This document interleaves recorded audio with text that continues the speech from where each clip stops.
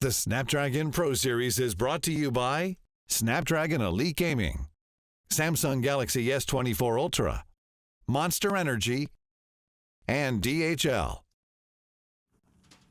It's day 2 of the Open Finals here for Call of Duty Mobile in EU, and 4 teams have already claimed their spot in our upcoming challenge season. Today, we take a look at our lower bracket with 8 teams battling it out for those last 4 available spots. Who will those teams be that claim them? Well, let's find out. Ladies and gentlemen, this is the Snapdragon Pro Series.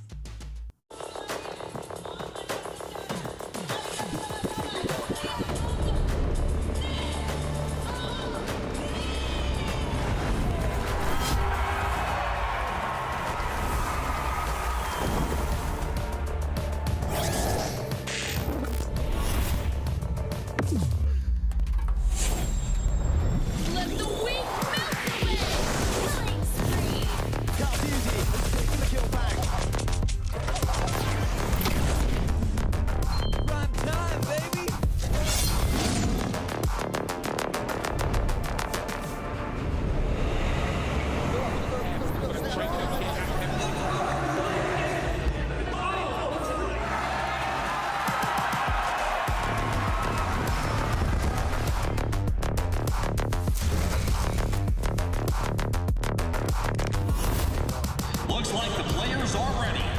Here we go!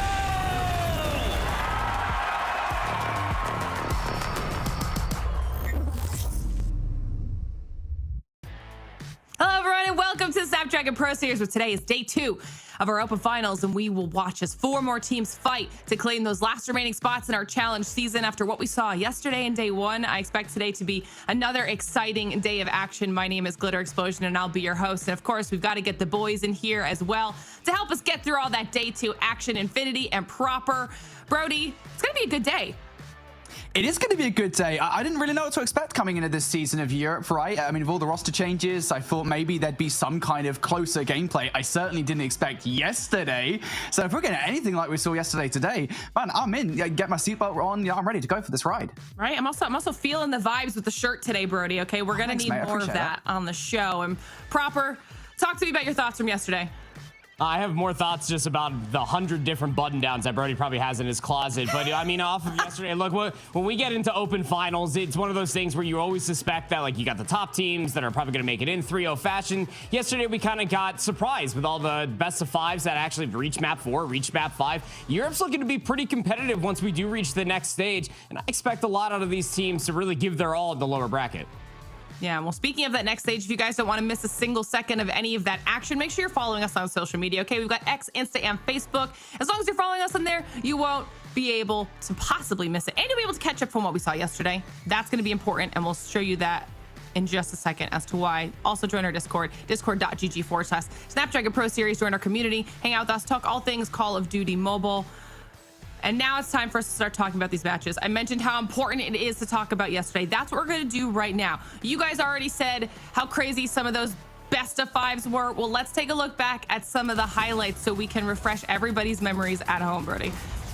Yeah, absolutely. Yeah, we started yesterday with, it was one of the easier matches of the day to cast. We'll say that much, right? It was a very clean 3-0 from the side of Exclusive over a relatively unknown team such as Revenge. It's worth saying Revenge, I mean, they put up a fight, I think, particularly in the hardpoint and in the control, but we expected Exclusive to win this one. They are, of course, the only team, the only top team coming into this season from Europe that have not made any major roster changes. So this really wasn't that much of a surprise. I mean, the Search and Destroy was definitely more competitive towards the end, with 5-1 half on the firing range, then immediately got turned into a 7-4. Exclusive still won 3-0, but at least Revenge did put up a fight. Easier said than done when Vera is dropping 46 kills on a hard point. Then we moved on to Animus and Ultima, and when it came down to it, this was an absolute barn burner. Sometimes for all the wrong reasons, did reach all the way to the map 5. The Takeoff Search and Destroy was very, very good for Ultima, specifically for Sixa with that R90 shotgun, but some might argue, I would probably agree, that Ultima should have won this in a 3-0 fashion, but Animus eked out not only just the hardpoint by 2 points in the opening map,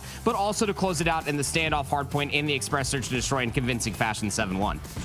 Yeah, and that Game 5 was just a taste of what was to come as far as competitive European Call of Duty Mobile, because next up we had 117 Not Found going head-to-head with Vanquish. Some of these names you'll have recognized from last season. 117 Not Found in particular is a new-look roster that's meant to compete with the best of the best in European COD Mobile, and they did just that yesterday. Vanquish certainly put up a fight in the hard points, very close hard points for sure in maps number 1 and 4.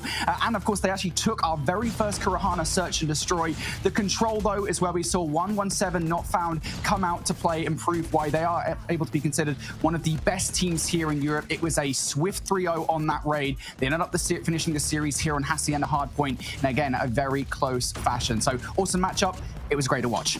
Jobless and Foreigners would be the last one of the evening, and namesake aside for Jobless, he might have been playing on Kings, but the 3 returning players for Mont out of Foreigners definitely let them have it. This was the most probably decisive series that we had all day, barring the firing range Search and Destroy. Hisoka put up one hell of a fight. I'll be thinking about that jump challenge from Top Wood for many, many moons to come, but Foreigners win that 3-0. We'll be able to see that Jobless roster later on today.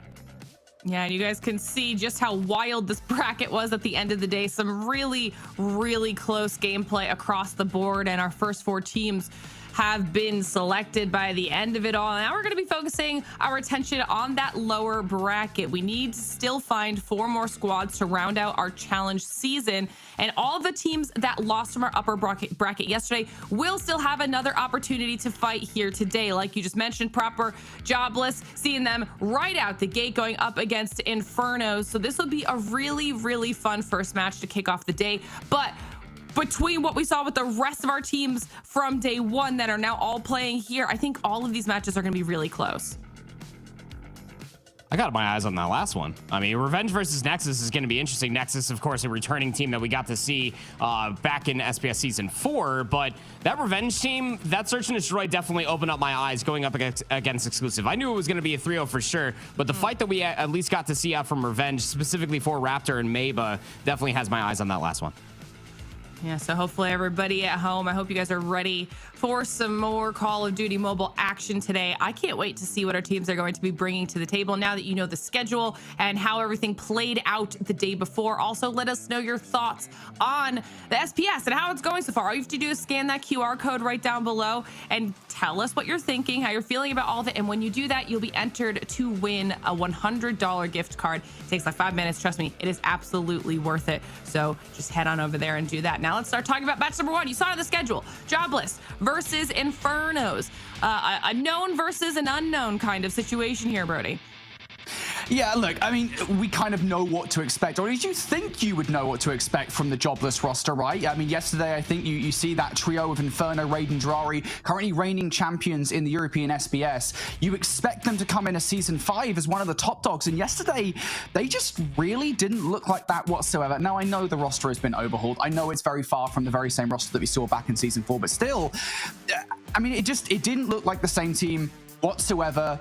Jobless just really struggled against a new look foreigners team, and I think honestly I am relatively disappointed. I think I just expected more from them.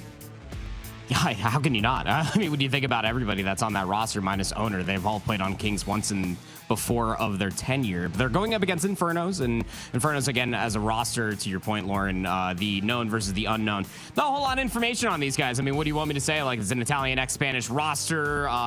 They just won their previous match 3-1, and they're going to be looking to take advantage of all the mishaps that came through from Jobless yesterday, right? There is that VOD for them to go back, and if they do want it that bad, I'm sure that they probably had a very late night last night going over that VOD, learning what mistakes they can capitalize on here today. Yeah, definitely try to get as much information as possible. And that was something that we had mentioned yesterday as well. The open finals are always a little bit different from our challenge season, right? Because these teams don't get an opportunity to really face off until we are here and in the thick of it. So we'll see what our teams have chosen for the map veto process and see if that maybe informs how this could potentially play out. We're starting things off with the Summit hardpoint here, Brody. Yeah, some hardpoint should be interesting for sure, just given the fact, again, that Kings Clan back in Season 4 were one of the best hardpoint teams. So I think it's going to be a difficult one regardless of what map we see to kick off this series. Looking across the rest of the series, though, I know Andy's going to say it, so I'll steal it from him.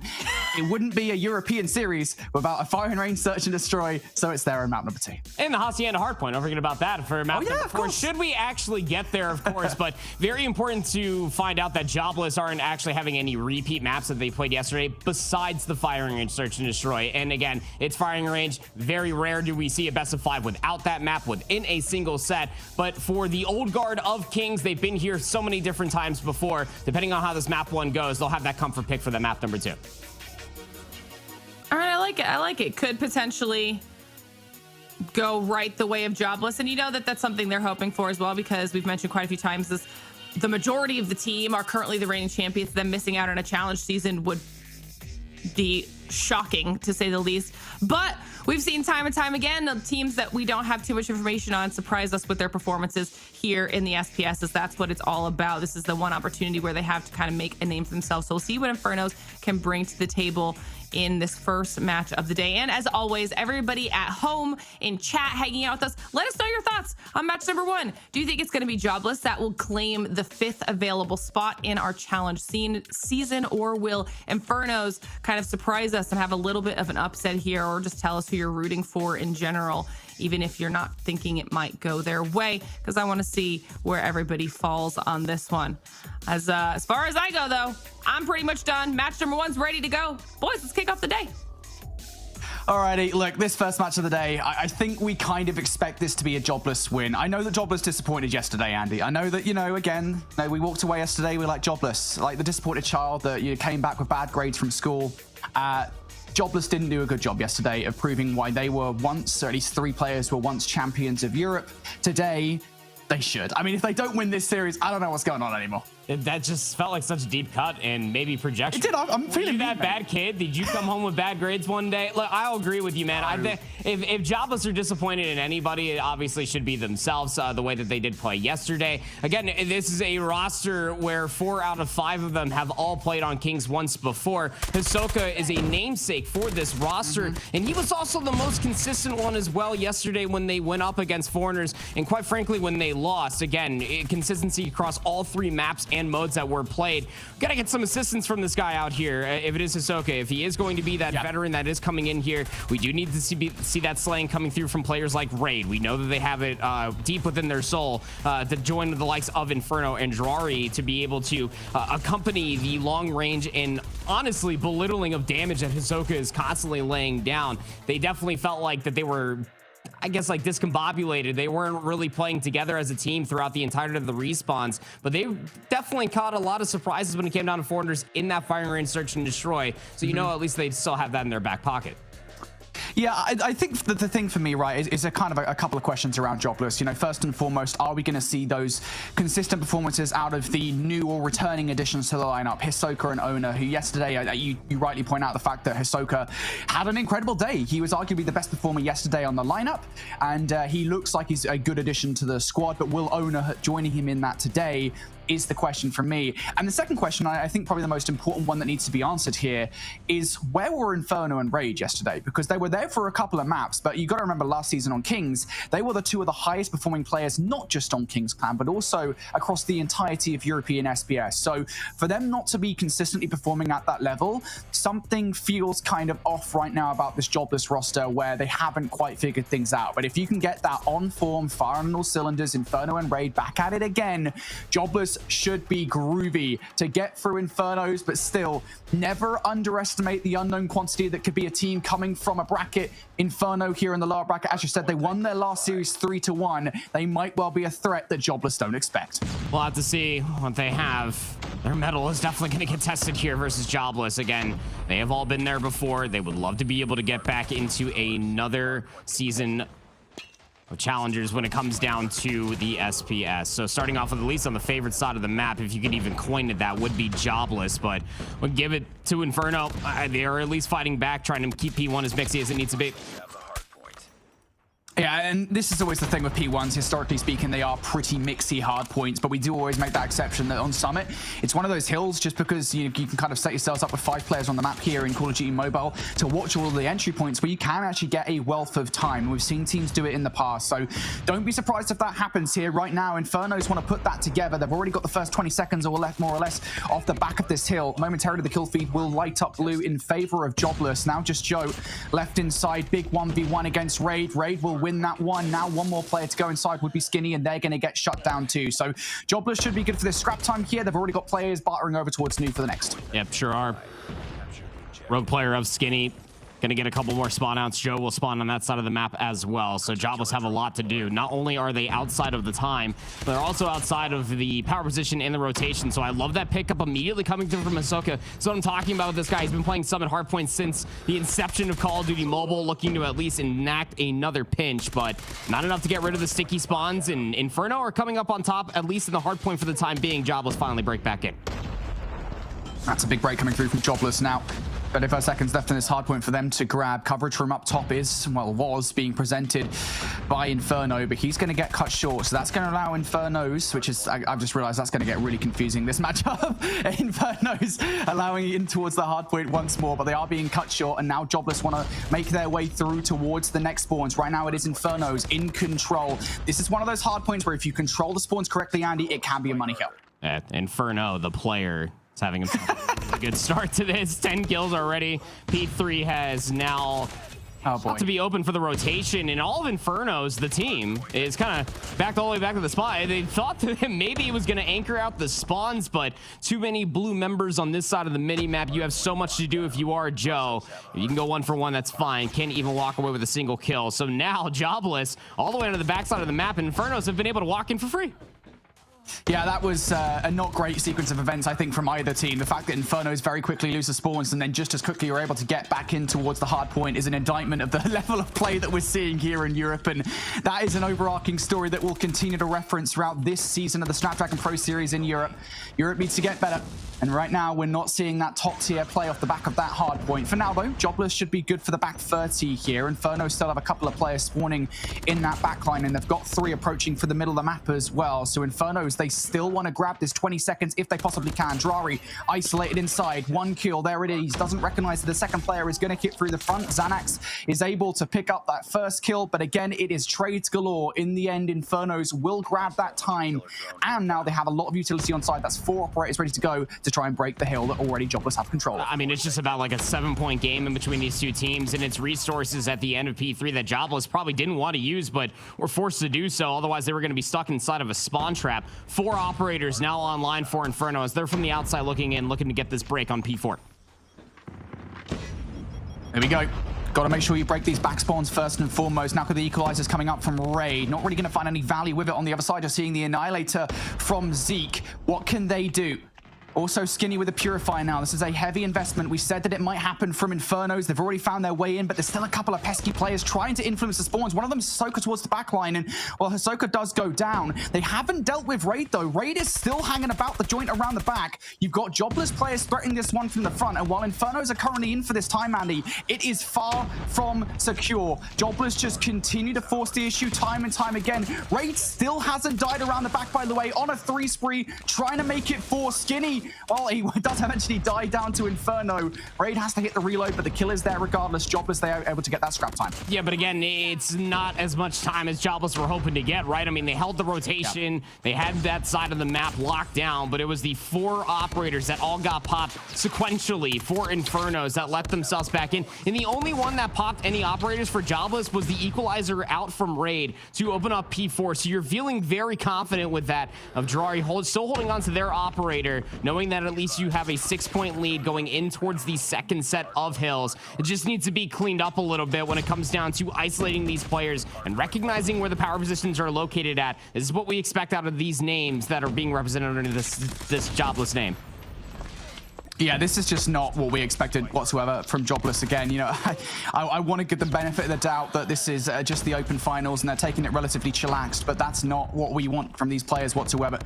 Jobless 5 points down. Inferno's looking for the scrap time here. They're not actually currently inside. Jobless might actually be able to grab that time and the rotation of boot, but Ona has to win that turn up top, and he's not able to do so. Xanax, which I believe, by the way, his naming convention is a parody of Jesus Saves from North America, which is a very comedic name choice from Infernos there, from Xanax there. But regardless, Infernos, even now, they are keeping themselves very close with Jobless. They are 7 points down. Finally, we're now seeing that investment coming up from MCVC, and this investment might well give Inferno some serious time. It's a couple of kills, actually 3 for him. It does keep a couple of players away from the hill so that Xanax can be ready for this push. Still helps them lock down this side of the map. Again, the name of the game for Infernos is send a couple players in, maybe try to contest this time, but most importantly, hold this side of the map. But you can't just concede all of it. You can't just lead MCVC on their lonesome just to try to contest all of this time. Somebody needs to step up and try to help things out, because 30 seconds is not a lot of time to give up. Yep, Jobless, they want to grab this time if they can. In from behind, Raid now looking to use the smoke to line these players up. He's going to find that's a 5th in a row for Raid, who is now really starting to heat up in this game. 28 kills to his name. I said we wanted to see that Raid and that Inferno in this game, and they're there at 29 and 27 kills respectively. Now they need to go even bigger. Another kill in for Raid. Zeke finds one on the other side. Infernos, is it enough to actually get the time? Xanax just lays down. Double chow comes through from Jari and Inferno, and Xanax takes those 3Bs all day long. But now we're in a situation that is not that dissimilar to what happened on last rotation. Jobless, about 10 points to the good over Infernos. They have the rotation towards New. This is a huge hit around the backline for Infernos. Jobless, can they deal with it? Can they hold? I mean, the timing for Hisoka that actually stayed alive in time for 2 of his teammates to still spawn up is impeccable. The spacing for Infernos to still try to cut across the map, and nobody's really grabbing the majority of this time. Jobless are looking to keep things scrappy as the spawns are still under threat. Zeke's gonna have to pop the operator just to try to make this one stick, but Hisoka will trade them out in kind. Still have the back spawns for this back 30 seconds to Jobless. Yeah, Jobless not losing it just yet. Still 30 seconds left to go, but Infernos are fighting this one from the front, and they're holding it primarily from the front as well. Drari now the only one through, has to go for the double chow through the front and is going to get overwhelmed. So Infernos now back in for a back 20 seconds. That should hand the lead right back to them. Jobless in a spawn situation that they do not want to be in. Xanax is going to whip the claw out to make sure that this time goes their way. At this stage in the game, with how close this game has been, that time is gold dust. Infernos will now have a solid lead off the back of that kill, but once again, I mean, I want to say Jobless might well have the rotation, but they really don't. Infernos are already behind. Did you see that route from MCVC just immediately hitting all the way from the north side of the map? He got behind enemy lines, and now he's going to start striking. Takes down Inferno. It's going to call for Raid to immediately pull out the equalizer, much like how they did in the first set of rotations, being able to at least clear away from your spawn. Now you know all the focus has to come towards the front. Just try to make it as inexpensive as possible, but as soon as I say that, 2 more operators get popped for Jobless. They want all this time, Brody.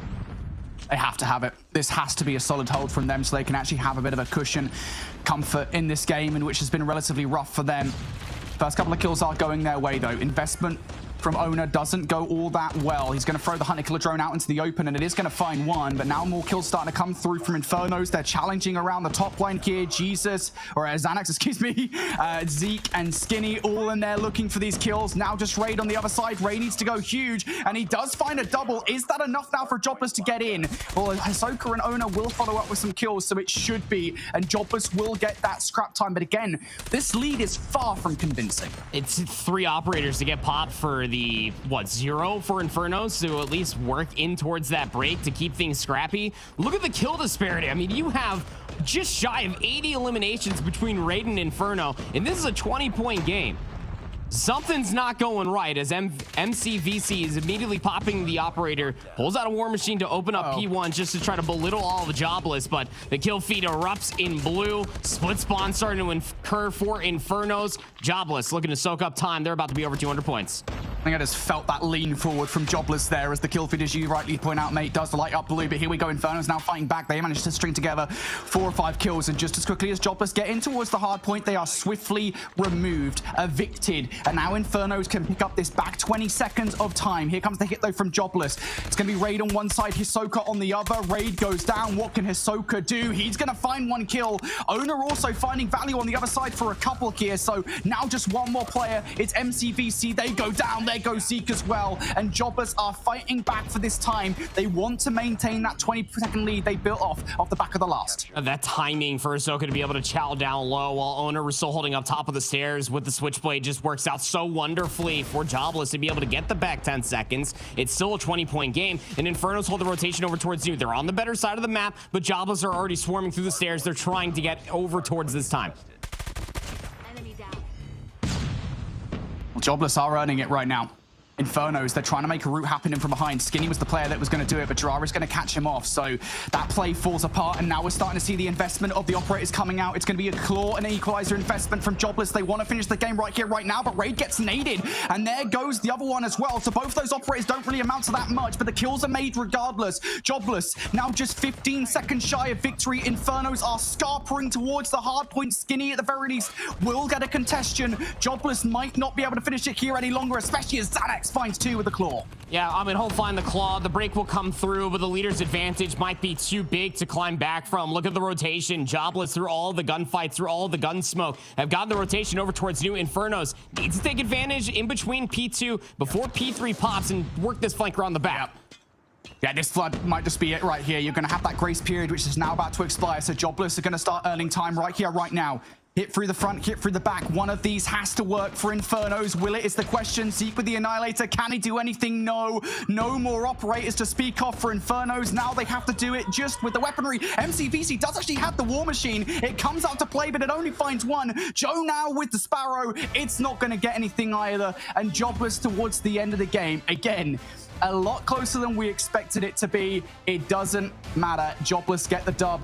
Don't care what the scoreline is. Yep, scoreline 250 to 215. So, I mean, it's still a number that has to almost loom to the back of the minds for Jobless, especially when they take a look at the stats and the scoreboard itself.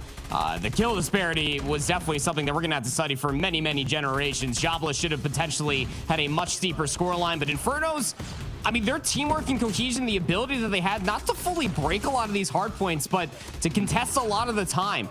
be able to utilize a lot of their operators to catch Jobless lacking when they had the resource advantage, specifically for that P4 break, was really, really good to see out for a team that we don't have a whole lot of information on. But Jobless, tested as they were there at the end, it just came down to a few operators required to be popped, a couple good kills from their rotation to 2 to 3, and they could lock down the entire left side of the mini map and just call game. I'm impressed with Infernos. Again, it is one of those things that you always kind of pull out right as a caster. It's like, should you be impressed with the team that is actively challenging a Titan like Jobless, or should you be disappointed in Jobless despite the fact that they won? And I'm kind of somewhere between there right now, because Infernos were hot on the heels of Jobless basically the entirety of the game, and it was only towards the end of the game that Jobless actually pulled away enough to get the dub. And that's despite monstrous performances from Raid, 51 kills, and Inferno at 45. That is what we wanted to see from those players, Andy. This is what you need to see from these players. We need to see these kind of performance constantly going forward in towards SPS if they do qualify. And it's something that we were certainly missing yesterday from Jobless, specifically between Raid and Inferno. Like, they were definitely getting kills. I'm not disputing that, but it's the value of which they were finding those kills that then influenced the outcome of the map was something that they were missing versus Foreigners EU yesterday. So definitely bright eyes when it comes down to the look of Jobless, at least today. Now the continuation of their story needs to be there as they go over to the comfort pick. Everybody's comfort pick in Call of Duty Mobile, good old firing range destroy map numbers. It is just funny, isn't it, that Fire and Range is like the backup pick for Search and Destroy. It is worth saying, though. I mean, yeah, it's the home of Call of Duty Mobile. I'm happy to call it that. It's like the second outhouse. So, you know, like you have like your main house, but then like out back is like the guest house because it's map 2. So like, yeah, this is where we go to so what is the home?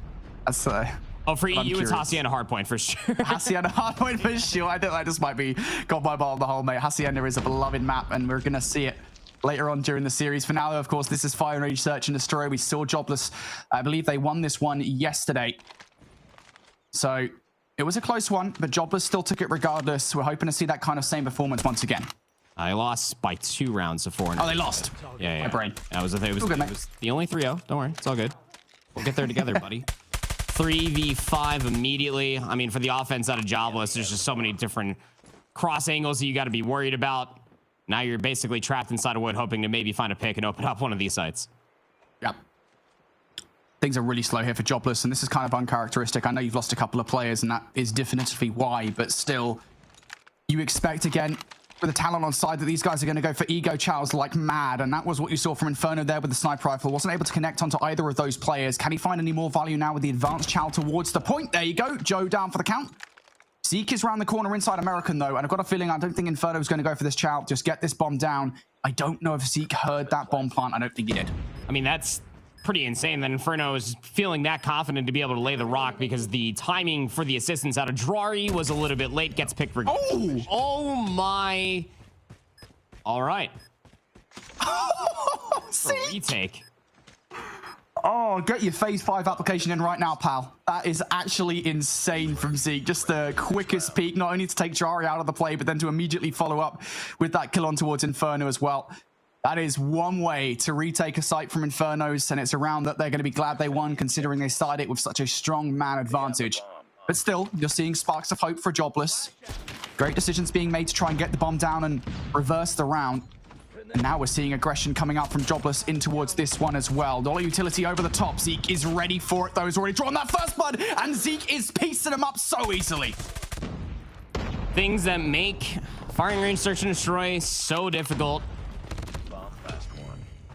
He's facing up against a very good sniper. Owner last alive, 1v3. Bomb is pancaked on that A bomb site. And MCVC is just kind of lurking inside a trailer. So, and when you have the HVK, as good weapon as it may be, as good as a player as you are, Owner, there's so many angles you have to clear and only so much time. There's just too much to do here for Owner. As soon as he spotted out, yeah, should be a reaction here. There goes the spot from Xanax. MCVC with the reaction. Owner still weak from the initial fight. While he did have the advantage with the pre-aim, did not have the advantage with the HP pool, so not going to win that one. Inferno starting very strong. 2-0, a second round now where Zeke is responsible for it. 5 kills through 2 rounds, no easy feat. And it's that sniper rifle play that's really catching Jobless off guard. So it's either you have to use smokes, you have to nade him out, or you just have to hope that Inferno wins the opening gunfight. But Zeke, again, another first blood. It's so difficult for Jobless to get past him, to be frank. They're throwing utility towards American in the hope that something will land, but it's just not. And while their accuracy with the utility is leaving a lot to be desired, Zeke's accuracy with the sniper rifle is not. He is hitting every single shot he can possibly get. Nade over the top now. Does that land? No, it does not. Regardless, Hisoka on the other side is able to pick up a kill now. So Jobless are edging their way in towards A. They don't feel comfortable enough to get the bomb down just yet, and I don't blame them. I think they're looking for Raid to pick up one of these kills first. Okay, you missed the timing just to push through. It's the same two angles every single time from Zeke. Up to 8 eliminations. Last alive is Inferno. And you know he wants to take down the raid boss. Zeke thinking about the chow up through the window. Body tag out from Inferno. Gonna get crossed up. Hello? I don't want to say it's doable, but I want to say that it's not doable. Oh, if he gets to Inferno. Wood. Oh, never mind. Yeah. It's Inferno. I never want to count him out, mate, in these situations, to be frank. I like this read from Zeke, though. Zeke's pushed all the way back here in the hope that Inferno will push. I don't think he read exactly where Zeke was coming from, so now this comes down to a 1v1. So isolated. Skinny was nowhere near the play. This bomb's going to get planted regardless. Skinny's nowhere near. Where does Inferno elect to go? Towards jungle. 1v1 count. We can't really see much of the map here in this situation, but we can see through the FOVs where these players are going. Inferno's opting to go up top here. Has he planted this bomb for himself? Yes, he has. Oh, what a perfect plant position coming out for Inferno. He is just going to play this one uber patiently, and Skinny is going to check every single crevice but the one where Inferno is. He's got not an Scooby where this player is located. All Inferno needs to do is close that one out. It is a 1 versus 3 from Inferno. I told you, mate, never count him out. Never count. I mean, that quick scope on the Xanax inside a trailer is just devastating. Xanax, I mean, I'm surprised he's still in the lobby. My phone would have been yeeted halfway across the country at this point, but yeah, 1v3. Skinny was too isolated to be able to find the trade. First round 1 for Jobless. Inferno's game plan does not change. Zeke is up to 8 eliminations. Got to take that guy down. And that really does feel like it's the key to getting towards this A site, right? You remove Zeke from this one little angle that he's got. Yeah, it's the exact same angle every single time. You are groovy, but doing that is a lot easier to ask for than it would seem. Oh, Zeke's actually going to give himself away. The reposition towards the top. Inferno's patient plays off, and he spots out a second player as well. Gets the tag on towards Joe. Goes for the rechow. Joe is toast. Inferno for more. Surely not. Inferno is living up to his name. He is on fire. I mean, he's just definitely feeling the hot hand. And this is exactly what I wanted to see the entire time, is being able to at least get that pick and then push through American. You can see what it means for Inferno once they finally lose Zeke. In that reposition, Inferno will find 4 in the round. And that'll be 2 in a row by Inferno's might alone. He is up to 10 eliminations. He saw what Zeke was putting together over inside American just from the peek through the doorway and the jump peek on the sandbag through the window, and said, don't worry, buddy, I'll just hard ADS towards this window. Now we got ourselves a search. Jobless now starting to work off the back of that, some momentum as well. Zeke now, that's 2 rounds in a row that he's been first blooded. Drari whipping out the sniper to take those players down. For Jobless, I mean, they've got full control of the A bomb site. They've got some real estate for free. In this economy, I'd be pretty happy. Drari now for 3. Everybody's getting inspired of what Zeke started at the beginning of this firing range search and destroy. Sniper play after sniper play. Last alive is Xanax. Got the QXR. Does find one lurking of Raid inside a wood, but 26 seconds, isolating 4 more kills, plus getting the defuse. Things that don't really add up on a working equation when it comes to search and destroy. That's 3 on the bounce for Jobless. Really starting to feel themselves now. And it is worth saying that while we were giving Infernos a lot of praise early on, and I think we still should, a lot of these defensive rounds they were winning have been very one-dimensional. It's been all down to Zeke winning those first bloods, and for the last few, he hasn't. That's why Jobless are able to get into these situations. So the reposition from Zeke towards the middle of the map, it's a great read. Immediately, Inferno is going to be down, and Xanax going to follow up by taking Drari down. That information pass that there are more players to deal with in the middle of the map, and great response from the teammates. So Inferno's now 3 players left on the other side. Jobless have to reposition towards B. It's not going to connect on anything inside of B, but that angle is being watched currently by Xanax.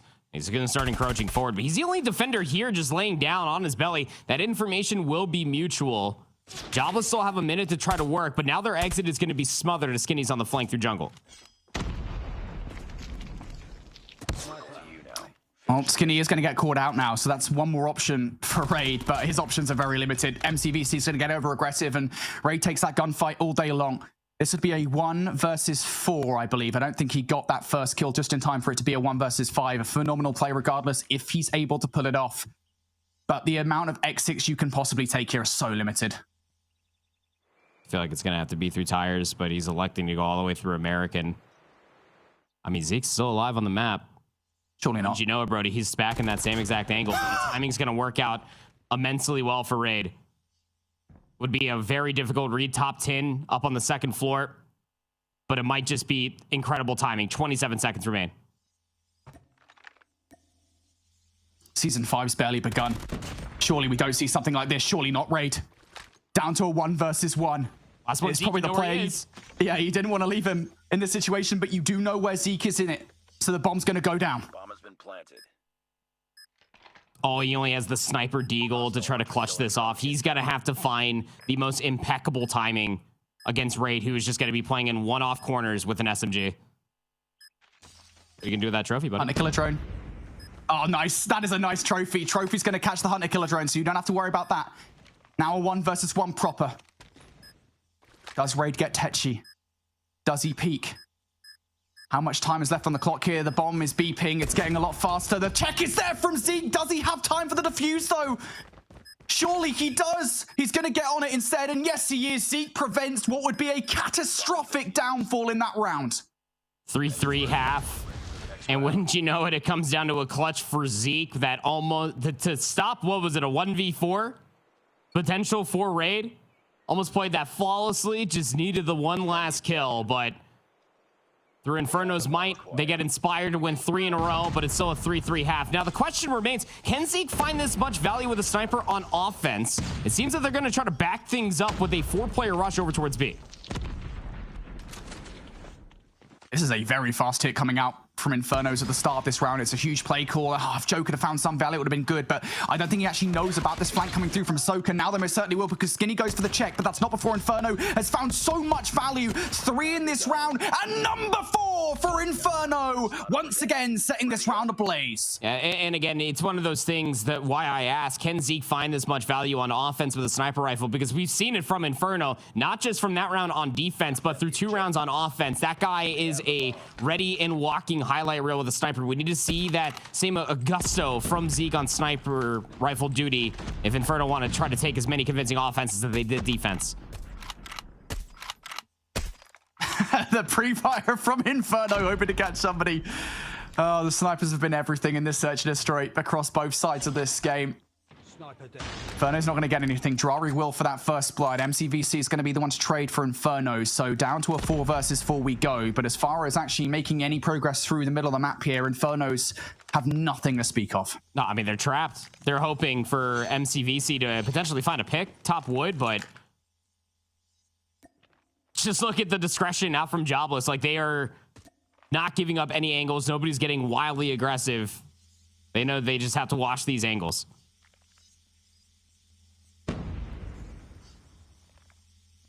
Infernos have to make a choice pretty quickly as to where they want to go. It seems like it's going to be an A hit.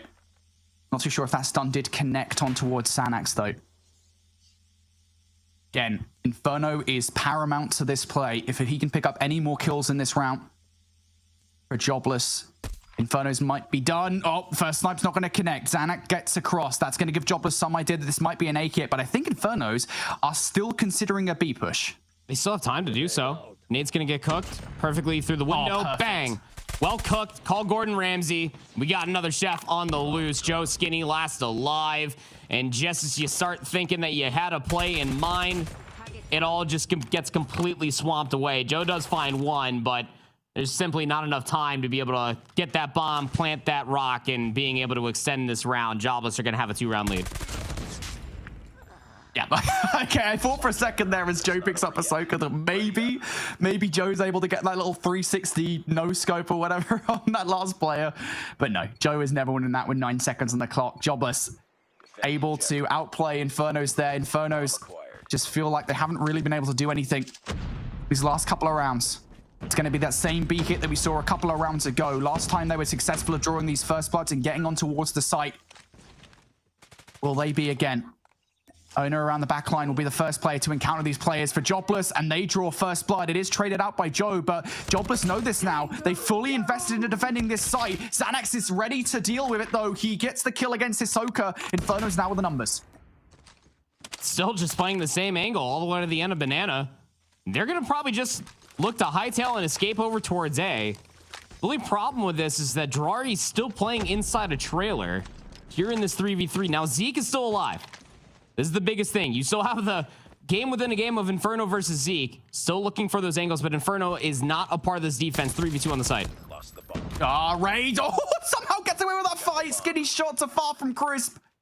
Jobless once again finding an advantage where they shouldn't have done. And now the flank here from Raid. Once again, he is hungry for more kills. Zeke has just laid down, stair glitching here in COD Mobile. Nowhere near as effective as it is in regular multiplayer, but it doesn't make a difference anyway. Jobless, 3 rounds on the bounce here. Infernos just cannot do anything on these offenses. No, they can't. They can't find value. Zeke has yet to find a single elimination on this side.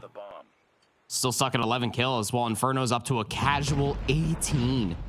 All with the boomstick. Last potential round of hope for Infernos to stay inside of the search and destroy, and they are just stuck inside a spawn, already first blooded. The bomb's on its own, and Jobless are just running it down.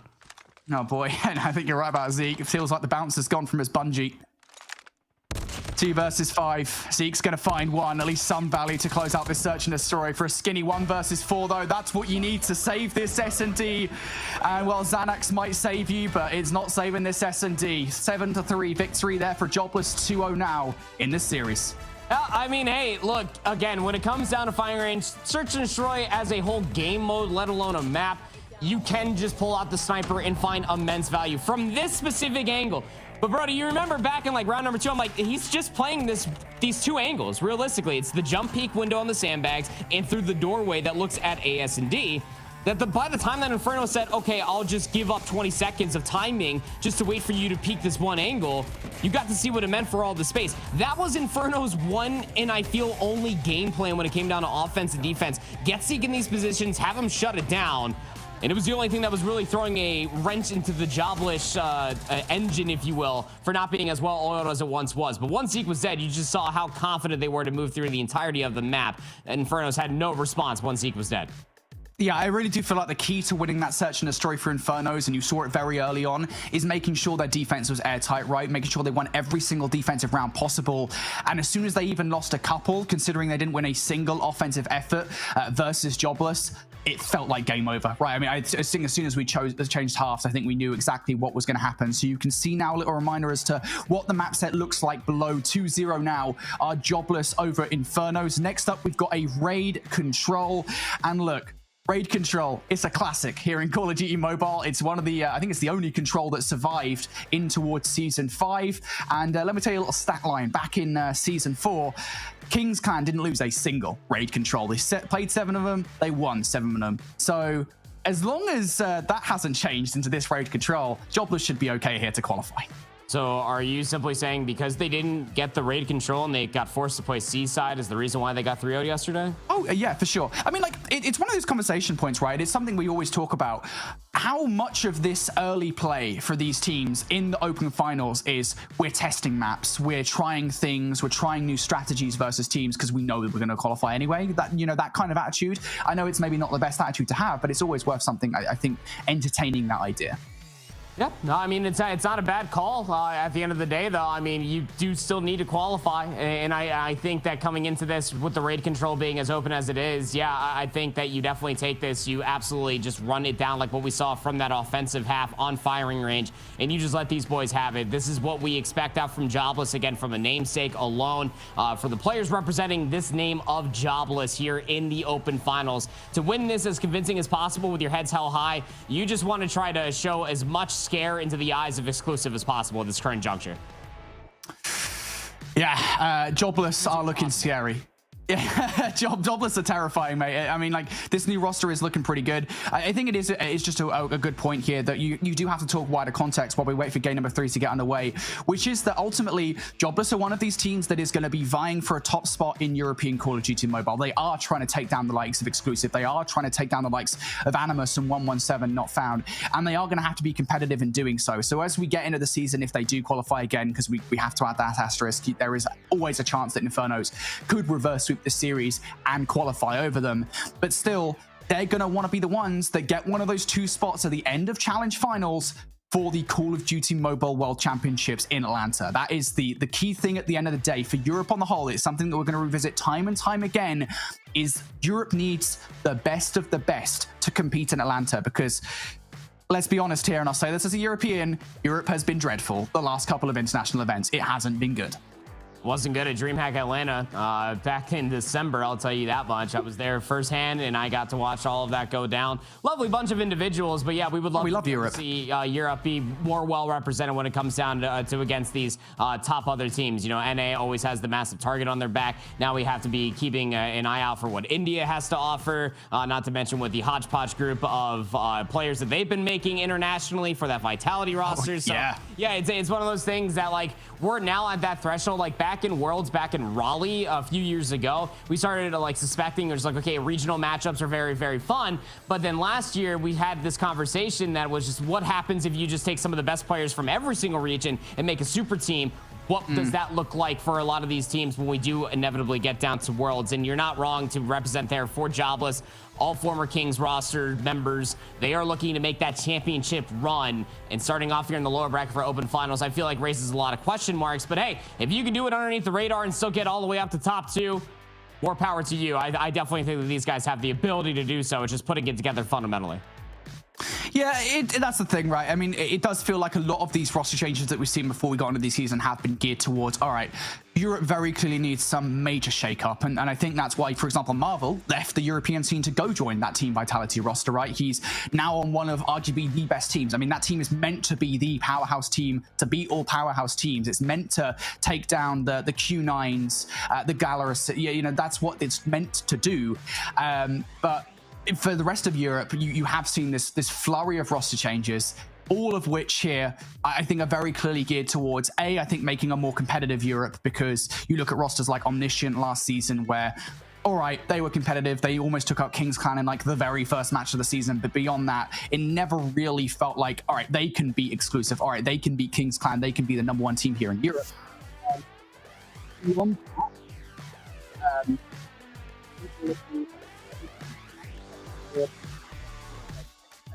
When it comes down to wanting to be those teams that represent Europe, because let me tell you, mate, as a European, I've said this before, I'm really disappointed, mate.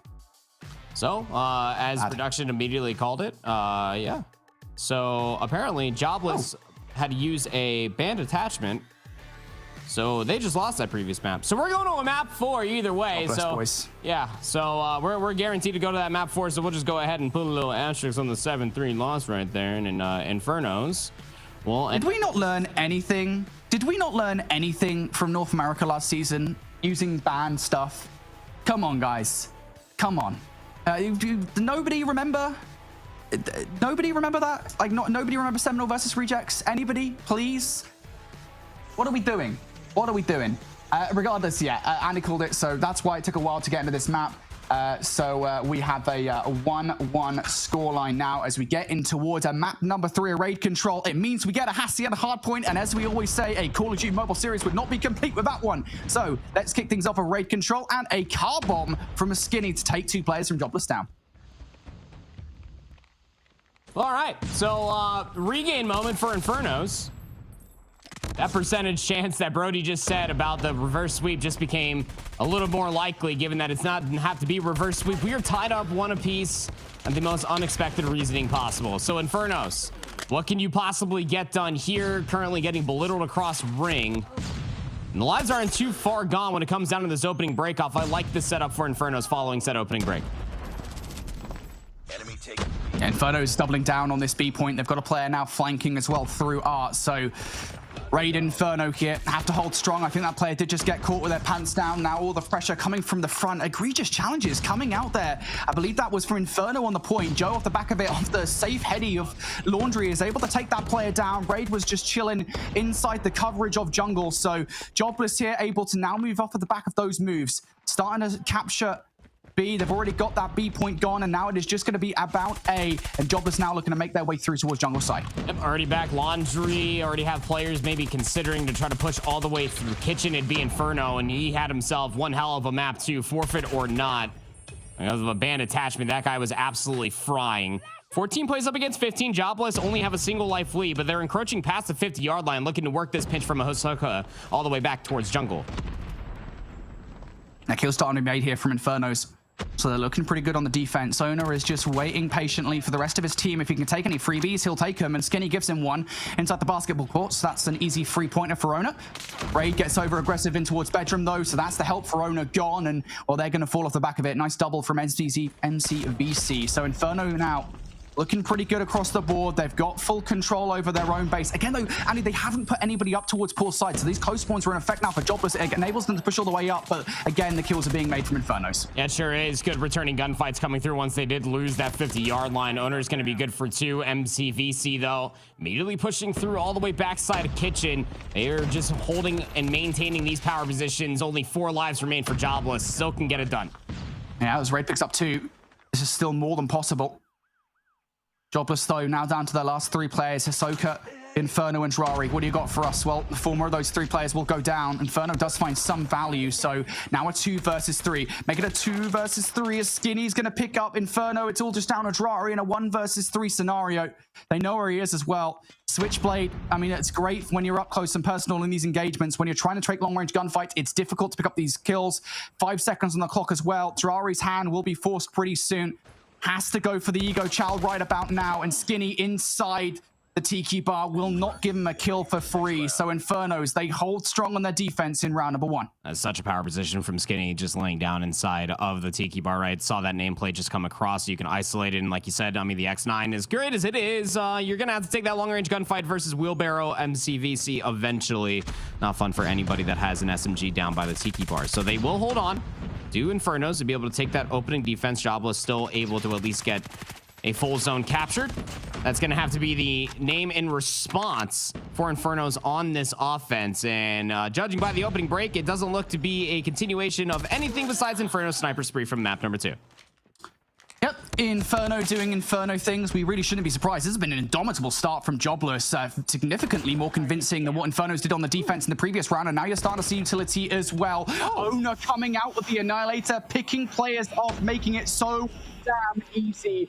8 kills to the good now in terms of life count. 1 player managed to get all the way through towards Laundry side, and Jobless, though, I mean, with the life advantage they've got, with the map advantage they've got, they can expend resources hunting that player down. But MCVC actually wins that crucial gunfight over by Laundry, so that opened things up here for Infernos to make some movement up the driveway towards B.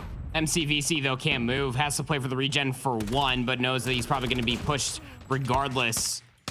That's a power position that you want back if you are Jobless, knowing that it could open up the B zone. But on the opposite side over by bedroom, Joe was holding on for quite some time, finally loses their life, and now the spawn trap again is being enacted. 9v21, 20 seconds remain. Infernos cannot get out of their spawn. Yeah, this just feels insurmountable, doesn't it? The odds against them, everything stacked against them, a 5 versus 20. Yeah, we've seen some things in COD Mobile. I don't think we're going to see a 5 versus 20 when both of the points are still left to be captured. There are kills being made by Jobless now as well. Drari adding insult to industry, really pushing the screws in, looking for Zeke as well. It is going to have to be Inferno, finishes off that gunfight, and it leaves Skinny left up. 1 versus 18. Never tell me the odds, but I don't think they're very high for Skinny. 1v18, 4 seconds remaining, no segments captured. Never tell me the odds. Well, Brody, it's closer to 0% than it's closer to 1, so... Probability man over here. So 0 segments being captured off of a we'll just say a great opening break off for Jobless there on their opening defense. Look at all those nades. Wow, it's as ceremonious as it ever is. War Machine followed up by Ahsoka to get on this B zone early. Yep, early investment from Jobless. They want this offense to be more smooth than the first one. Nice long range pellet over the top towards Laundry. That's not what you expect when you're waiting for your washing to be done, but it's going to be a kill regardless for Sissoko. Jobless trading blows at the moment at the start of this round with Infernos, and with this advanced positioning from Drari, again, it is just creating space for Jobless to make their way up towards both of these points. They've got their hands on both of the control zones. They're fighting a war on two fronts. Infernos, I think, for the most part, have decided to invest heavily on the defense in towards A. Watch out for player number 1. Hisoka is all the way through basketball court. Inferno's got to be counting names, right? I mean, you are missing one at the end of the day. This flank could be massive should he push all the way through, but it seems that the rest of his teammates on that opposite zone does not need the assistance, so Hisoka can just hold back B-ball court and just wait for members for Infernos to try to push all the way out from jungle. This is just a reverse engineer spawn trap. The offense can do it too. There's a lot of time to make this work if you're Jobless. A lot of options as well, especially with how far advanced these players are. Both Ona and Hisoka are knocking at the door at the moment of Inferno's home. Ona's just trying to be a nuisance over by Laundry, but he is going to get shut down by Skinny. So now Infernos can focus on the threat that is the point, but time is being stopped. That first tick about to go through, and there it is from Drari. A lot to do here. Zeke on the other side with the Annihilator. Does he check the right corner for it? MCVC does. That's the information. Zeke off the back of that will pick up the kill, but the threat is far from over. Jobless are still hanging about inside the port. Again, nobody from Infernos is pushed up. They have to find these kills. MCVC going to get it done inside Tiki. From afar, you'd hope that that Sparrow would have picked up Inferno, but it doesn't. And again, Jobless are still here. Sparrow, a flaming bolt landing into a pool. Surely it just doesn't explode, right? I don't know how to... Who knows how it works? All I know is what's happening right now is a 5v8. And Infernos definitely can get it done, but there's a minute left to find these kills. You know Jobless are going to win this round by any means necessary, plus they're on the zone. Yep, this is a very different situation from what happened on the last offensive effort from Jobless. They've got that second tick through now. It's going to force Infernos into unfavorable positions. They have to stop this capture from happening. Zeke is just sat inside lockers. Xanax jumps out in towards the open, and Inferno will pick up that kill for free all day long. Zeke's already picked up Drari. They know where he is. You might as well try and hunt him down. Zeke is still surviving, though. Almost picks up Hisoka as well. Look how much health Hisoka walks away from that fight with. Just a smidge, but it doesn't matter. Jobless, they get it done. That offensive round victory now gives them a chance to take this one here in this defense. I'm sure that they were at least trying to get towards that segment being captured so that way they can guarantee it if it even goes to a round 5 defense, but they're still leading heavily in segments. Even that if Infernos win this offense, which they need to stay alive in this map number 3, with a full capture, they're still going to be having a round 5 offense. So it's set in stone. Can Infernos get it done and get us to a round number 5? Opening breakoff, not as convincing as it once was for Jobless's opening defense, but Infernos fight back through driveway. They're still holding the 50-yard line.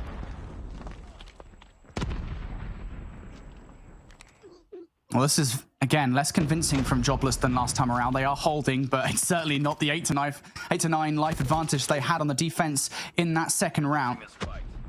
Inferno still, though, can't find a way through, perhaps through the middle of the map, maybe? Gunfight actually won by Skinny there. This needs to be traded out by Jobless, and it will be. Now, important gunfights for Inferno by Art 2. So Jobless are winning the important gunfight. Inferno is going to find both of those players, probably owing to the fact that he's whipped the claw out to ensure that those gunfights are won. And time is really starting to run away from Infernos here in the play. 30 seconds left. They have to go now. Yes, they sure do. Running out of time, need an opening. Joe's gonna, or Zeke, excuse me, will take down Raid. MCVC, a little windy over by the poolside, but that should open up A. Oh, the War Machine, that's tough sometimes. You get the War Machine out and you use it in close quarter in combat. That can happen. Regardless, though, nobody from Jobless towards the point just yet. Drari's going to have to fight tooth and nail to get onto it. A couple of players to his left. There comes the swing, and the shots do not connect enough for the frag. Hisoka does follow up from money for the second kill, but Infernos are still there.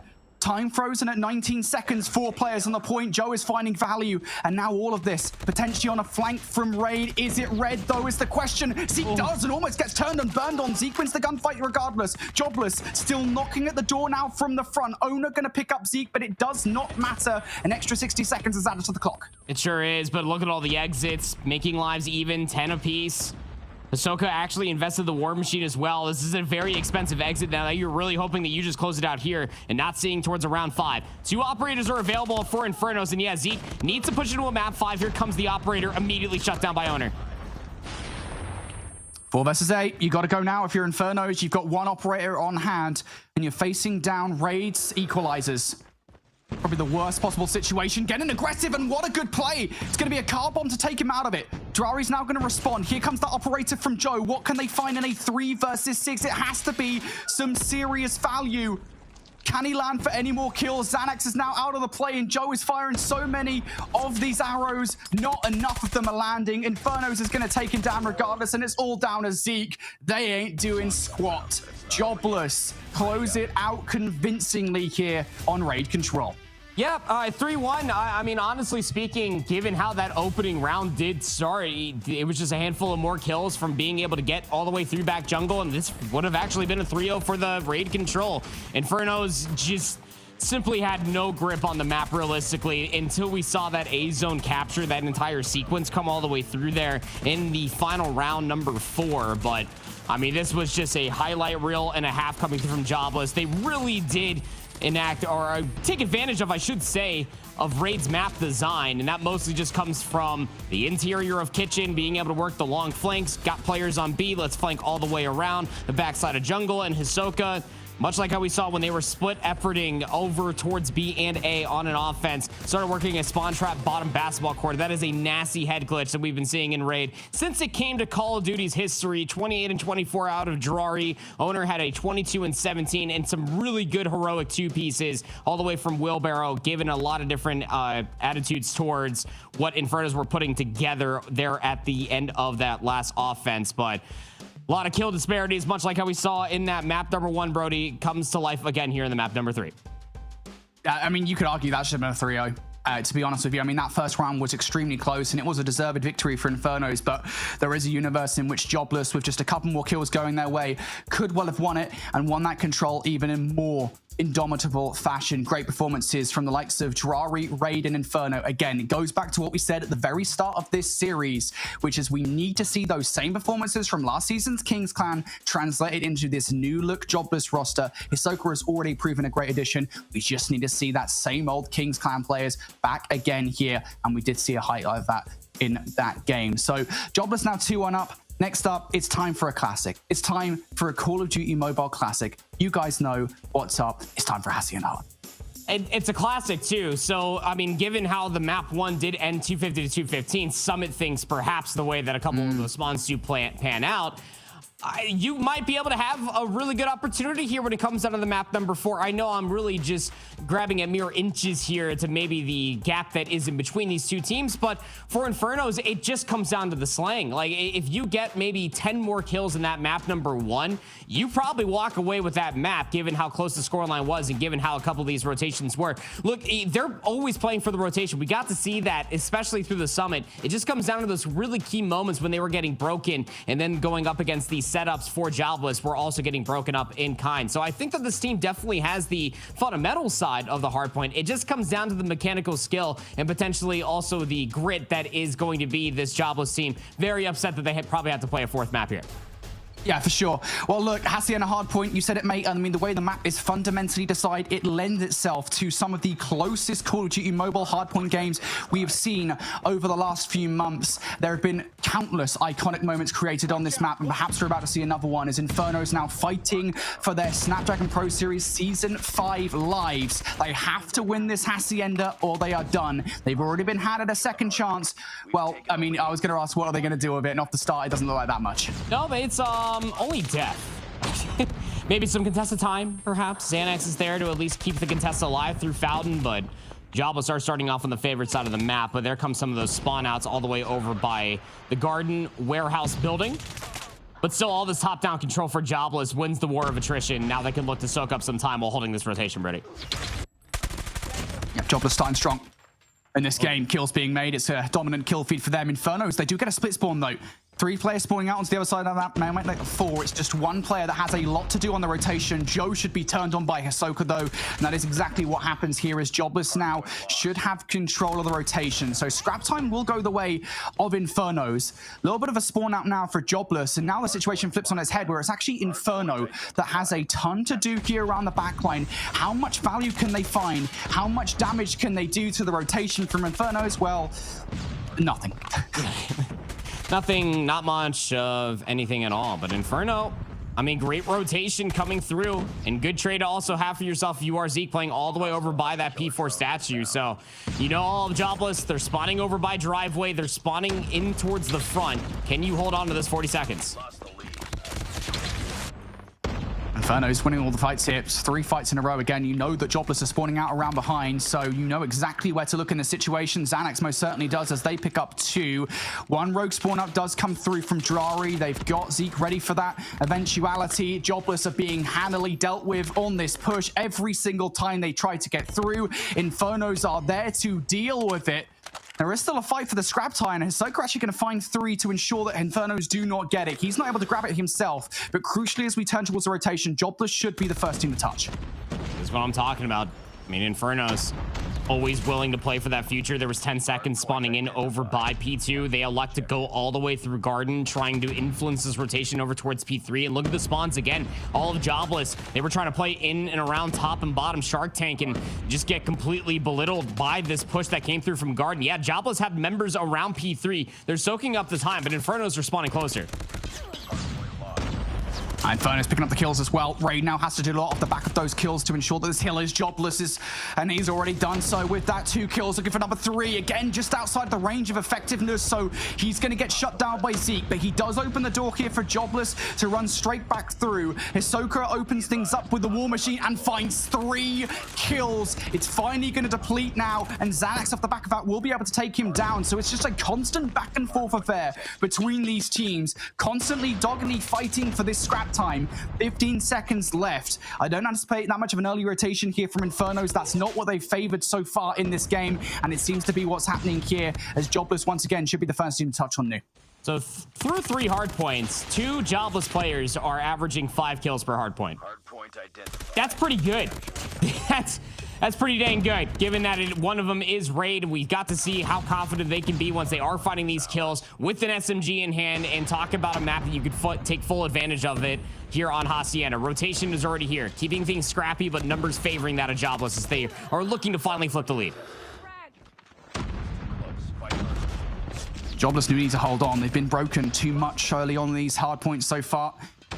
So far, so good on this hill. Good read from Drari on the flank to recognize that player was pushing that area, but Inferno's now pushing this one from the front. Zeke's able to open proceedings with a couple of kills now. What can Raid do about this towards the point? There's number 1 looking for a second. He's going to use the coverage of the smoke to bamboozle these players, but Joe will get the better of him with the Sparrow. Now the rest of Inferno here to help out as well. Owner over the top for Jobless, not able to take Skinny down. Skinny finds a second kill off the back of that as well. And this is what I'm talking about, Andy. Jobless just are not able to get full control of these hard points, no matter how hard they try. Oh, Infernos just keep throwing numbers at it. I mean, given that Skinny was also given a second lease on life from Owner missing some shots down low, turn into a 2-piece, and if you were able to take down Skinny, maybe that could have been the break for the back 15 seconds, but do not adjust your screens. Inferno do in fact have just under a 20-point lead going in towards the second set once again. You look at the kill disparity in between these 2 teams, and it's the right kills at the right time that has been allowing Infernos to be able to get a Herculean amount of time away from Jobless. Now we go back for the fight up through the upper hallway. Xanax trying to at least take down as many members as possible. Jobless trying to contest the time. I do get away with gunfights in their favor here, so this should technically be time for them. They've got Inferno watching up top. Nobody actually inside, though. Players pushing out momentarily is going to enable a couple of Inferno players to come in for a contest. Jobless very quickly dispatched with them, and now you're starting to see Jobless play well. Again, they are still behind Infernos here in this game, but you can see kind of those elements of a team that should be one of the top teams in European Call of Duty Mobile to come out to play with the team play that they've got on hand. They will look to grab the scrap time. We do see a lead change once again, but now we turn our attention towards the rotation. Infernos did a stellar job at keeping Jobless out last time around, but here we go. Kills being made. All of a sudden, MCVC finds himself alone inside that time, and he quickly dies as well. Xanax just spawned right behind the timing for Inferno to actually see that happen after Xanax lost the opening gunfight versus Hoka, who opened up the opportunity for this rotation to potentially be won by Jobless. But the fundies from Inferno are so good. They're fine with giving up the lead over by P1 because they played for the rotation towards New, but they lost the spawns. Now Jobless, they've gotten the break. Raid's got another equalizer as well, that you know that this is going to be at least the next 15 seconds earned. Yeah, this could be a pivotal moment in this game, but as 3 kills do come through from Jobless, now you need to find even more value from those equalizers. You need to find something, and now he's going to take all of these players down. 4 in a row for Raid. Once again, trying to be a superhero for a Jobless coming in to save the day. 20 seconds left. Again, Infernos cannot afford to just give this one up. They have to fight for it. MCVC is going to be the player they send towards the point, and they are going to falter. So this feels like the most convincing lead we've had for either of these teams so far here in this hardpoint. Andy. Yeah, it sure has been. Again, it's because Infernos were okay with giving up about 25 seconds on P1 to play for the rotation over towards P2, and Jobless just absolutely caught them with their pants down, lacking 129 to 84 now as P3 pops. Jobless are in the flow state, and they only have a single operator to use. Same for Infernos. You might need that if you are Joe, but Owner's just playing from the one-off angle, looking to cut down more players. Finally traded. Joe's good for 2. Is this the break? It surely is, as Joe closes out a third. Yeah, Joe for 3. Inferno's now looking for this crucial time. Joe looks to get even more. He's got a couple more with the Sparrow. Surely not number 3. Is not able to get an arrow off in time to take that Purify down. So now Skinny, what can they do on the other side? Skinny looking to get some long-range Purify gunfights. Not enough. So Jobless now in for this back 25 seconds. Inferno's still fighting this with 3 players from the defensive side. Owner laying down, trying to help him out with the team with this coverage of the hard point. But MCVC comes through with a couple of kills. Inferno now from up top is only able to take one down. Joe invests the Predator missile, and you're starting to feel that desperation here in the play for Infernos. You're starting to feel a little bit out of touch, a little bit out of reach as you're 40 points down. That Predator missile would have been lovely to have going in towards P4, wouldn't it? Rather than 10 seconds there at the end of P3. It's 146 to 108, and now you got to break the old-fashioned way, slide in, bait and switch. Skinny's going to be able to at least take down Raid, but the pinch is certainly coming through, and it's going to find value for Hisoka. It is a sprawl over here by the water hill for P4, but numbers are favoring that for Jobless. MCVC trying to find his way through, as is Joe now, 1 by 1. Infernos are going in towards this hard point, trying to make these heroic plays, and Jobless not having any of it. They managed to pick up 3 kills in a row, and now are fighting for this valuable 35 seconds of scrap time. Jobless have found another gear here in this game. They have really started to put a mark on this one, but Infernos now fighting back. A couple of operators coming out from Jobless to ensure this is their kill. Hisoka on an absolute tear, uses the Predator missile to remove the players from the kill. Skinny still hasn't been dealt with inside, was just chilling around the hard point. Now a rune from behind to take these players down. Still Skinny alive, finally going to be dealt with there by Drari for a couple of kills. So in the end, Jobless do get that time and do maintain a convincing lead, but a few seconds there, Skinny is able to take away from Jobless. Just shy of averaging 20 kills per rotation is Raid, and again, you get to see that kind of come through in the score line. Finding value with the kills is the one thing that we wanted to see out of Raid, who is just making them look absolutely silly. He's putting them on a mixtape. Brody finds another 3 of the rotation over towards P1, sets Owner up top wonderfully. Just to watch these longer hallways, as Jobless now have a 60-point lead, looking to close this game in the upcoming hardpoints. Jobless are going to finish the job quite literally here. Infernos in towards this time, though. They know there's still valuable time to be found on P1. Raid picking up a couple of kills. He is going to get traded out by MCVC now. Jobless spawning out, getting split spawns around this hard point is going to enable them to fight a war on multiple fronts. Infernos know that. They have to fight tooth and nail for this scrap time. And as Xanax goes down, now Jobless will have free range to pick up the last 15 seconds, and they have rotation as well. Andy, this is so dangerous. Seek needs to go huge with this Annihilator, trying to take some long-range fights, trying to take Hisoka off the Lamborghini Heady, but on the other side, it's Owner who has an Annihilator of their own, and now Infernos are being removed from this hardpoint. Joe with 1 kill on the flank has to go huge with this spawning. Hey, he still needs to hold driveway and then turn around to be dealt with by Hisoka. A Purifier popped by Drari, and he's just looking to lock things down inside of Lambo. Actually, Alexa push out. So now Skinny, with their Purifier, is able to get inside of Lambo. Trades may be there, but look at the numbers around the hard point. Still 40 seconds of soak if Inferno can play for it. Reminder of what happened in that very first set, right, where Infernos were able to hold this for basically the entirety amount of time. Jobless just could not find their way through. Jobless know they have to invest to get it done. Hisoka once again trying to be valuable here with a War Machine. It's yet another play, and what a read coming out from Hisoka. Recognizes where these players have spawned up and immediately fires all the pellets of the War Machine down range to take those players down. Infernos momentarily in, but not enough. Skinny now fighting for this scrap time, as is Zeke. They cannot afford to give this last 15 seconds away. It doesn't like they're going to. I mean, even if the 10 seconds are soaked up by Infernos, look at the rotation over towards New. A spawn out does occur. You got Drari that spawned all the way over by Driveway. Might catch one player lacking. Zeke almost found that kill. Would have been a big one to have for himself. But now you got numbers on the other side of the map for a 3v3. There's rotation over towards New. But Infernos are just fully sprinting into the irons being held by Jobless. More gunfights to be won for them as they lock down the rotation. This is key. Jobless are winning all the gunfights to follow up as well. Xanax next up on the platter here for Drari. Surely not. He spotted him out. Spawning from behind should take Xanax out of the equation, and it does. Now Jobless for more investment. Raid wants to close this game right here, right now. Skinny gonna go down to Kim. Joe for the trade. Inferno still fighting back and forth for this hard point. Still looking for this time rumble with Skinny, who's nowhere near the hard point. MCVC will probably be the first player to touch, and Owner will be able to take that player down. Jobless are inching closer and closer towards his 250 point mark, and they're just winning every single fight that they need to. 10 more seconds to the good. That's all you need if you are Jobless. And Inferno are spawning all the way in Bufu. Some players do spawn a little bit closer, but good luck. Have fun trying to break all of these different crossfires that set up inside of Jobless's P3 hardpoint. But Inferno's still able to work their way back in. Last alive is Inferno. Somebody still contesting to the prize fighters of all things. It gets Jobless within a single point. Infernos need to play perfect.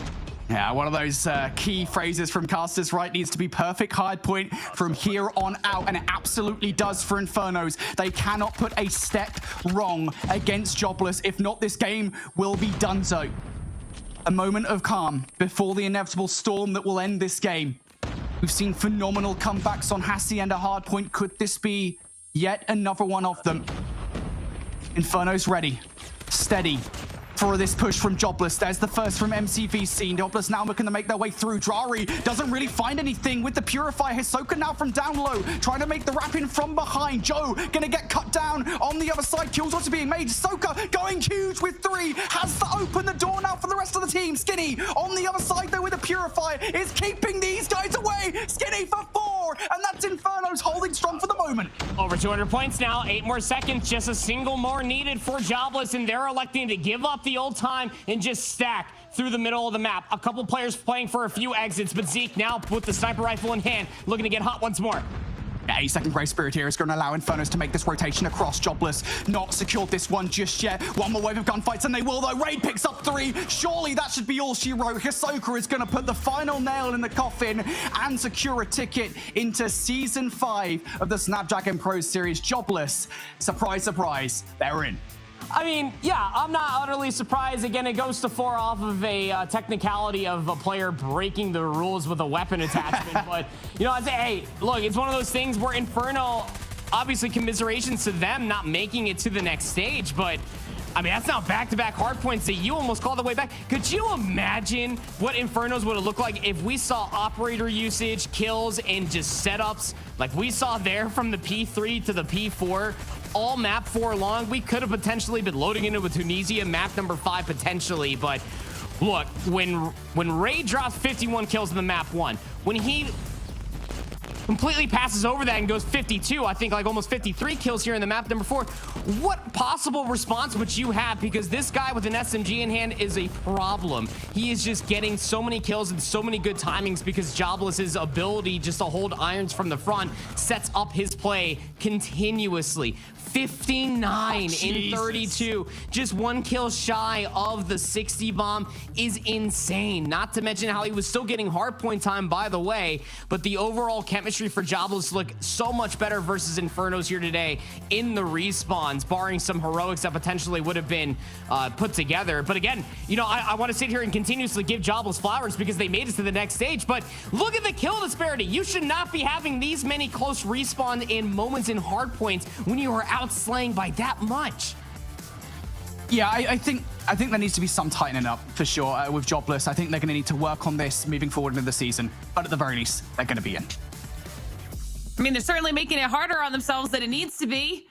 I'll say that, but they at least closed it out in that 3-1 fashion and do finally get themselves the first spot of today, the 4th spot overall heading into our challenge season. So congratulations to Jobless, but like you guys have mentioned, well fought on behalf of Infernos for trying to make their battle through that lower bracket. So that's our first match of the day done and dusted now in the books. We can take a look back at that bracket so you guys can kind of see where we are so far in the overall competition. Because don't forget, if you're just joining us, this is day 2, okay? We've already done an entire day of competition here so far. But one thing that I do want to point out, and the reason I want to look at this bracket, is because you will notice that Vanquish has also already made their way through. It was going to be the second match of the day.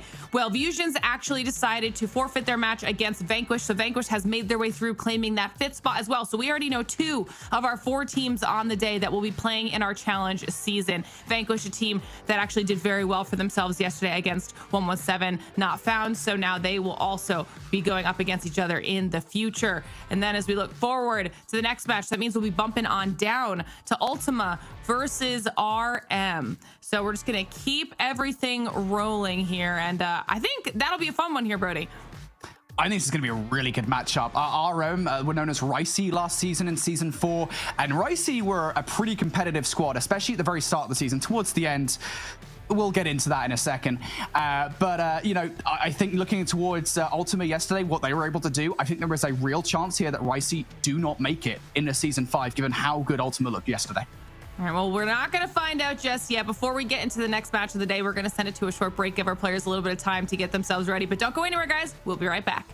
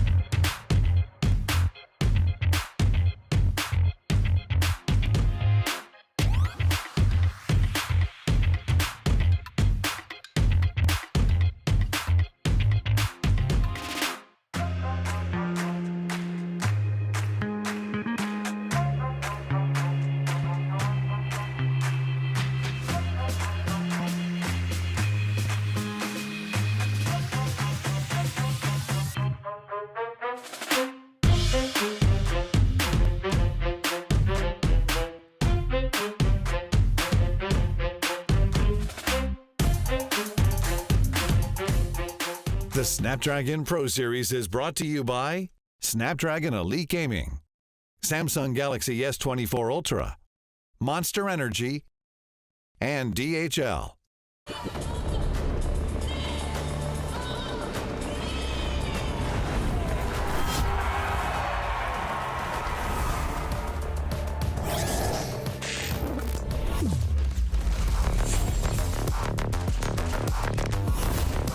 Looks like the players are ready. Here we go!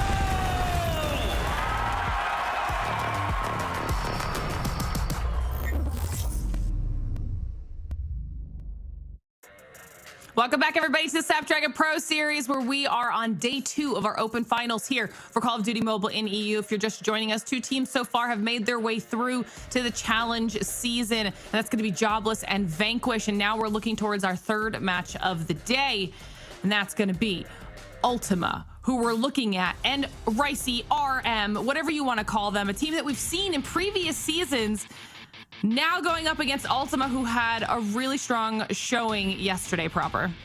Yeah, look, this Ultima roster yesterday, I know I've said it twice, so might as well make it a three-peat. Probably should have had a 3-0 win versus Animus yesterday. 6 Aomine, Stated, Gore, and Aspect. Some names that are familiar. Gore was on that Illuminati roster, almost qualified for Season 4. Aspect, part of that Xantium roster, top 7 through Season 4. And 6, didn't play in Snapdragon Pro Series before. But this guy just loves the R9 on shotgun. You give this guy a good corner, you know exactly where he's going to be located at. They definitely do not shy away from having difficulties in closing out rounds when things are close in search and destroy, let alone when things are utterly competitive in hardpoint. I'd like to probably say that they're probably going to get rid of the express search and destroy, and if it is in this series, that's how you know that they are stubborn. Yeah, I want to say yesterday they should have 3-0'd the team they played, Animus, right? I think that they should have been a 3. I think you look towards the first 3 maps and what they lost, that Hacienda hardpoint, like just losing the last rotation. They got reverse sweeps in the control, and then it was really just those last couple of maps in the series where it felt like Ultima actually did lose the series, right? They just got completely swept on Standoff and Express. Ricey, on the other hand, again, we did get to see these guys last season, and it really did feel like a tale of 2 halves, right? They did have us in the first half, not gonna lie, because they looked pretty good in the first couple of matches, and then every single match for the rest of the season was an 0-3 loss. I remember Bobby was quite high on the Ricey roster to the point where he would constantly predict that they were going to win every single match and they'd lose in quite comical fashion. So I'm kind of sad that he's not here to tell us how much he loves Ricey. But Ricey, I think, shouldn't be taken lightly despite that.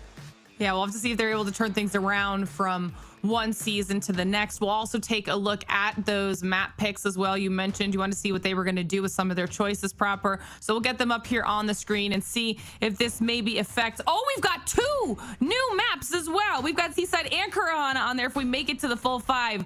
But we're starting off with the Apocalypse hardpoint here proper. This is cool. Yeah, no, I'm here for the Apocalypse hardpoint, absolutely. I think Apocalypse hardpoint, again, is one of those maps that can play very, very well for a team like Ultima, given how they did look versus Animus yesterday on Hacienda.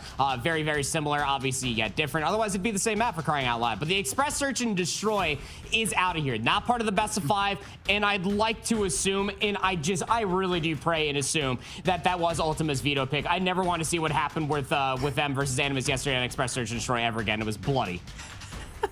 Yeah, it's weird, right? Because it felt like 2 very different search and destroys that we watched yesterday, where on the takeoff, it looked like a masterclass in search and destroy from Ultima, and that's why I'm glad that it is here in the series, despite the fact that it's a Ricey pick. Maybe down to the fact that they watched the VOD yesterday, they were like, hey, we know what they're going to do. We know where 6 is going to be, for example, on defense. Like, maybe that's the read that they're going for.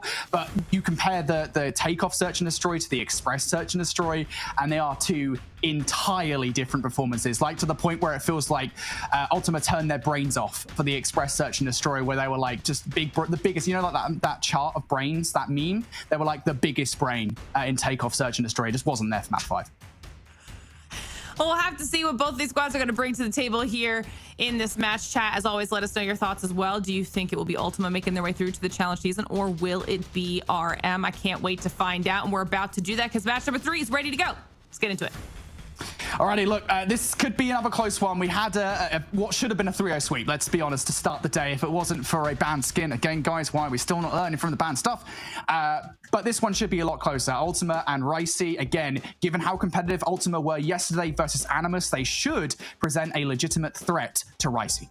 And I remember, I want to go back to a point that you were talking about while we saw Lauren here on the desk, is that, you know, going back through open finals when even Bobby and I were actually casting the run for RM originally, definitely built a soft spot in my heart for the RM roster, specifically for Sushi and what they've been able to do. Very, very fundamentally sound player and also very explosive when it comes down to it as well. These are things that you're going to need when you are going up against this Ultima roster. On a map like Apocalypse, where we got to see really the limelight that is this roster, the namesake, in my opinion, is just trying to get Sixa into a corner with that shotgun. You got plenty of them on Apocalypse, and Aspect and Gore just running around like they're chickens with their head cut off and just getting the frags like we saw yesterday versus Animus.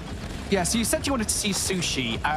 I don't think that he is actually playing under the Pump Fake name. I could be incorrect in saying that, but I don't think they're the same player. I think Pump Fake is the newest addition to this roster. Despite the fact that Sushi has a picture that resembles food like Sushi. So I don't know. I don't think it is Sushi, though. I think this is a totally different player for Pump Fake, so no Sushi, which is a surprise considering how well Sushi played last season. If I had to pick anybody from RM, it would be Callow. He was technically the best player on the roster last season, so we'll see whether or not he can come out to play in this one. So far, though, if you're an Ultima fan, so good. They've got the wealth of time at the back of P1, and they've got those P2 spawns. Yep, sure do. And again, we have seen just how difficult it truly can be to break P2 for Apocalypse as its own sake. Also saw a really good break on it yesterday, but look at just how far away you are spawning if you are RM. Lots of map to try to cut down, trying to take advantage of the 8-second grace period before the hill actually pops. But the setup for Ultima to the backside of the temple is really good. Yeah, this is really difficult to break always. At the very least, RM will be happy with the fact they've got the scrap time there. Now RM need to make sure they try and break these spawns around the flank, and they triple stack on towards Sixa. Sixa, no R9 in hand this time around, had no chance of winning that fight. So now RM fighting war on two fronts once again. Players around the front and players around the back line. Those players around the back line should have secured the spawns, and they will. And now they're looking for more rushes, able to find 3 in a row. That's going to secure this hard point away from Ultima. And that was a really well-coordinated push coming through from RM. You put the bait that is immediately jumping over the half wall that leads into the front of the hill. Well, the rest of the players are actually breaking all the way through Temple. That is the way you have to do it on Apocalypse, and RM get the job done. The issue is that Ultima still found value on the recontest through Ruins, still trying to fight for this 20 seconds, Brody. Why wouldn't you, to be honest? 20 seconds is a lot of time to give away if you're Ultima, so they're going to continue to send player after player in towards this time. Sixa is currently using the coverage of the smoke to contest. Pump Fake's like, look, I've had enough of this. You spent 5 seconds just chilling, sitting around on your backside, so I'm just going to remove you from the hard point very swiftly, and that is what happens. So RM able to secure the back 20 seconds or so. They are still 5 seconds behind as the grace period is about to be over for the new hard point to pop off. Ultima should be the first team here, but Brinks is doing a good job at creating some kind of anxiety for Ultima. Turtle's going to bring the Predator missile down now. Can it connect for anything is the question. I don't think it does, but do you even need to when Rushes is basically a streak himself, finds 3 kills, gets out their own Predator missile for number 4, and now RM should have some control through the front.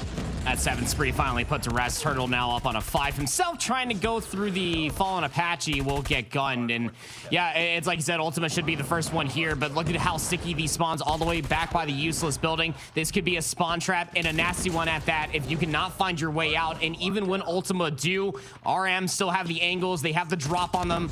It's a surprise for sure, but RM are contesting this from the front, keeping Ultima at bay, forced to play for the rotation, guaranteed 13 seconds of scrap.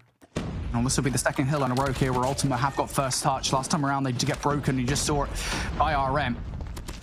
RM already starting to put a break around the flank here. Turtle, one of those players that was trying to break the spawns, has gone down. Gore going to deal with a second one as well. So now a big 1v1 with them and Carlo around the back for the spawn control. Gore definitely has the better weapon for the situation with the Annihilator in hand, and he's very quickly dispatching with those players. Not able to take the second player down. Fortunately enough, there was another player from his team to deal with that threat. And towards the front now, you're seeing the investment from Amin, who picks up rushes. Sixa also able to find some kills. That is a big investment from Ultima here on the defense of this hard point to ensure it's theirs. Yep. Still the first 20 seconds though. Still plenty of time to fight over, and Callo with the Annihilator up towards the top side of P3 is now working on a little bit of a pinch as well. 3 more bullets to the Annihilator, gets triple challenged, and that would have been something to see, but can't shoot the Annihilator that fast, albeit a one-shot heady. RM are able to break their way back inside of the time. Still scrap time to fight over, and Ultima would love to be able to get this back 20 going in towards P1 again. Absolutely would. Ultima still need to fight for this time again. The fact that there's that 8 seconds between hard points means that you do feel a lot more comfortable with fighting for 10 to 15 seconds of what we would usually describe as scrap time. Turtle's going to go for it, take an aspect down, so it takes a couple of seconds away. As we do get into the second set here, Ultimate are keeping pace with RM, despite the fact that it feels like RM have had the majority of control. Ultimate, right there, neck and neck. Big performances out of players like Stated, Gore, and Sixer. Yeah, it's really the initial time on P2 and then the contest on P4 with all the operators that are being popped is keeping Ultima in this game. But the break on P2 and then the hold through the middle of the map for P3 was so sublime for RM. They're just looking for the continuation of that, but now on the better side of the map, all of the angles being held. Ultima forced to play these corners just outside of maps, just waiting for the contest to come through for RM. Still 27 seconds to fight over here on P1 and finally waiting for all the respawns. RM will strike, just trying to keep Ultima honest with all the scrap time still up. And you can see RM just don't want to overinvest into this one. I mean, why would you, to be frank, right? There's 15 seconds left this time. Why bother moving forward towards that and potentially lose those back spawns? Now Ultima will want to break, but RM did a good job of doing it to them in the last set of rotations. You need to make sure you put all of your players towards that temple side. RM now starting to overextend in the middle of the map. Turtle knows that those back spawns are secured for RM. First wave of gunfights, good for the squad. They will be the first team to touch now on new. 20 points down. Ultima needs to try and get in from behind. Sixer, does he manage to open up things with that first gunfight? Yes, he does. Ultima now on their way. He's much more than just an R90 shotgun here on Apocalypse. He's getting the job done with the Type 19. Now you're inside of Temple. War Machine is popped in response to this out of Pump Fake, who is just blowing them to smithereens. I mean, if it wasn't already ruined in the backside of this Temple, it is absolutely dismantled, especially with Turtle calling out the claw. And now Ultima stuck into that spawn trap. Two sets of respawns are actually spawning on the complete opposite side of the map. This has full 60 written all over it. Yeah, for a moment there, I thought Sixer might have just got the better of the players with that back spawn. I thought maybe they didn't think that there was another player spawning there, but they do manage to recognize it and take them down. This has been a phenomenal hardpoint for RM to take the lead. It was a big gamble to not go for the last 15 to 20 seconds on P1, and it has gifted them a full 60. I say gifted, they have absolutely worked for it on P2, and the first real solid lead here in this game of Apocalypse hardpoint. But now we look over towards the rotation, and they're already starting to win some of these key rotational battles. Carlo in particular, for 3 in a row. I said they were the player to watch, and that is why Gore up top needed to win some gunfights with that Annihilator and investment, and they get nada. RM, able to find their way through the front of this hardpoint immediately. This is damaging for Ultima. 3 Pred missiles called in sequence of one another, just railing in fire after fire into the back line of Ultima, but they're still able to sneak all the way through the bottom side of this map. And the claw might have been popped, but it found absolutely no value. Now the Sparrow being popped as well.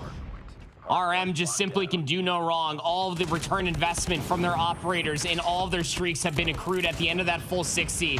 It's now surmounted to a whole hardpoint lead over Ultima. We finally break back in for 10 seconds and are on the better side of this map for the rotation. P4 was quite good for them. Can they get another full 60 though is the question. Yeah, they really do need to, right, with how far behind they are now behind RM. This needs to be a big hard point for Ultimate. As you said, it was last time around. RM already starting to put a hit in from behind, though. Kills now being made from Brinks and Carlo. Gore with the read. He's had the communication from his teammates that, hey, the spawns have now been flipped out. RM and now approaching from behind. Gore, the read inside Chicken Coop is already able to get a couple of players down. That's a 2-piece for Gore. Make it 3. Sixer actually steals that last kill away, but it doesn't matter. The team shots are good enough. Huge investment once again from Ultima. They hold for the first hit. And you needed this. You had the resource advantage. Finally, Pump Fake is able to get an operator online, but it's just a moment's too late. We're down to 30 seconds, and now you have to really think, do you want to invest that operator going back into the 25 seconds, or just set yourself up around Temple, much like how we saw at the beginning of the second set? But still 20 seconds left to fight over, and RM are just sprinting into the absolute blender. Pump Fake will invest the War Machine, and it could be the opening that they need to maybe fight for a whopping 12 seconds, but it'll just get them to 200 points, and it'll keep Ultima further away. The lead will grow for RM. Yeah, just about, though, it's worth saying. You mentioned that needed to be the good hard point for Ultima, and I think it's fair to say that it was. It is going to keep them in the conversation here in this game.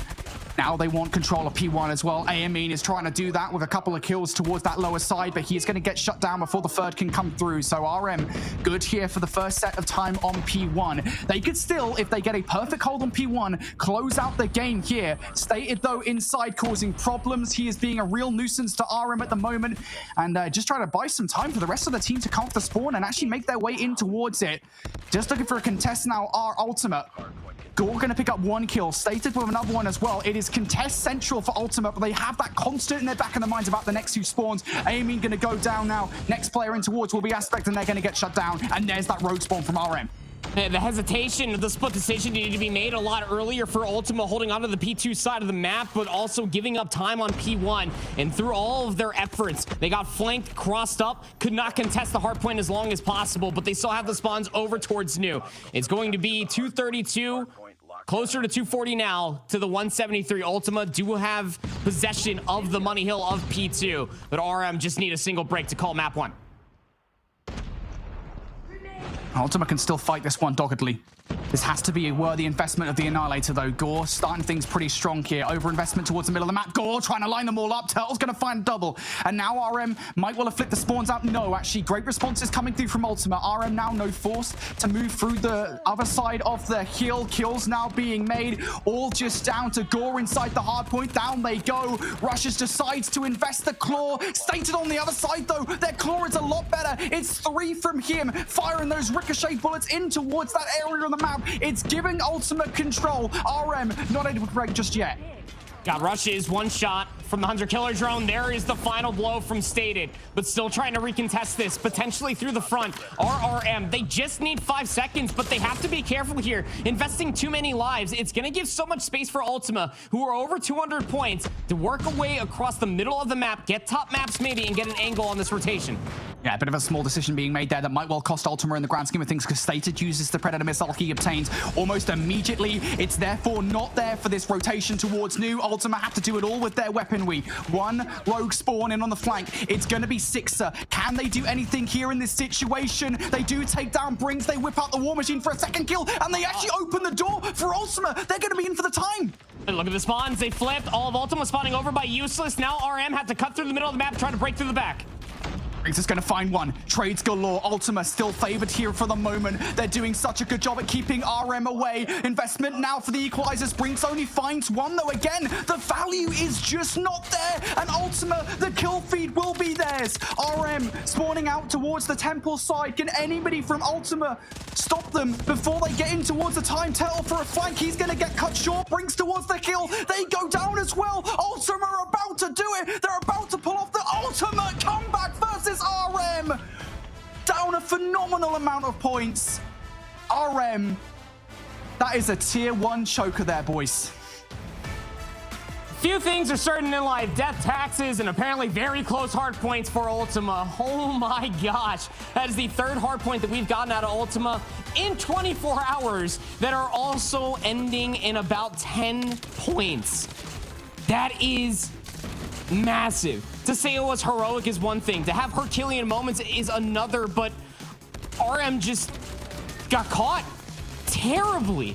At the end of that P1, I thought that from the split decision from Ultima to try to contest P1, and from that split spawn that came through from rushes would have been the answer. But it simply wasn't. Ultima hold on. They got a full 60 off of P2. RM over-invests in the middle of the map. And then they lose map presence from Ultimate that break back in with the War Machine and nothing less to get Aomin enough time to get the equalizer at the end to call game. Is insane. Look at this scoreline. The ask for Ultima was too high. That the claw gets popped, it starts this inevitable snowball, and RM lose map number 1 while being up 60 points 2 hard points ago.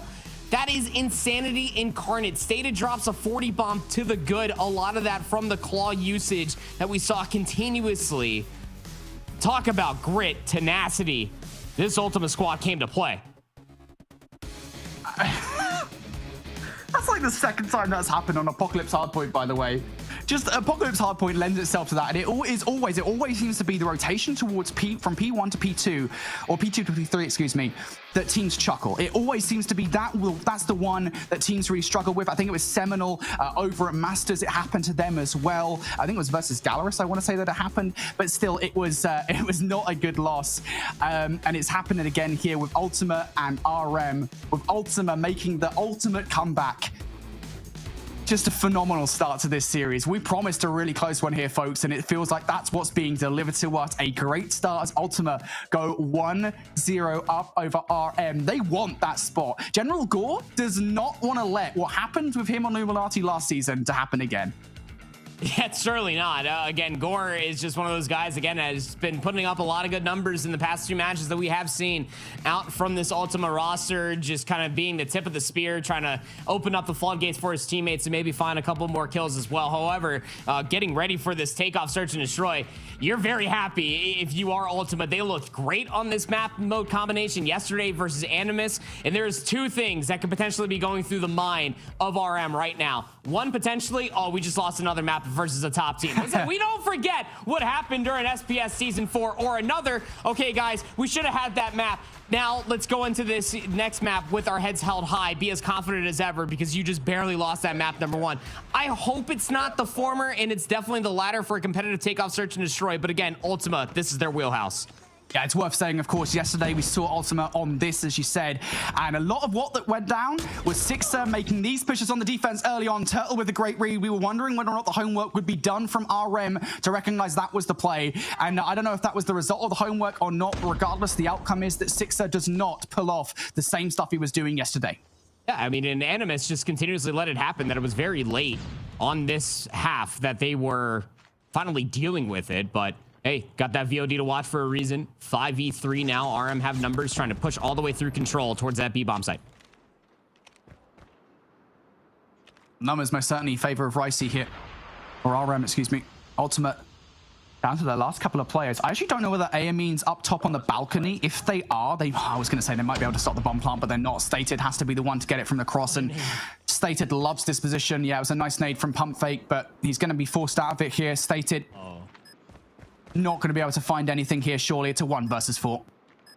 That timing of de-scoping and having a player just sprint right across. Callow doesn't know about it, potentially. And it's not even going to matter. Sniper 1v4. Even if you get that quick scope versus rushes up top of the stairs would have been magnificent. But it's like you already pointed out through the early goings as we're going through the learning stages of this half thus far. 6 up.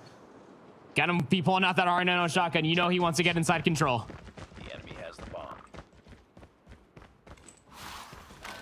Great start from RM. Great reads of what Ultima were going to do. This time around, though, Ultima, they changed tack ever so slightly. Gore's going to draw that first blood almost immediately against Callow. RM putting a lot of weight into a push through lounge. They know that Six is going to be around here, but they weren't quite as ready this time around. And Six, I have never seen a player run as fast as that. Call Barry Allen because he's got competition. Already found the opening, too. And he's up and out of there.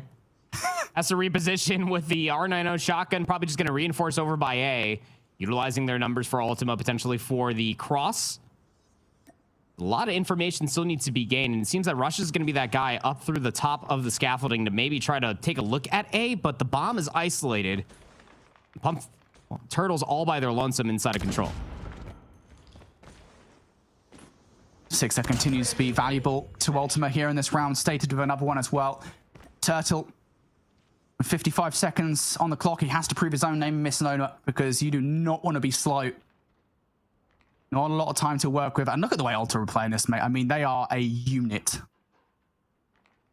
That's how you want to do it. And this is one thing that I've always harped on a lot of teams through open finals, that if you want to consider yourself a top team, it's this that needs to be exemplified. Core fundies of search and destroy.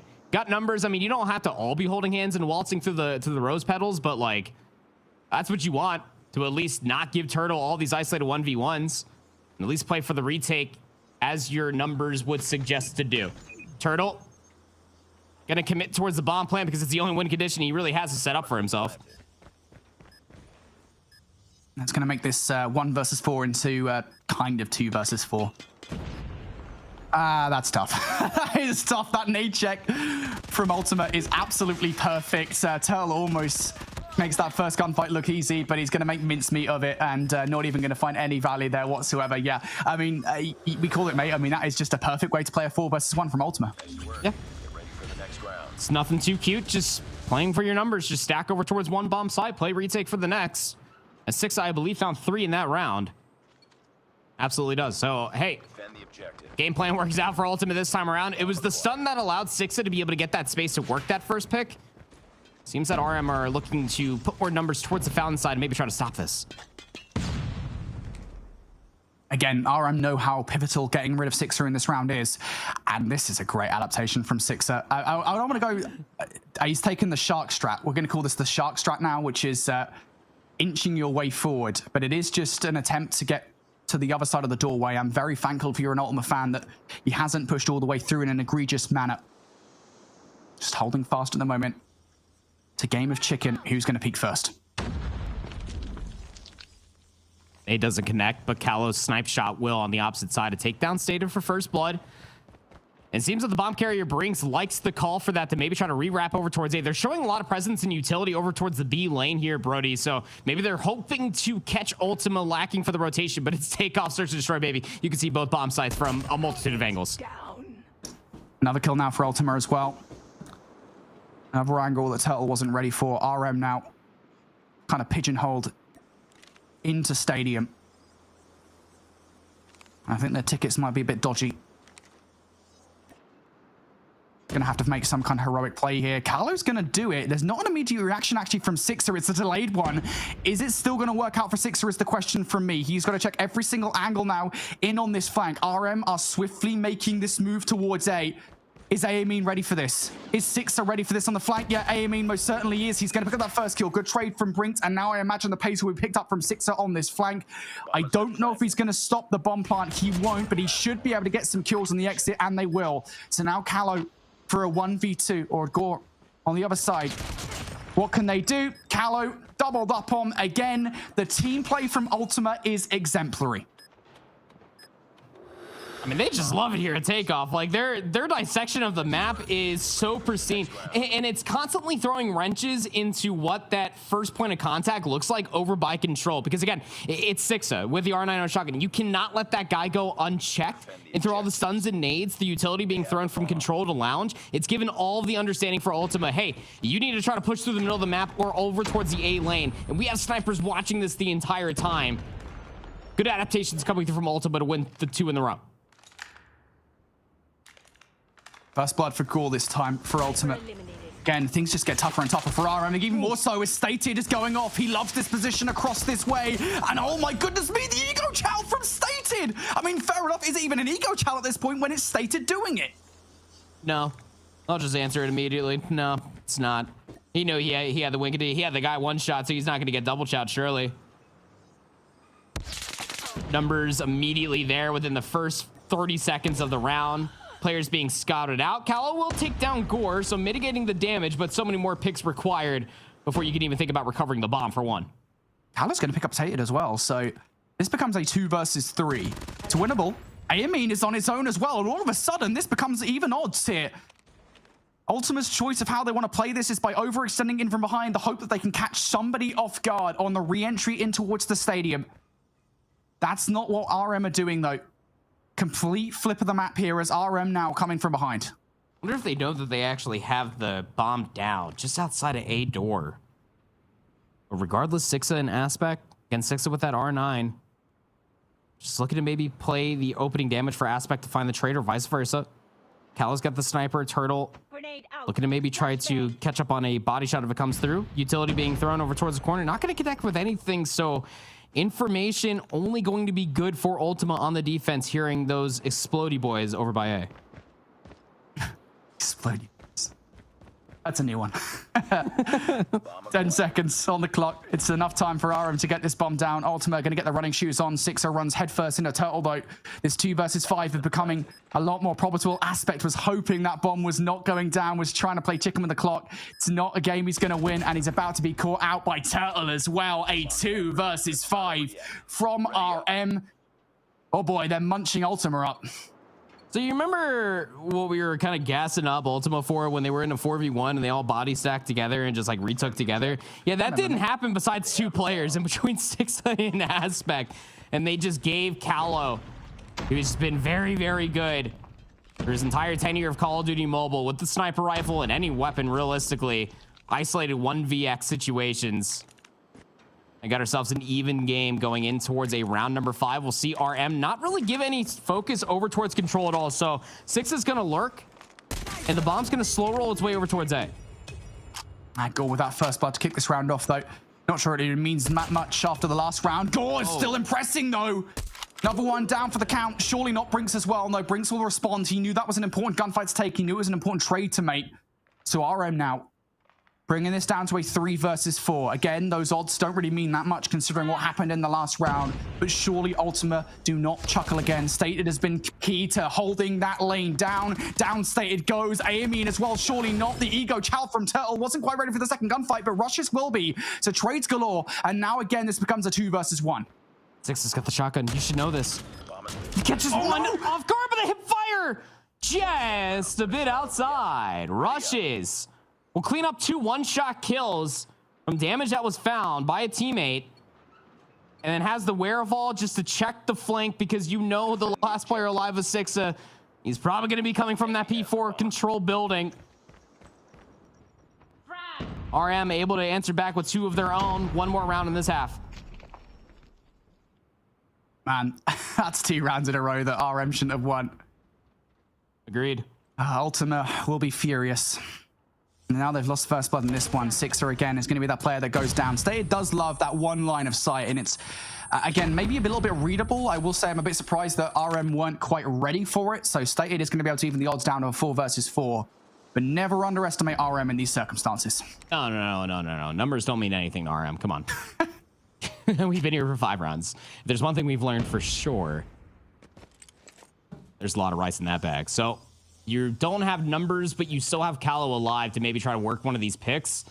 Stated again is playing in this one-off angle. Pump Fake might be trying to play for a prone timing, but got to start making a move sometime soon. If you are RM, you have so many angles that you still have to clear, and a bomb that needs to get planted.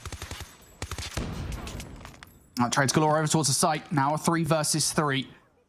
RM no closer to getting that bomb down, and from the cross as well, Amin and Gore gonna leave Pump Fake all on their lonesome. 1 versus 3 now. Impressive first light, even more impressive second. Hello, Pump Fake. No respect for Ultima whatsoever. And how much respect does he have for Gore? Because now it's a 1 versus 1. It's gonna be a snipe off. You know, Gore's got that sniper playing all the way over by the scaffolding, just looking at that A-bomb site. Pump Fake has no idea where to even start to look. It's going to start clearing the rest of this map. The biggest issue is the game clock. 15 seconds remains. He's got to get onto this bomb site within the next 6 seconds just to try to stick the plant. Gore's going to play the game clock. 50-50 choice of the site to pick, to defend over. Now Pump Fake's not going to get there in time. He misses the first shot. He gives himself away for 3. It's a 1 versus 3. Make that 3 rounds on the bounce that RM shouldn't have won. And what are we doing? Let it be known that I am no longer gassing Ultima for body stacking 4 players together in a 4v1. Because that is the last fundamental point of their defense. That is just insanity. But even better shots coming through from Pump Fake, being able to get those 2 quick scopes in a row. And we got a 4-2 half. Ultima need to find value here on the offense, which again is no easy feat on a takeoff. I will talk about it after the game if they lose this. I really don't want to anymore. I'll be a bit mean. Regardless, Ultimate need to find a way into this round. They have taken Carlo out, but even then, they don't feel comfortable enough to actually make any kind of push. They're hoping that RM get tech sheet and give them something away for free. And it does not look like that's happening here. RM are holding every single angle. They don't care. They do not care that they've lost first blood. Well, their hope here is that Sixa can find a second, because again, Sixa, I know, surprise Pikachu face, like, is lurking inside control with an R9 shotgun, but RM are not trying to deny more of the map away. They have made the call to work this cross angle over by the A doors. And Sixa is now going to start moving away from control, so they don't want to push it over towards B. This has to be fountain to B, or it has to be all the way back to the stadium over towards A.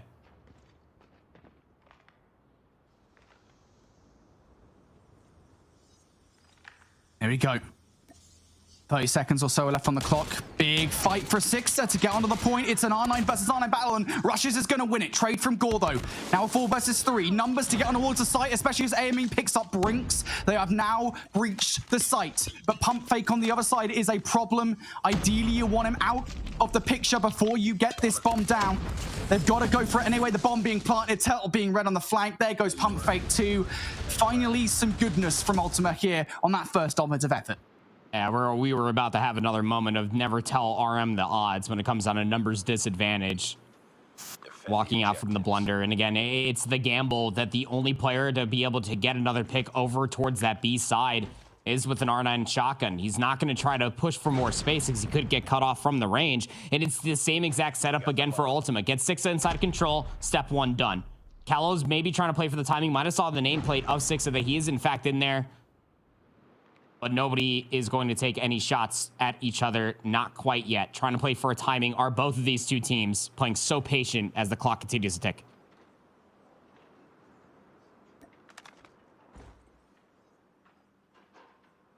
Well, last time around, Ultima did find a way to breach that A site. The defensive situation is really not that different. Rushes is in the exact same spot he was previously. Pump Fake is a little bit displaced, somewhere between A or B, but you've got Brinks on site. So Ultima should know how to read this. They should know what's going on for RM on the defense. They still don't feel comfortable enough moving up just yet.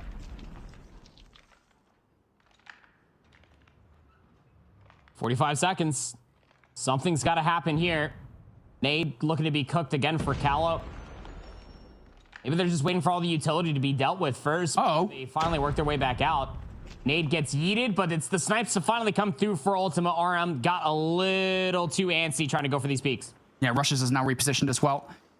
He knows that Ultima would read where he was, so he's hoping this positioning will throw them off a little bit, giving them a chance to re-entry on towards the site. Has he done it? No, Gore is watching that like a hawk.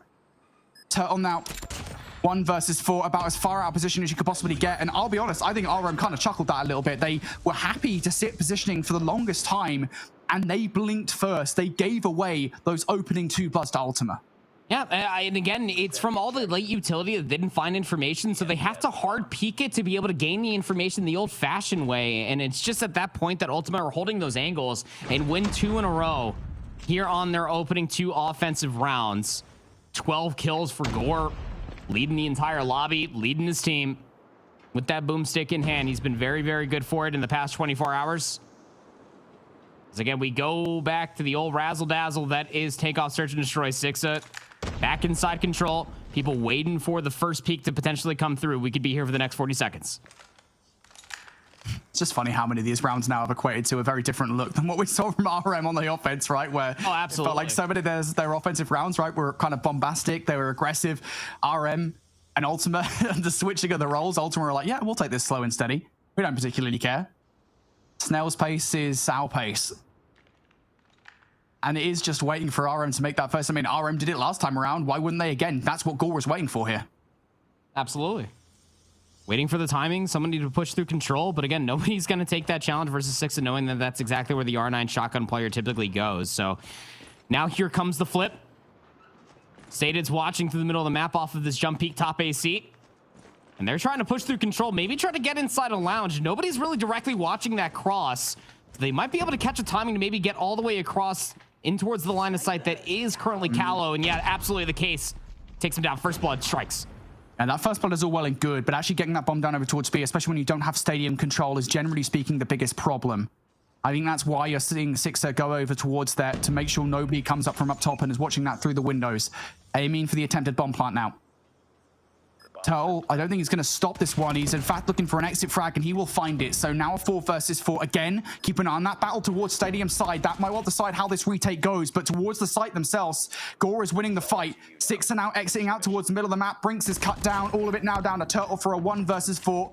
There goes Stated, but he has to locate all of these players. That's not happening, and Ultima able to outplay RM and get control of a site that, generally speaking, we never see teams get control of.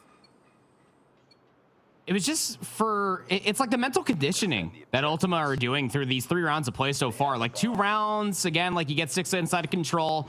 You get a couple snipes off over by the A side. That by the time that 30 seconds rolls around, that they actually just flip it and get over towards B. All of RM still think it's going to be mid to A or just out from Stadium over towards A. Now RM need to keep their heads on the swivel. They have lost 3 straight rounds on defense as we go back to just sitting still to see who's going to give up that first blood. Who is going to potentially find that angle? Watch out for player number 3. Pump Fake is very much so pushed up aggressively out on his lonesome, potentially looking for a 1-for-1 or a timing to maybe get a good old flank from behind.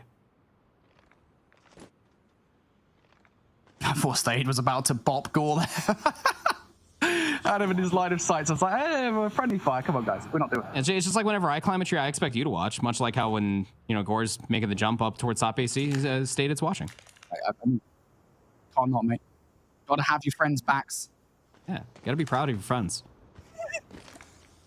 Well, Gore, he has the coverage of his friends. RM once again, they're not blinking here just yet. As time dwindles down, you wonder whether or not they do this race.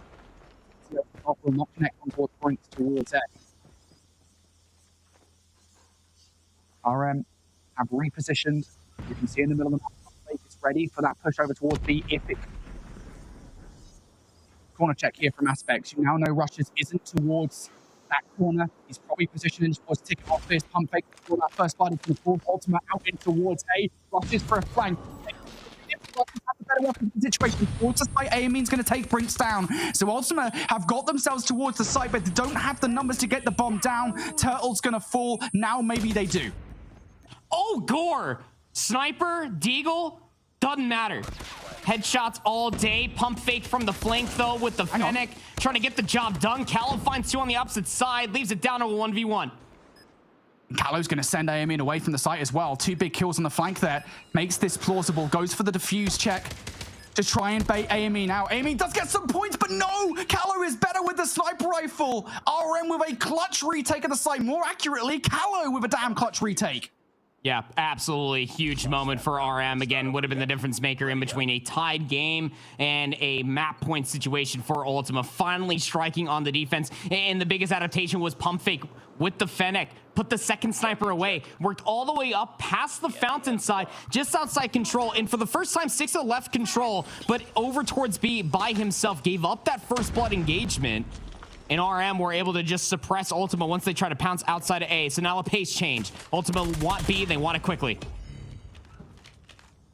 Initial trade's going down. Ultima will be happy with this one. They feel comfortable to get the bomb down. They haven't got full control over this area just yet. Now they do as Turtle goes down, though. So RM will now have to burn about 15 seconds off the clock to get over towards B and get themselves in a position for a retake. Has Turtle provided enough information as to where Ultima are located for this to be quick? 3 versus 4. Here comes the initial. Brinks not ready for Amin whatsoever. Perhaps the flank from Rushes could be successful. Does he check the corner? Doesn't matter. He wins the fight against it regardless, but they will get traded out. Now down for a Pump Fake for another 1 versus 3. Does he check the right-hand corner? Tries for the quick scope. It won't connect. Ultima, once again, 2 pushes over towards B, 2 successful pushes towards B. Big moment here for RM. In a situation that they probably should be leading. And a 1-0 for the series count. Have the potential to be staring down the barrel of an 0-2. RM not going to change up their defensive setup whatsoever, but Ultima think that they might catch them by surprise by hitting over towards A very quickly, but Pump Fake still holding it. Sixa going to be gunned for first blood.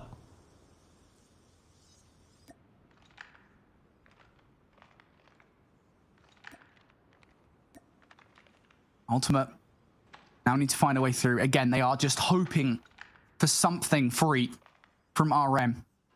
And again, it's worth saying, just like I've said before in a multitude of these rounds, these are not particularly inspirational defensive setups from RM, right? These are not unique. They are doing the same thing every single time. Rushes towards Ticket, Brink towards the back of A. Ultima should have read this by now. And they are just waiting. The only person that's throwing anything different has been Pump Fake this entire time. And it's his positional change this round that found that first blood that really kind of punched Ultima in the jaw on what they need to do to try to dismantle this defensive setup now. Even so, though, Gore is still checking all these angles for something different, right? He's still like, all right, maybe something's changed. Pump Fake is now going to transition over towards A. I think Gore might have just spotted him out. Position up top from Pump Fake. Did Gore see him? I don't think so. Ultima don't feel comfortable enough to go for it now. Pump Fake's got into a position that Gore probably won't expect on this initial. Time is running out in this round for something to happen. Ultima, you got to go. If not, we're going to be seeing overtime. Rushes and Kalo, they draw those first spuds now. Amin and Gore, they're in danger. Got to lock in. Last two players alive. Doesn't check the corner. Rush is still there at ticket. Last alive. Dealt with. Aomin, nothing to do. OT, here we go. And it's like you said, I mean, RM aren't doing anything too cute with their defense. The only person that's changing their setup continuously has been Pump Fake. And Ultima keep on walking into the trap. Side swap again. RM back over towards the offense.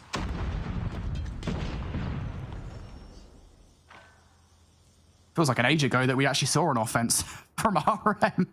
It is worth saying, I remember the last three at the very least were RM offenses that they shouldn't have won. You got to imagine at least some of them. Ultima will be frustrated with what a nade, though, over the top, in towards that B side of the site. That's going to force Sixer to be aggressive here, and that's what I think Brinks is hoping for. It's going to call for Aspect to actually give up through the middle of the map. That angle to try to reinforce all the way to the backside of the lounge. Gonna have to trust that Aomin and Stata can hold on to the A salvo should it start to come that way, but Aspect gives up all of the middle of the map. There's a lot riding on Aspect playing this corner off of any information that Aspect is able to get over the top here at the stadium angle. RM going for their first B offensive of this takeoff search and destroy, and it seems to be working out in their favor. They've reduced the defensive numbers just down to 2. Aomin and Stated, what do you got for us? RM are getting very aggressive in towards Stadium as well. They are hunting for these kills. Stated, how aggressive can you be? A 1 versus 5 on the cards has to start with that first kill, and ideally you wanted to get it there and then because you're giving away information for free. And you're running out of time to find all 5 of these kills. It has to work his way through the doorway, gets gunned where he stood, and RM throw a wrench in the offensive side. And this time around, it's just being able to work that first blood via the nade, as you said, from Rush is just well calculated, well cooked. And then isolating Sixa over by Control because, hey, he's over there. Nobody acts surprised. So Ultima going back to their last offensive win condition, and that is just a full brute force through Control over towards B. The start from RM in this round. Ultima are stuck. Aspect is going to trade things out. But this is a different look on offense from Ultima from what they've done before, right? In the last few rounds, they've been very kind of steady in their approach towards these sites. This time, I mean, momentarily at least, they did look like they were positing for a B push. This time, though, they've changed tack. They're going towards A. That's how they got up to 6, was the aggression over towards B. And they think, again, that it might be the call that they pulled some defenders away from A, but the setup over here for RM has not changed. Rush is not playing ticket, he's just playing a closer corner, and Brinks is still in the back of the site. Again, you know what the defensive setup is going to look like. You know Rushes and Brinks are going to be over here. Surely you've learned. After 6 offensive efforts, and, well, there it is. Gore going to take down Brinks, and you can see his toes. Stata's like, yeah, I can see your whole body as well, pal. See you later. Surely another round of overtime here as Turtle goes down, and Callow has been spotted out towards the back line. He might get a snipe or two. A 1 versus 4, though, is a lot to ask for here. Well, I guess if there's anybody you want in this situation, it would be Callow. The problem is the game clock again. 25 seconds till detonation.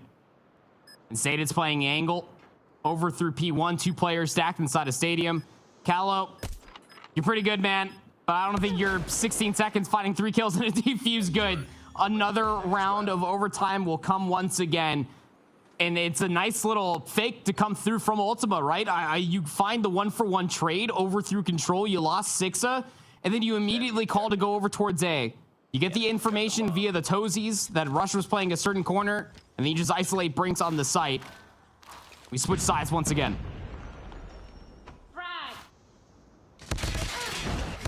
That's where that comes from. Brinks is going to draw that first blood. Aspect for the immediate trade here. Bomb now slap bang just outside the lounge. So RM are going to have to draw some time off the clock to go grab that thing. And we're back to all calm here.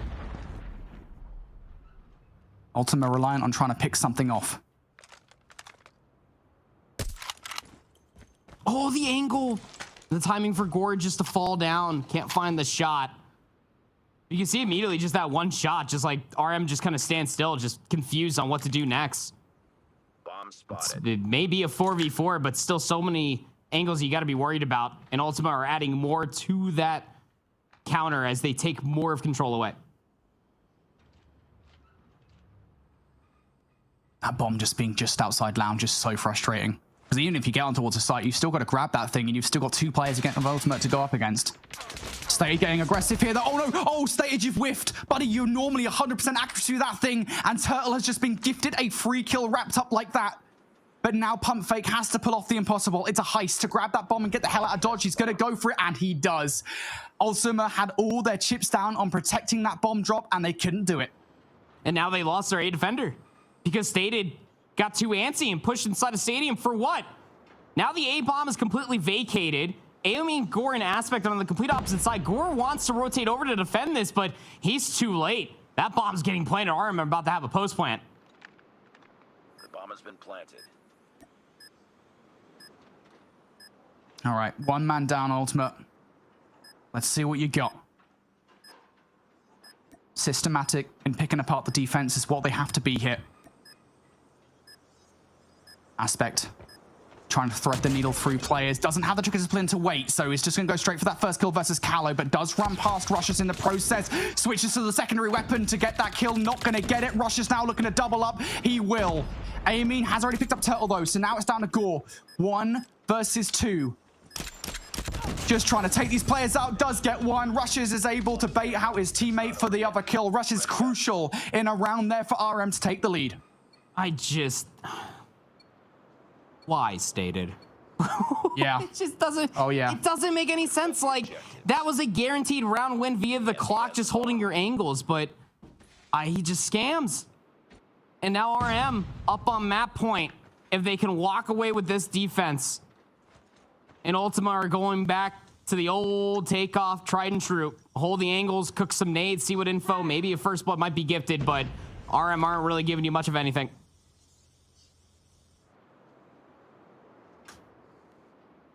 And it is worth saying this is a bit of a different look for RM for the very first time in this search and destroy on the defense. They have changed strategy ever so slightly. Pump Fake is not pushed towards the back of that bomb. He's actually getting ready to get a double up on a player approaching A. Callow gonna think twice about checking that angle. Didn't see the glint for the sniper, but I'm sure he saw a body sticking out of a window for sure. Got control once again because Sixo loves that place. He's not there by himself. Gore's also holding that with the sniper.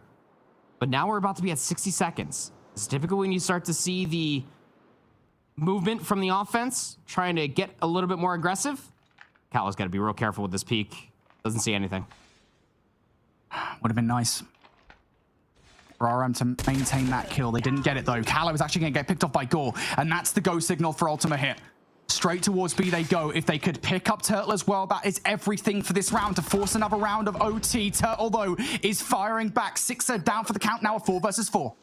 He's still full HP. Turtle's still full HP back at the site. Bomb's going to get planted, and now this post plant's actually going to be through the courtyard.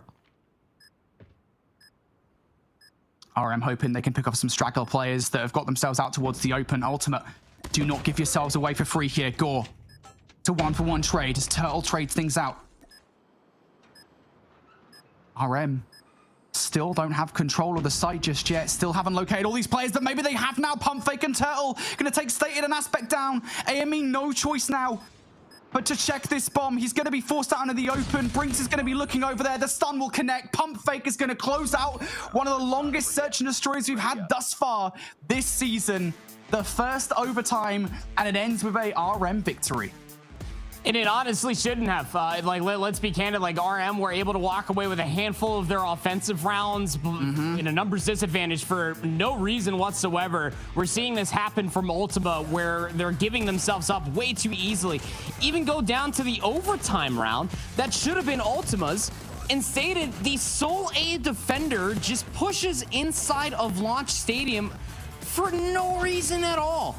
RM, I mean, yeah, gifted on a silver platter for 1, but there were a lot of good moments to come all the way through. Callow's clutches for 1, Rush always changing positioning ever so slightly on defense, and then Pump Fake, especially Pump Fake, was the one person in particular for RM that was throwing in really crazy curveball adaptations. Sometimes with the sniper, sometimes with the SMG, just making sure Ultima stayed on their toes where that guy was lurking at. Man, I got to go back to that penultimate round with Stated. I know that it's a lot to put onto one player who, in the end, did actually have a pretty good performance for Ultima. I don't want to undermine that because he does finish with 14 kills, the second highest on his team. But Ultima are going to watch that VOD if they don't qualify. And even if they do, they will, of course, to improve. And they're going to see that that was probably the worst play of the entire S&D. It shuckled the penultimate round for Ultima, and they'll be very frustrated that they let that happen. We probably would have been looking at another round of S&D had it not. But in the end, RM, they are going to walk away with search and destroy victory. It means we're going to extend this series at the very least to 4. And next up, Lauren said it, we're going to see one of our new map additions here to the pool for Season 5. It's Seaside Control. It's Spawn Trap Central, baby. We'll see whether or not these teams are able to exploit it. Oh, yes. The new map to the mode of control where the mini-map is almost as big as the screen. Back on Seaside once again. I'm here for this, man. Like Seaside is a hell of a map. A lot of offensive rounds could be converted for sure, but I think most importantly, it's working away from that spawn trap. Not as nasty, nothing anywhere near nasty as Arsenal, but still something to be aware of. Yeah, it's kind of funny, right? I feel like this is the only mini-map here in COD Mobile where my eyes actually have to move looking at it to actually just identify where players are. It's so long. Like the Yao Ming of mini-maps is just... RM, they're happy with the start of this round. They've already got enough kills to brute force their way in towards B. It's a triple stack as well. I actually don't think Ultima will be able to stop this. And do they really want to invest anything on the defense here? No, I certainly wouldn't. The right decision there made from Gore to not over-invest. He's not going to get anything, though. And from a very quick B capture here, Proper, we immediately go into a situation where kills are being made by RM. They're able to get up the map even further. They've only lost 4 lives. Good trade there to make sure that Sixer can't get inside a church and be a little bit more of a nuisance with the R9 shotgun. But look at the map positioning as well coming through from RM. And talk about an R9 shotgun. Rush is also finding value with that as well. But luckily enough, if you're a fan of Ultima, some trades to at least have for yourself over by the barrels control zone. It's just about retaking through the middle of the map and not losing too many lives along the way. Now, still 6 life advantage from the early round, even though Rice Munchers or RM have been stopped in their tracks and haven't got any further up. They've still got rushes in from behind, though, so that could be a good collapse coming out from RM. Six are going to get shut down outside church, so RM now starting to wheedle their way in from behind. Turtle looking for the kill against Aspect. And slowly but surely, Ultima are being whittled down here. Rushes and Brinks finding the kills. Aiming trying to stop those players in the flank. It's a 3-man hit coming through from RM. Aspect going to get shut down. It's trades that are ultimately favoring RM. And that's the biggest problem here for Ultima. Even if they haven't lost control of A just yet, these numbers are going. You still have Callow inside your spawn playing for a couple of spawn traps, this pump fake, and yeah, this is becoming more and more of a nuisance. But the heroics from Sixa, as well as Gore over by the barrels control zone, have honestly done enough to at least keep these offensive players at bay. But again, it's the trades game off of a substantial opening break, has a double the amount of lives for Rice Munchers as they are now working on the control zone. First segment captured. Yeah, the win conditions are starting to multiply here for RM in this round. Ultima down to the final 5 lives here. A couple of kills do come through. Make that number 3 between Stated and Aspect. So they're keeping RM at bay for the moment here. Now down to the final 30 seconds. Rush is going to take Sixer out of the round, though.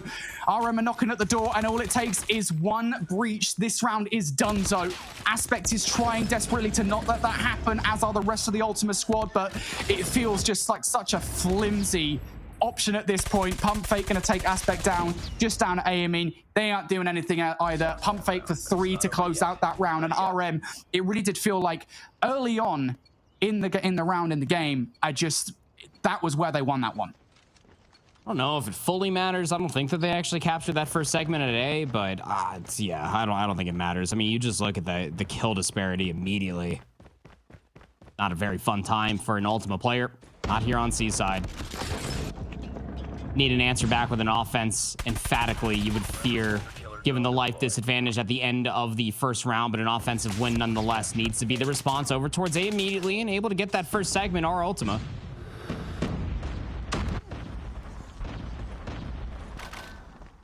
Second tick about to be 3 over by A. Ultima being relatively fast. I don't know if actually know if they got that second tick on A, to be honest, but regardless, it was a pretty good start here for Ultimate. But they have been stopped. RM now got a couple of streaks ready to go if they want to. Russia's has been tagged up and they've got a Sparrow in the back pocket if they want to utilize it. They're going to have to go for a couple of R9 bullets to take Stated out of the play, but Stated is now gone. Now a slow but steady capture over by B. Aspect wants to get control of it. Six is also picking up kills. This is okay for Ultima, right? Aspect inside the point now being challenged, has to go to the prize fighters. Doesn't get the kill versus Pump Fake, but it's okay because his teammates are there to pick up where he left off. Yeah, good space being held. Second segment is almost a guarantee now for Ultima here on the B control zone. Sixa also pulling out the War Machine just to guarantee that this should be a full capture. And 60 seconds, but he's holding the front. Well, the hit's coming through the mid-zig stairs. And yeah, Sixa is not really a part of this. First shot goes wide, second straight to the chest. Turtle one shot and no life remaining. So Sixa will get that third segment being captured. A handful of lives as far as a lead is concerned for RM. It's only one segment that Ultima needs to call the offense.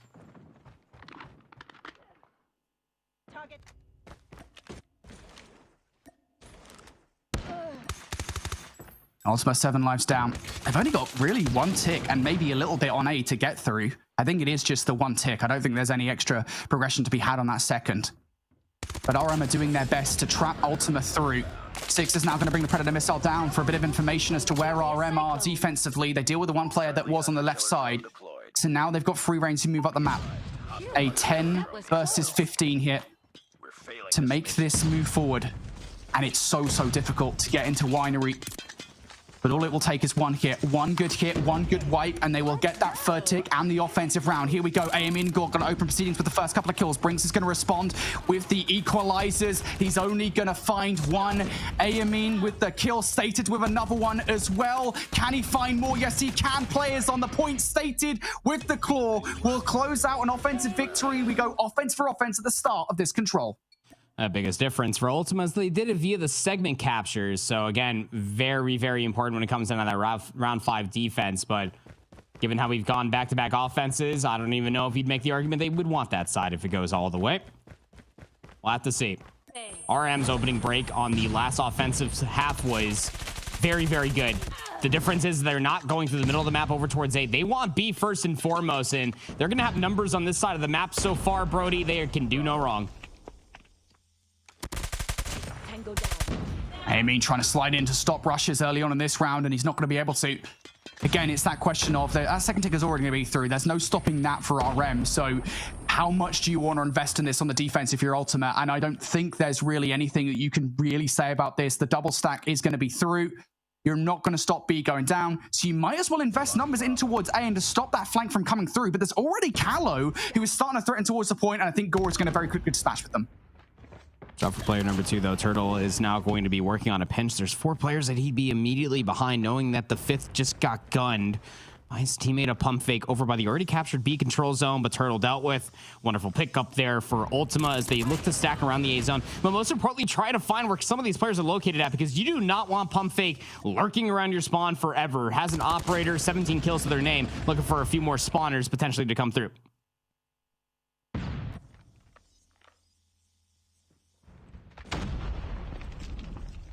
RM had a couple of attempts early on in this one towards A. This is, of course, the more difficult point to get into of the two.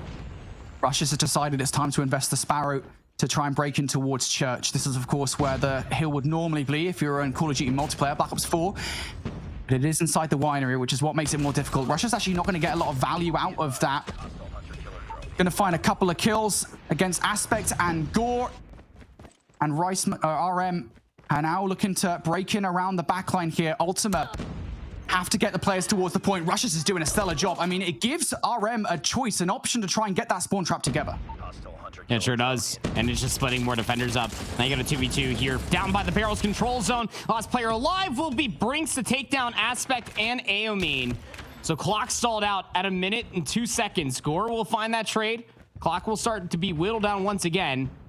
Another 1v1 for the control zone. Maybe Rush has the shotgun, and now this is a problem for Ultima. 2v17. Good luck stopping this one. Taking A. Yeah, RM seems to have got the numbers, and, well, Sixer is overwhelmed by everything. Man, something's in the water. I said that A is very difficult to get into, but it seems like these teams are doing a really good job at the moment on these offenses. It's mostly just off of the B zone being captured and getting their way inside a church. It's the spawn traps that continuously come through in COD Mobile for control that makes teams very, very good at converting these offensive rounds. Just do it again, Ultima. Just capture all 6 segments. It's that easy. Forehead. You just got to somehow win this opening break off, but Ultima electing to go over towards A first, trying to capture the more difficult 2 zones.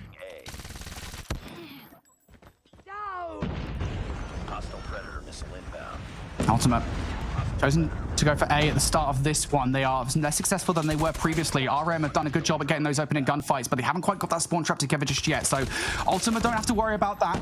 But as Aspect goes down inside A, they might have to very soon. He didn't go down before taking that A with him. So second tick will be through. Rushes now towards the point as well, finding the kills. Brinks with number 3. Callow's going to get the Annihilator out for number 4. RM now with more kills to keep these guys away. And Ultima's hopes and dreams, you have to feel, kind of rest with Sixer on B. They're stopping the clock. They're slowly but surely capturing it. RM are on the hunt for them, and there goes down Sixer. And yeah, I mean, Sixer does enough, right? He draws the attention of RM towards B. It gives them a chance to get on towards A. Absolutely the case. Just splitting the defenders up. That third segment is captured. Nobody from RM is going to be anywhere near in a position to stop that third zone from being captured. But I love the proactivity being called out for pump fake. Did it on offense, might as well do it on defense as well. Look at how far back he's about to run off the map as far as the mini-map is concerned, and how far back he is playing for a couple of these spawners. But again, the question remains, RM need to find the kills up at the front so that way pump fake can find value in the spawn.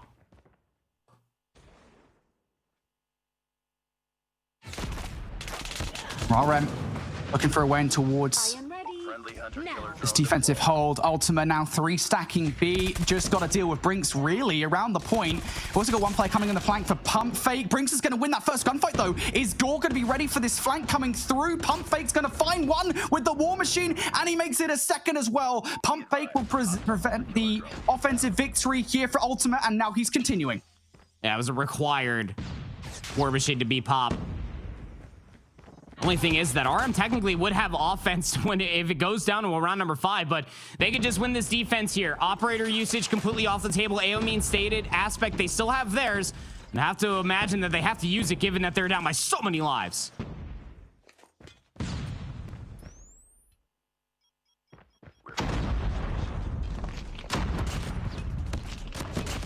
And Rushes is now getting more of these kills as well. RM are just doing such a good job at keeping Ultima away, and it really did feel like that one capture that they almost got that was stopped by pump fake might well be play of the game for RM. Might well be the thing that gives them this victory in the series. A 5 versus 14 now. Investment for Aspect to try and make their way on towards a point. Sixer gets another kill. Amy going to bring the equalizers out as well. They are throwing everything, including the kitchen sink, at this point to try and stop the L, because why wouldn't you? Gore is going to find 2. It keeps the hopes and dreams of this B capture alive. Somebody from RM needs to get on the point right about now. Brinks is going to try on the defense. Aspect's going to get that final kill. And despite being down to the final 2 kills, Ultima force a round 5. 4 straight rounds of offense on Seaside control. Feels like we never left 2019, did it? So now we go over towards a round number 5. And again, because of all the segments being captured, it's going to be an RM offense. But again, this is why I started asking you in round number 3, which side of the map do you honestly want? Because both teams have been able to exemplify that winning an offensive round here on Seaside control is very doable in this very close series. Who's going to take the swing map mode? All right, I'm going to start things strong in this offensive effort. 4 players around B. You've got to imagine it's a foregone conclusion that that is gone. Ultima have decided, look, we know we've lost B. We're going to try and get these kills off the players coming from the point, and they're going to set up a spawn trap. That first part hasn't happened, though. Rushes, Callow, and Turtle all find the kills off the exit, and now since Ultima have so heavily invested in towards the spawn trap, they're very weak on the defense around the flank of A.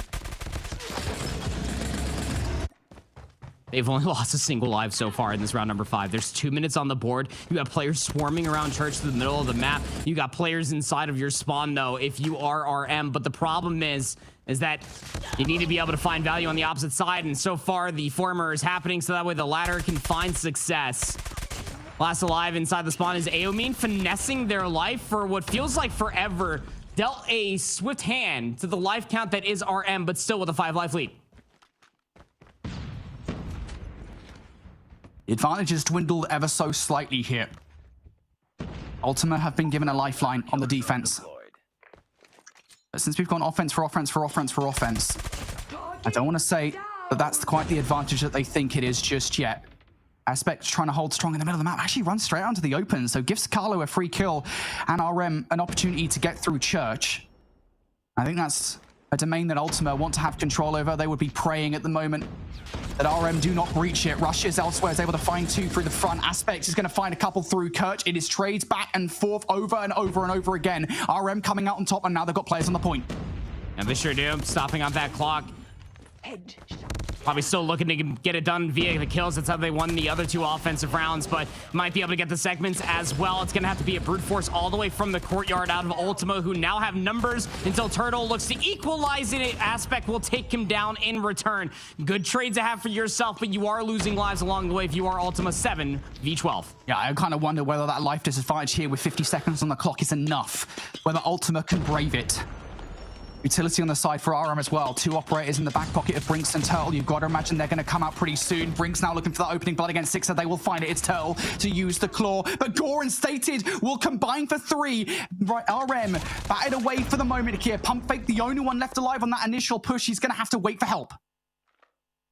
No respawns. 27 seconds though. This is your last push if you are RM. And they're trying to set themselves up a little bit of a pinch. Look at the two players trying to work through mid potentially.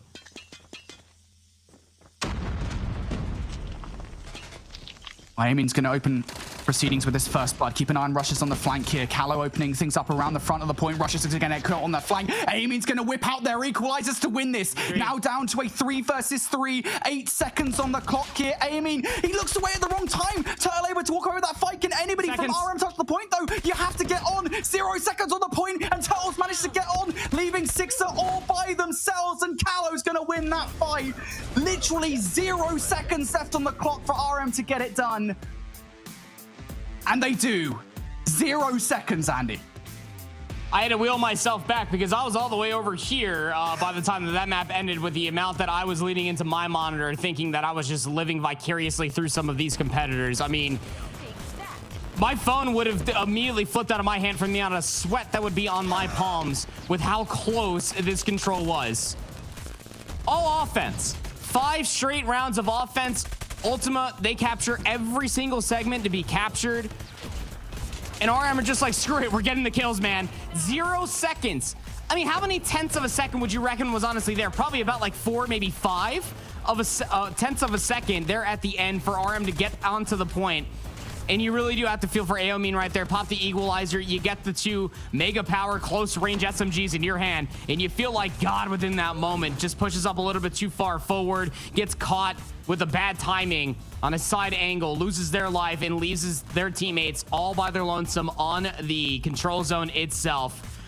What a strange and yet comical, but yet very entertaining map of Seaside control we just had. 36 and 28 from Turtle. Callow 36 and 18. It's a hell of a scoreline to have for himself. And Pump Fake also 25 and 14. Very good KD ratios for RM. Completely outslaying Ultima almost every single round, even in the ones they lost. Man, that is honestly crazy. And I do feel to a certain extent that RM did deserve to win that, solely because of the fact that arguably they should have won it in that round 4, right? Where we saw that huge clutch up coming through from Ultima. I mean, it was a tiny bit of a chuckle from RM. I'll say that much, just because they were in, what, a 7 versus 2, and they still couldn't stop them getting on the point and capturing it and forcing a round 5. Either way, in the end, RM, they do get it done. Andy, this has been an incredible series here for qualification for a spot in Season 5 of the Snapdragon Pro Series on the line. These guys are fighting tooth and nail to get it done. They are giving it their all. And again, the context of the series cannot be diminished, because you're looking at players on Ultima that probably should have qualified last season, right? And barely missed out. Same kind of situation here. Backs against the wall. You are 1 map away from being in the exact same situation. I mean, it's just all aligned. It's written in the stars, isn't it? You have RM, who find themselves in the lower bracket already. They qualified for the previous season, only won a total of 3 maps. A single series was won. Want to get back to rectify the situation mishaps that happened in the previous season versus this Ultima roster, much like how you said, have been there before. At least one of the player of Aspect on that Xantium roster looking to do the same exact thing that RM were able to do just in the previous season. But I gotta say, man, Gore is really fighting his heart out just to make sure that he can qualify. Came up a little bit short when he was playing on that Illuminati roster, looking to do it here with this Ultima roster as well. But again, this very much so could have been a 3-0. And the reason why I say that, to talk about the entire season as a whole, because it feels like it's been about 3.5 years since we were on Apocalypse Hardpoint. It only ended in 5 points. And that's because RM lost the plot when it came down to that rotation to close it out. So now we go over towards Summit Hardpoint. Probably going to be another photo finish, I'm sure. All right, for RM, just one more map, and they're into the Snapdragon Pro Series. They're into Season 5. They've got to get it here versus Ultima on Summit Hardpoint. Can they get it done? Well, that's a blazing start from them. A blazing start from Brinks and Turtle, who will find 2 apiece. Sixer with an immediate response. Is it quite convincing enough? They've opened the door for Aspect to get in towards the point, but RM will be the first team to strike first. Yeah, they sure will be. Ultima are on the better side of the map, or should I say we're on the better side of the map. RM's opening breakoffs, much like how we saw in the control, is a continuation here. We gave up the water and the hot summer sun for some snow and some warehouse-esque buildings, and RM have not skipped a single beat. 25 unanswered points until Ultima finally worked their way back inside of the hard point and onto the P3 side. Big kills for Ultima there towards the end of the hard point. They couldn't afford to do that. Sated is lining all these guys up off the back of the spawn.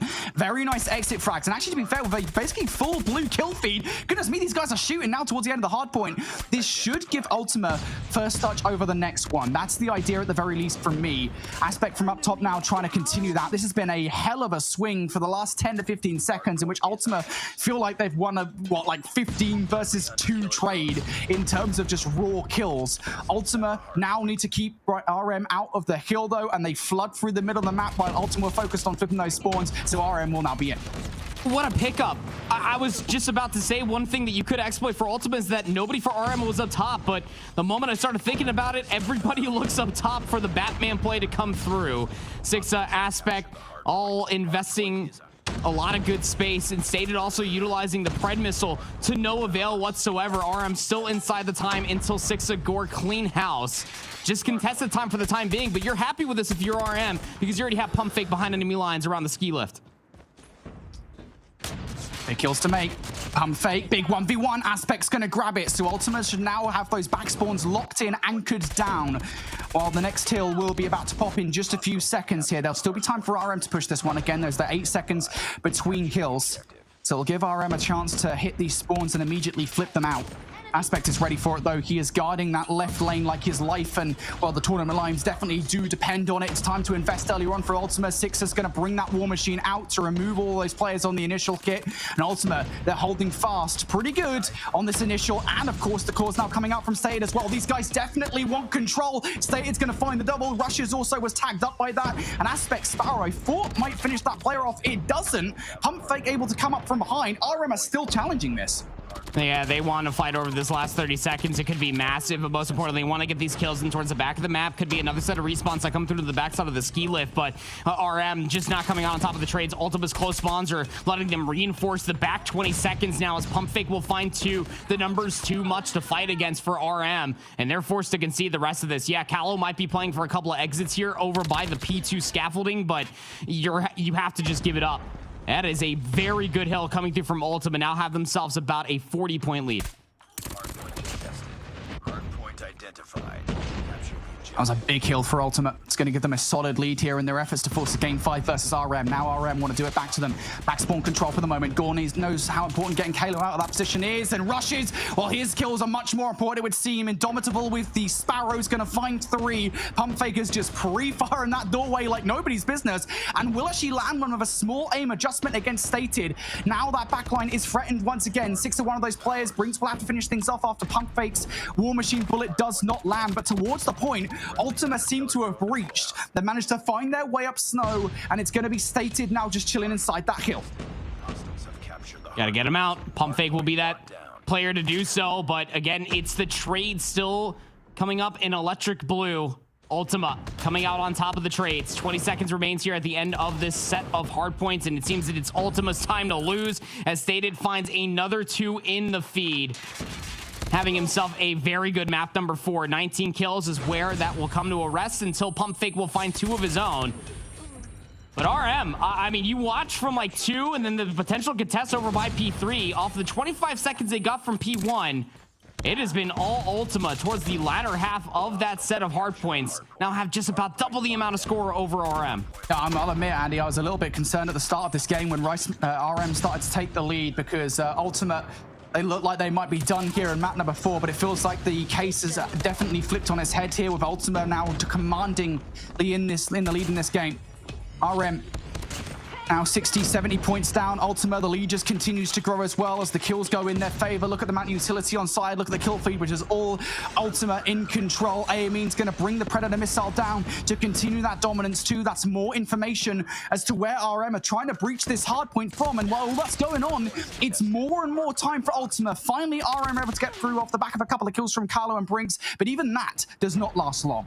And look at the spawns have now flipped. On the favorite side of the map is RM. Yeah, they're still trailing by about 70-something odd points, but if they can still maintain this side of the map, they'll have themselves a really good avenue to potentially work their way back inside the game. But Ultima are just slaying out of their eyeballs. Stated's up to 26 eliminations. It's another 3 in the feed until Breaks finally breaks up the monotony. In the spawns have flipped once again. Aspect is feeling himself. Rush will take down for the trade, but Ultima again inside of the time. It just feels like Ultima at the moment have been a lot better with their operators, with their weaponry, to be honest with you. They've been outslaying RM for basically the entirety of the game thus far. And here comes more. Stated is just using the barrel for these ricochet bullets. 4 in a row for Stated. Basically a full wave. Aiming will have to finish things off, but it doesn't matter who gets it done. Ultima are in commanding control of this hill, and RM are in full panic mode here in this hard point. They are flagging to get any control whatsoever. Finally, Breach will find a couple of kills that will give them some modicum of control, but they put a lot of effort into a push around the flank for a spawn flip, and Stated very quickly and easily bats it away. Ski lift operator Stated says that this ski lift is closed for the rotation of Ultima again. But RM still pressuring the north side over by blue, 4 players strong. You gotta hold on if you are 6 at top 19. Trying to hold the angle, needs to contest the time potentially, but there was no assistance whatsoever, and now Stated gets gunned over by Snow. Ultima are trying to do the same thing that RM did to flip this side of the map, but do not adjust your screens. RM have finally got themselves a rotation there inside the time. Yeah, but it's still not certain just yet. Ultima players are still fighting around the backline here. Callow and Turtle will combine for 3-4. It's Stated still there. You have to make sure you get the kill versus Stated, and Stated somehow managed to find a second one. And even if they don't flip out the spawns, they are taking attention away from the front of the hard point, so now Ultima can make their move forward. Aspect has to be the guy here, in with the R9, gonna find one. Callow with the trade though. Stated now next up the bat for Ultima, has the help from a teammate. Is it good enough to break on through convincingly for Ultima? No. RM still holding on here for a second. Ultima still sending player after player in for the time. Gore's gonna find a double, and ultimately after that flurry of engagement, it will be RM for the back 20 seconds, an important hill for them. It's still going to be trailing by about 70 points, so you need this rotation to be a brisk one. And the setup for Ultima, looking to be as stellar as ever. Watching every single angle, push starting to manifest through the top side of the warehouse. You have 4 operators online. Callow has 2 streaks to also use should you need it. And here comes that Predator missile, try to open up the door to get inside. But nobody was in a position to try to take advantage of that space. And Ultima still soaking up time, now over 2 sentries. Ultima just one good hardpoint hold away from closing out this hardpoint and forcing a game 5, keeping their tournament hopes alive. RM in for the moment though. Ultima coming in from the middle of the map and from Snow, somehow able to just waltz on in towards the hill. Pump Fake's gonna have to use the War Machine to make sure this doesn't happen, and he ends up taking himself down and only finding 1 kill. That is nowhere near enough value with the War Machine. Ultima, they've broken through. They can't finish things here though. Got one player still spawning in towards the back. It's going to be Rush, and it gets read somehow by Sixa, who finds himself on a 4 spree. Callow forced to pull out the Annihilator for 12 seconds of scrap time. I mean, it's time, yes, but it's not going to be good enough, as Ultima stated. Up to 44 eliminations, breaks back in, and Ultima are about to be at 240 points. Just need 10 more, and we're going to have a date with Metropolis for a map 5. 9 points away are Ultima. They're waiting eagerly for this hill to pop so they can get it done. Here come the kills. Aspect for a couple. Why not do it with style? No, the third will be denied. RM desperately trying to hold on towards this hill. Here comes now the claw from Stated to get this one done. Sixer with a Predator missile, hoping this could be it. Here comes the operators from Ultima. It's a full blue feed. Can anybody from RM touch? There's a slight contest towards the end of the game, but it is not enough, as a dominant victory from Ultima forces a game 5 here, a 1-match showdown to decide who will be in Season 5. Hard points, victories, the first one, albeit by 5. This one completely answers all the questions of what we have from that map. Number 1 is that, was it all just luck, or was it truly skill? Was it all just but a chuckle? It does not matter, because Ultima just absolutely fried in the Summit. Hardpoint map number 4 stated was undeniable with his gun skill, with his operator usage, streaks finding value. You put anything in this guy's hands, specifically for the phone that he's playing this game on, that guy just went absolutely AWOL. RM started off with 25 unanswered time worth of seconds on P1. Got the rotation over towards P2, contested P3, and we're like, yeah, this is going to be real competitive. And then Ultima hold on to the majority of P3. They win P4, have one of the most unanswered set of hard points I have seen on COD Mobile on the second set. And then RM just completely flatlined. 47 and 22 out of Stated, 33 and 23 out of Aomine. Everybody popping off at a moment's notice. A very uncharacteristic hardpoint map out of Rush, who goes 17 and 31. It was Ultima's game to lose when they're slaying like that.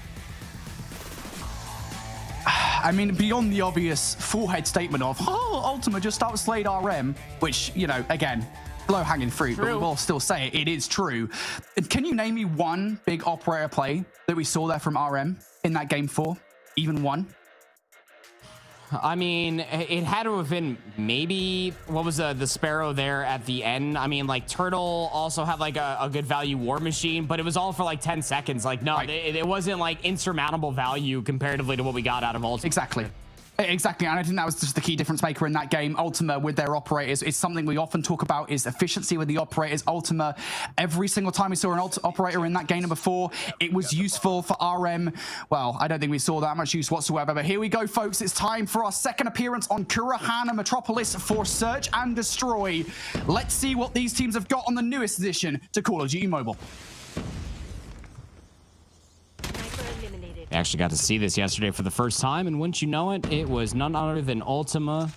Oh, no, not Ultima. Sorry, it was not Ultima. I got ahead of myself. Sorry. That's what happens when you turn the page and you start talking before you see the words. But, hey, Metropolis is a map where, again, a lot of the focus will be through the middle of the map. You need your snipers to be on point, and if you're Callow and Gore, we're going to go back to that Takeoff 1v1 that we had forever.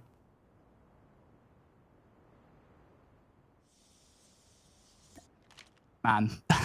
That's map number 2, Search and Destroy, took so long. And a lot of it was because of how uncertain these teams felt. Imagine how, if we get into Kurahana here with the lack of strategies early on, what this is going to be like. And it feels like that is happening here, despite the fact that that first blood has gone the way of Ultimate. No movement from them, and, well, Pump Fake's going to take an easy trade. So 4 versus 4 we go. Ultima have made not a single bit of progression up the middle of the map. Stated tries to get forward, but Turtle's going to shut them down. 3v4. So never telling the odds was an RM thing. Going back to the Takeoff, the offense are looking to turn this over towards the A Street, and that's a lot of information that brings Scott, but can't get away with his life. Now the rotation needs to be a hasty one as all of RM rush across the map.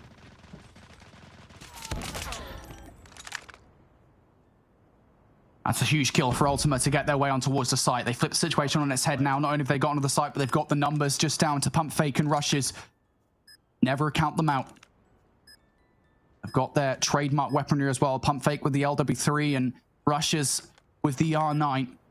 Just looking for something. Pump Fake gonna Catch Aspect on the exit. Not going to be able to hit the kill, though. Perhaps Rushes is good for the trade. Looking for it.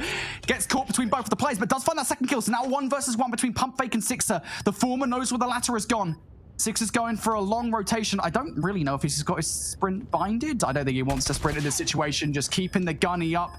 Puts the shots in a Pump Fake, and Pump Fake is just hoping for a late bomb check. I don't know if it's going to come through. Sixer gets the kill regardless. And it's around again at a disadvantage that they're able to take.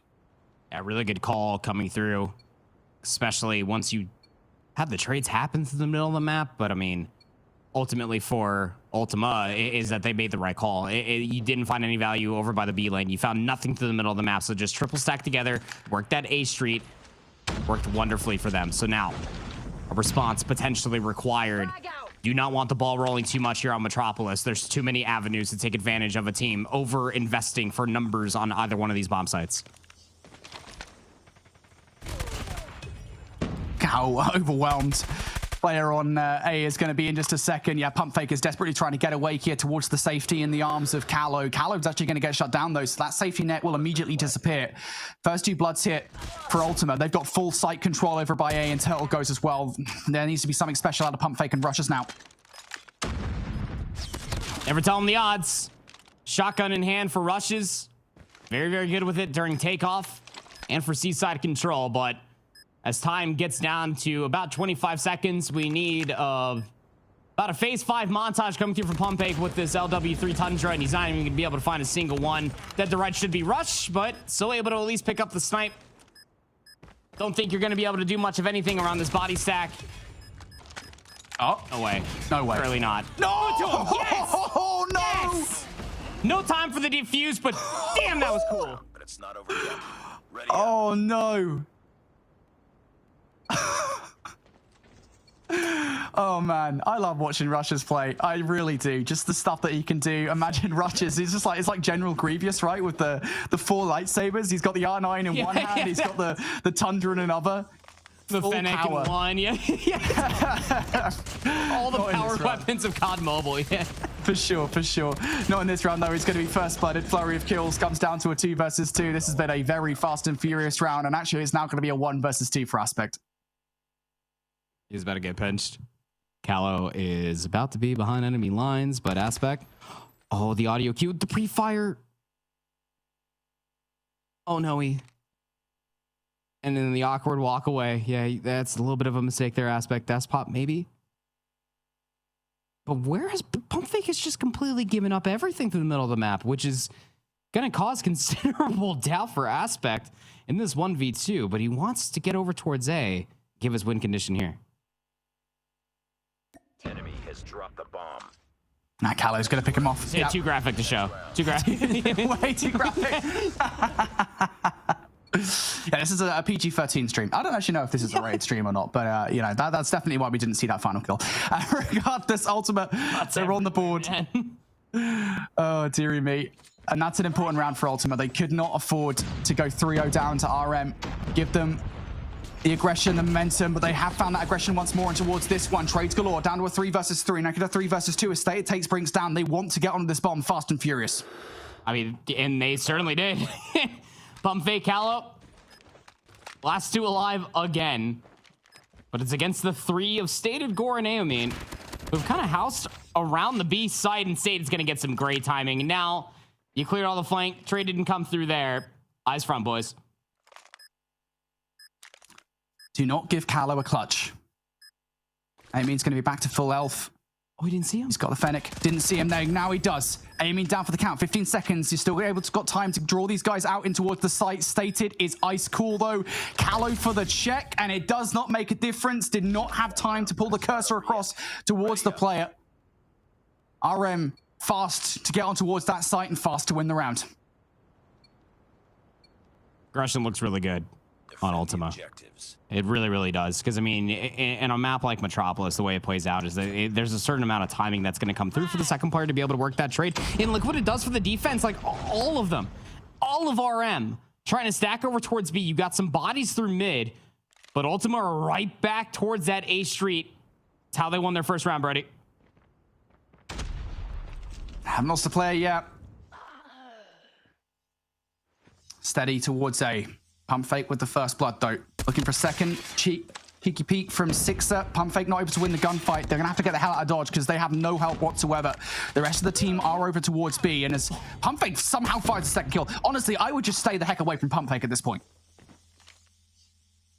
Might have to just change his name to Pump because he ain't faking nothing when he's got that sniper in his hand. Stayed laying down, though. Oh, they never expect the reverse Spider-Man. Just laying prone around the corner. 2v2. And they're just going to give up the entirety of A Street. Stated is just going to give a quick little peek seat. Nobody chasing. Pump fake and Turtle just stacking around the A bomb site as the bomb being carried by Aomin is looking very, very quickly to plant it at B.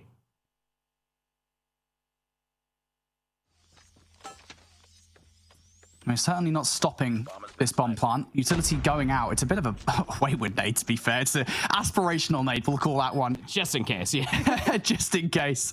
The insurance policy. It's pretty weak, though. It's not going to find anything. There it is. Nice check from Aomin on the flank. Pump fake dealt with pretty quickly. Turtle now. 2 kills in the search and destroy. Weakest performance across the board for RM in this S&D so far. Players are isolated, so he could well do this one, but they are perpendicular towards one another.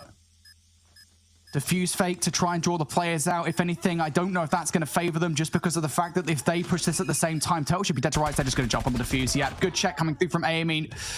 Almost not 100% accurate with the shots, but it's accurate enough to get the round. I think just off the back of bringing things to a 3 versus 3, the best thing they could possibly do in that situation was rotate, and that's exactly what they did. I think the best possible situation for Turtle there is like you got 12 seconds left on the clock and 1v2. Just hop it. See what happens. Just stick it all the way through. Maybe they just don't actually check and they just think it's a fake. Why not? I would take that gamble because you're already down 1-3, now 1-4. Back towards the A Street we go for Ultima. The late player will be Sixa, throwing some utility over through mid, but there's a sniper watching. This pump fake is here, but the timing's not great. Gonna get shut down. Goal's gonna double up as well. What a great start here for Ultimate. Bomb has been planted. So bomb planted once more in their final offensive effort. RM, what do you got for us in a 3 versus 5? A rogue route being made from rushes towards the middle of the map. He has an opportunity to get 3 different players. Brinks doesn't win their engagement towards the site. Yeah, Turtle will trade, and Turtle actually trades out for 2. Might give Rushes the opportunity to find some value in the middle of the map, but it is only for 1. Sixer very quickly avenges his teammates, and that is about as good as you could possibly ask for Ultimate. An almost perfect success rate on their offenses. Oh, I mean, yeah, just about all you can ask. The only thing better, obviously, would be a 6-0 half, but this is not the same RM that we got back on the Takeoff Search and Destroy. Ultima are just cleaning house, stated up to 8 eliminations, continuing on with that dang near 50 bomb we got out of him on that Summit HP. Side swap. Offense, now for RM. It's going to have pretty much gingerly working through mid, but they're not getting much information whatsoever, even though they found first blood. Ultima can just hold the line. I was about to criticize Sixer for walking out and towards the open with the R9. Instead, he's just waiting patiently. It's the right decision to make if you're Sixer. Yeah, I don't know why I did, to be fair. Rookie error on my part. Regardless, Ultimate, they are 1 man down on the defense, so they will be nervously waiting for this push to come through from RM. Stated has been paramount in so many of these situations. And Callow's going to go down. There it is, the trades. Rush is trading right back, though. So in the flurry of kills, it comes down to a 2 versus 2, and both of these duos are together. Brings pump fake for RM. Gonna go back over towards that A Street. And I think the way that Stated and Gore are playing with the double sniper setup, they're mostly gonna be playing off of a retake, which could be difficult, given that Brinks is currently working with a Fennec, and pump fake with that sniper could just watch a long line of sight. Bomb plant should be coming through here. A little bit too far away for Stated and Gore to be able to get that audio cue, but the retake will be coming through. So many angles that you have to try to clear to be able to make this work.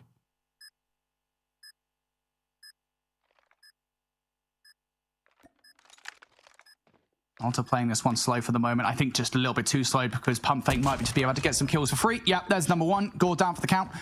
Stated now for a 1v2. Still time to make this one work, but you know if Gore, one player was there, well, probably Stated's going to be there as well. Stated now has actually just spotted out both of these players, so he's kind of waiting for the forced peek from Brinks and pump fake. They do have to check that the player isn't on the bomb. Stated now forced into an ego challenge. That's not going to happen. RM starting strong here on the offense. Yeah, really good 2v2 there. just to be able to work all the way through the A Street, much like how we saw Ultima being able to win a lot of their low man S&D rounds on offense. Has to be one of many, though. RM still trailing by 3. And they're going back to a very slow roll through the middle of the map. Stated will find first blood this time around. Numbers favoring that of the defense. Stated gets info on a second. Who you jumping at? Good effort, rushes, but no cigar. And now, Sixer, get back in the corner. Get back. You've got an R9. Stop taking gunfights out in the open. Thank you, buddy. Oh, these guys, these kids. He knows what he's doing. Almost didn't. I was very concerned for a second there. He would have been easy food for pump fake, and he still might be as well. He's just keeping an eye on that corner. You can see it on the map. He does not want to give anything away for free. RM in a 3 versus 5. That's what they're hoping for, right? They're hoping for something for Ultima, a freebie. And Ultima are not silly enough yet. Brinks checks the middle of the map and is punished for it. Hey, wouldn't you know it, Stated still holding that same angle from the window through the stairs. All right, Turtle Pump Fake. Do something crazy. I'm here for this. Six is also able to work his way all the way up. I think Pump Fake got the info. Oh, right under this cross here. Hey, how you doing? It's a flanking R9 shotgun. Six now has the bomb dropped on these stairs. And a sniper. He's playing a different game mode. Shotty snipes. Turtle dead to rights through the middle of the map. And that round was won, what would you reckon, in like the first 25 seconds? Because Stated was playing that window. Found the first blood onto Callow. Rush thought, hey, you know what? Maybe he enjoys a good game of whack-a-mole. And he sure did. And then found the third there onto Brink. So Ultima now up on series point to get into the next stage. That's not what they wanted. Aiming straight out into the open. It's fallen by a nade. Sixer though, perfect position to try and catch players off guard. Oh, is not able to find enough value out of it. But a 1-for-1 trade you will take. RM. One player up here. Again, same kind of situation where now with the players, with the numbers in the situation over Ultima, they can just rotate over towards Pete. Have that R9 shotgun to play with now. You are Turtle, you saw you pick him up and he was like, oh, this thing's nice. That's how you found first blood. Numbers though, should be all around this side. They are body stacking, looking to hit B main. That nade is going to be all the alarm bells that you need if you are Gore. Still throws the shoulder, still wins the gunfight. That Gore finds second as well. Aspect finds a third very quickly. This round has fallen apart for RM. Maybe the tournament as well. Rushes a 1 versus 3 to save their lives. That nade will connect, does it for a kill. They're going to find Stated. Now the 1v1. Ego child from Rushes. Aspect has been caught over the top. Rushes just need to get the hell out of George, but Aspect's going to win it. And that's going to be Ultima booking a ticket into the Snapdragon Pro Series Season 5. Oh, RM came so close, but will be denied. They only won a single series. They were there for Season 4, but denied entry for Season 5. Gore, you finally did it, buddy. It wasn't that Illuminati squad, but here now with this Ultima team, you are able to get the job done. Well rehearsed, it looks like, on Metropolis, a map mode combination that you feel like really works well for the way that Ultima really do enjoy playing. It's all the aspects of Takeoff, Search, and Destroy with the sniper play specifically for Gore that also allows Sixa to get mixy with the R9 shotgun, playing over by that A Street defensively, being the tip of the spear offensively, just waiting inside a lot of these corners, and then Stated with that second sniper, much like how we saw from Takeoff, at a moment's notice can go absolutely AWOL. It was the Ultima show here. In the last 2 maps, RM had simply no answers. Oh boy.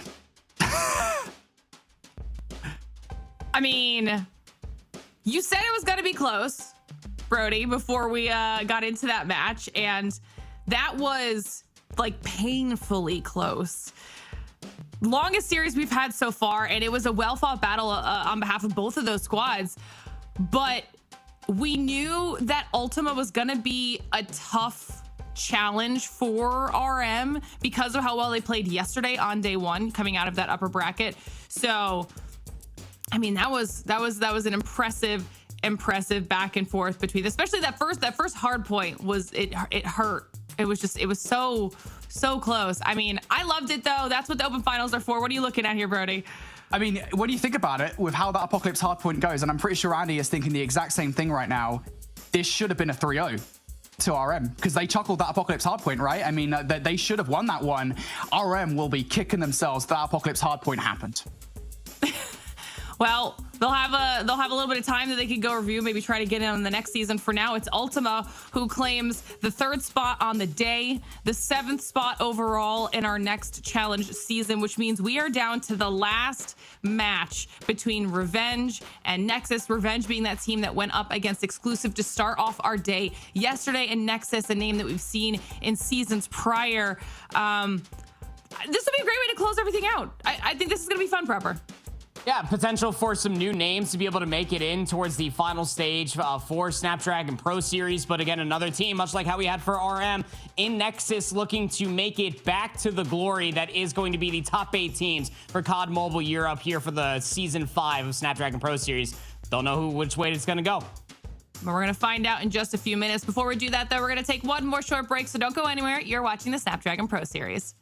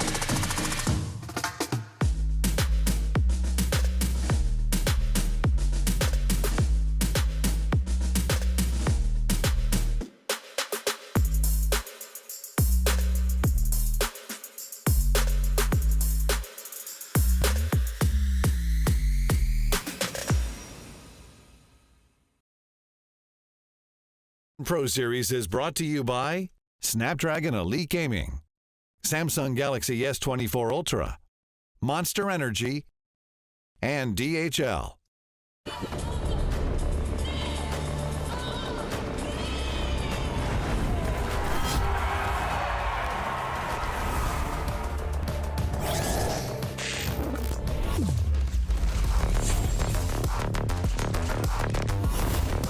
Looks like the players are ready.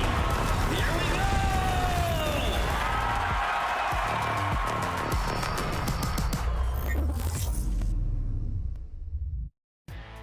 All right, everybody, welcome back to the Snapdragon Pro Series. We're having a great time here today, and we are only one more match away from finding out all 8 of our teams who will be competing in our challenge season for EU here in Call of Duty Mobile. It's been a really solid day of matches here so far, and we're going to close things out today with Revenge versus Nexus. We mentioned this before the break, Brody.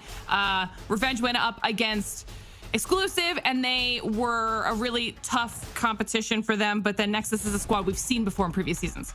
Yeah, for sure. So Revenge is the squad that we saw yesterday, and I think that's probably where we should start the conversation, right? Because we did see them play relatively competitively yesterday versus Exclusive, but I use the term relatively loosely because they still got absolutely destroyed in every crevice.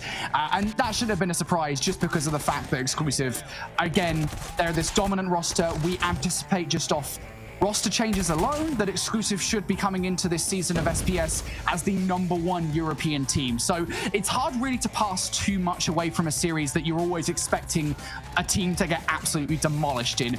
This should be a fairer fight, but the extent to which it's a fairer fight, I don't know, because Nexus are pretty good.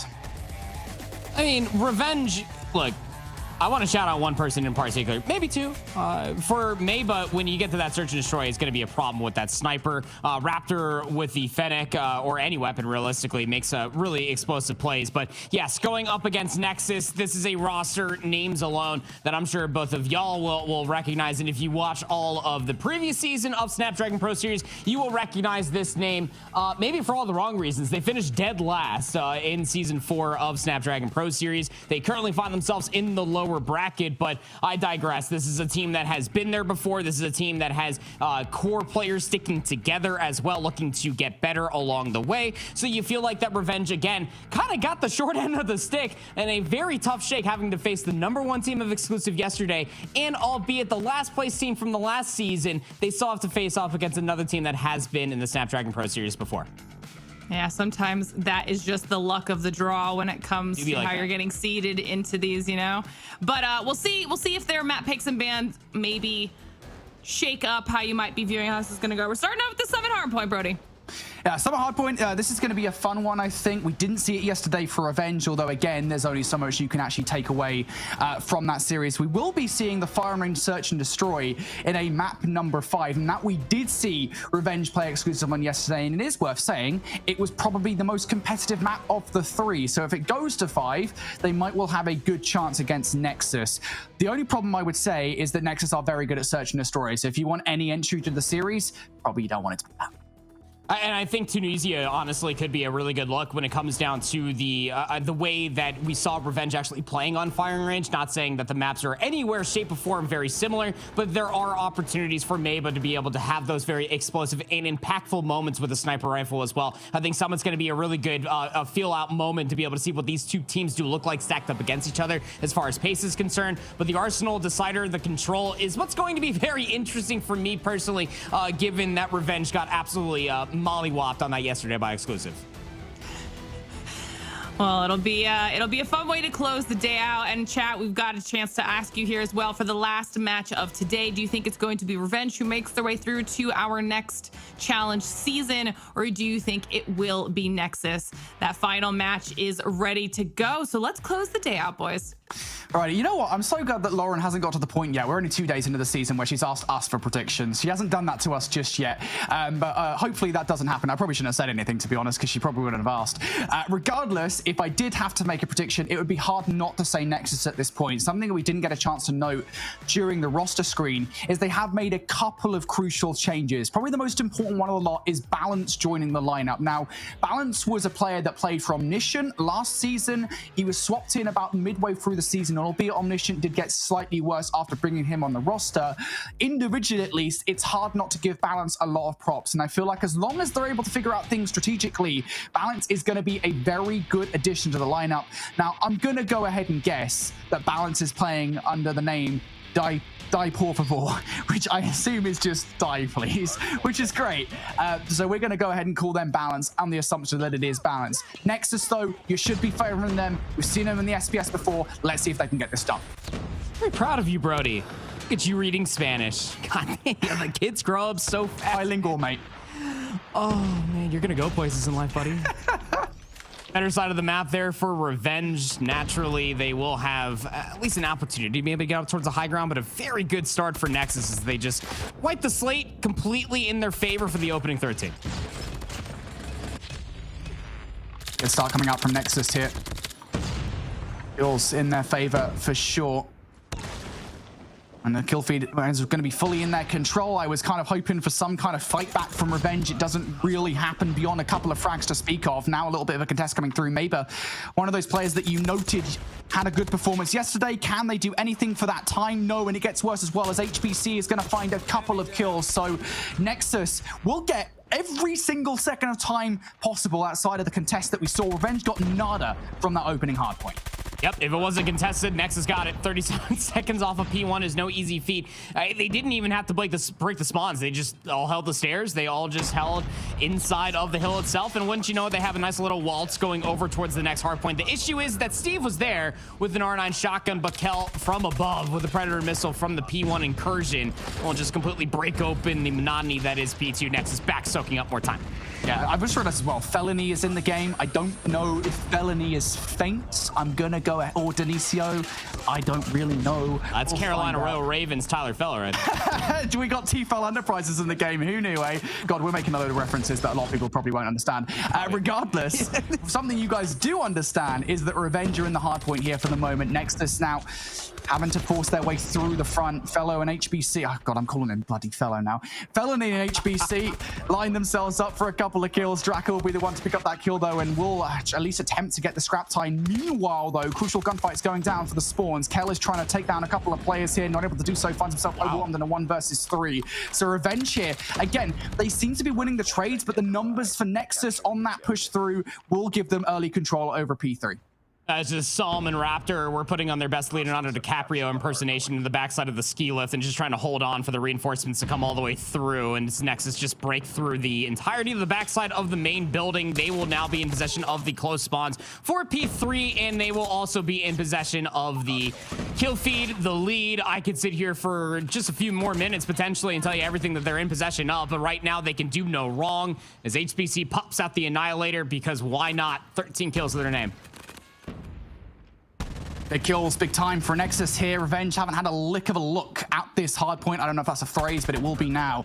Revenge haven't had anything towards the front of this hardpoint. Finally now Maba looking to break through, and Maba finds a double. Trades galore, though. It's pinstripe kill feed that ultimately will see Revenge in for about 15 seconds of time. And HBC will be the designated survivor towards that hardpoint. Might well look to contest for the scrap time. But Nexus's primary objective here is obtaining the next rotation towards the new kill, towards P4.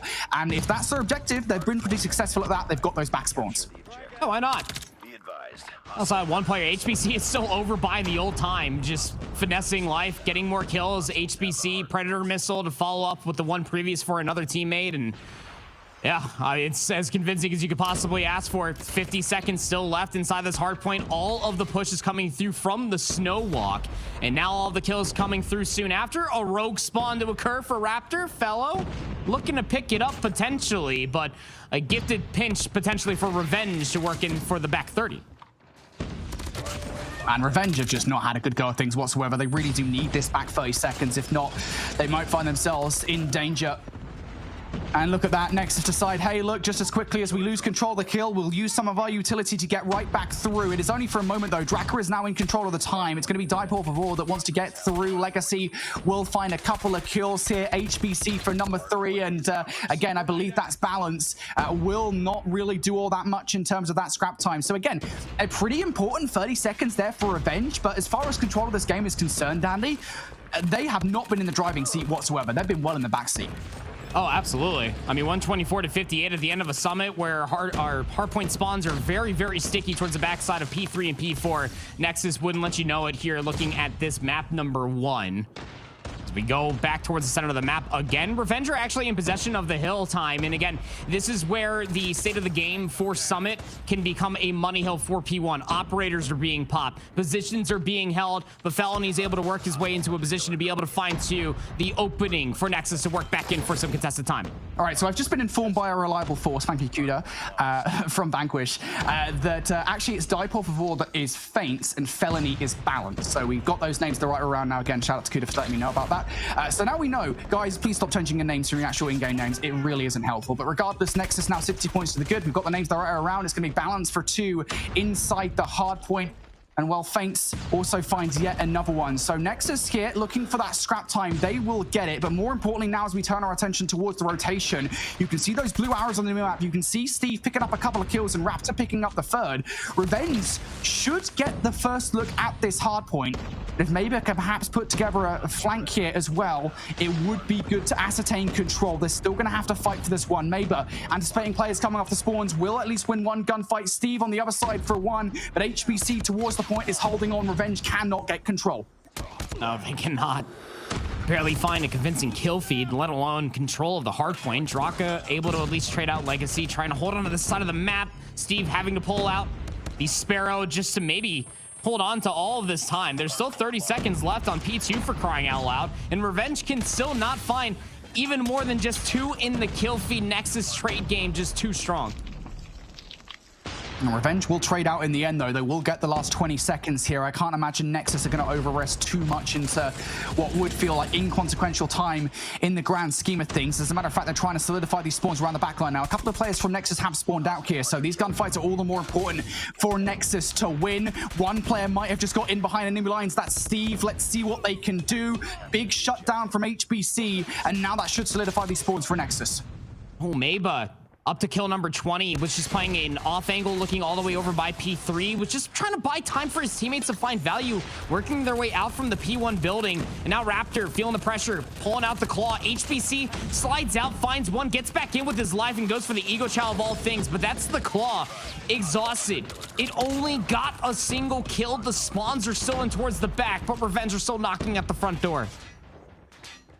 Not gonna be Balance sitting inside, waiting in the corner, ready for these pushes to come through. That's 3 players, probably 3 too many to deal with. Draka's going to have to enable the equalizers here for the play. It's going to be 3 kills for them. 100 killer drone out towards the backline as well. How much more damage can you do? Finally, they're going to go down. Steven Maber now looking through more kills. Revenge doing a good job at keeping Nexus at bay here. They are slowly but surely clawing their way back in towards this game. But in behind comes Balance for a couple of kills. There goes Feints for yet another one as well. And that means Nexus will get that scrap time, but that's a trade you're happy with if you're Revenge, because you've got those back spawns from new. A happy-ish. It's more of like a quarter of a smile than it is anything, because you're still trailing by 70 points. Yes, you currently possess the right side of the map, but they really haven't made much arguments to being able to have the ability to hold, right? I mean, you got an operator being pulled. HBC has the Annihilator out, finds 2, 3 with it, and that opens up everything you would feel for Revenge just to hold on off of Meba utilizing their operator, and that's absolutely the case. Big 20 seconds to earn. Big time for Revenge. You want a full 60 on this hill. Nexus are knocking at the door, though. You've got a couple of players, HBC and Feints at the front door. Kel now looking for yet another kill. Kel's going to find it with the R9. Now still a couple of players left to contend with inside the kill. Revenge still holding strong. Smoke down to try and stop players coming through from that snow side. Up top, Raptor is providing the cover. All of these different angles are being watched by Revenge, and they needed a full 60. They have more or less got it on this hill. HBC is fighting for the last 15 seconds. It's an individual battle, but they will not win. And Annie, I mean, that is not that well put together a push from Nexus, to be frank. I mean, Revenge were very happy to take 1v1 after 1v1. It was mostly just supposed to be the response from the Annihilator to the one that got called out for Revenge, but one found more value naturally. Revenge get a full 60. We got ourselves a map number 1 now, just trailing by under 20 points is Revenge. Back towards P1. The scuffle through the middle of the map will favor that of Nexus. Back to the winning of the kill feed once again. Split spawns now for Revenge. Revenge have come back in towards this game. Kel's going to have to utilize the Purify to keep these guys away. And oh god, that's a terrible utilization. He finds himself stuck between two players, quite literally. The worst rock and a hard place you could ask for. Revenge now, able to get in towards his time on the back of a cup double from Raptor. Draka for number 3. The trades are in Revenge favor. Nexus spawning out towards that P3 side. Fellow now along for a couple of kills. The balance, excuse me, for a couple of kills. Also alongside Feints, they are combining for these kills. Nexus can't finish things here regardless of what happens, but this last 15 to 20 seconds would still be so valuable for those of these teams to get. It's going to be Raptor bringing out the claw to get it done, and they just cannot. So Nexus are going to come off better off the back of P1. They've still got that 40 to 50 point advantage, but do they have P2?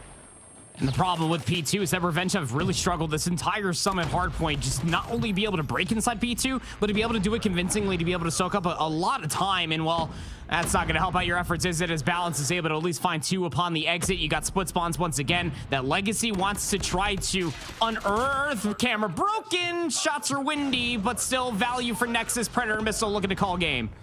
Yeah, that Predator Missile is going to take Sam down off the spawn. Steve and Maber are also down for the count. This might well be game at this point.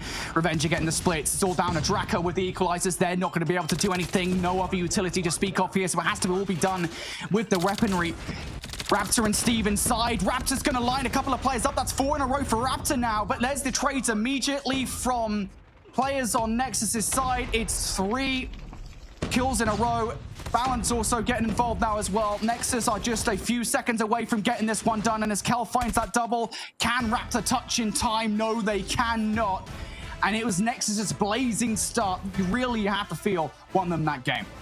I mean, that's certainly one thing to definitely bring up, the reason why they won, but it's also just the slaying that consistently came through. And it all, yes, started off with this blistering start. Again, 37 unanswered seconds. There was some contests to come through from P1, but that was mere but a taste of the map number 1 Sunday that we got out of Nexus, just frying. And honestly speaking, this is a team that didn't get ahead of themselves either once they were in that advantage state, right? We didn't see an overinvestment from operators. We saw some being pulled as a response to Revenge towards the end of the second P4, but even then, they weren't over encumbering themselves with too many things to overcome from. And a lot of that is thanks to the submachine gun pressure. A lot of that is thanks from just some really good fundamental play being utilized from Summit's fixtures on the map from all of their ARs. A 51 bomb out of HBC was finding continuous values with every single weapon at their disposal. And then Felony was that guy with the AR, overwatching a lot of these pushes happening, anchoring a lot of these spawns over by P3 and P4, drops a 43 bomb.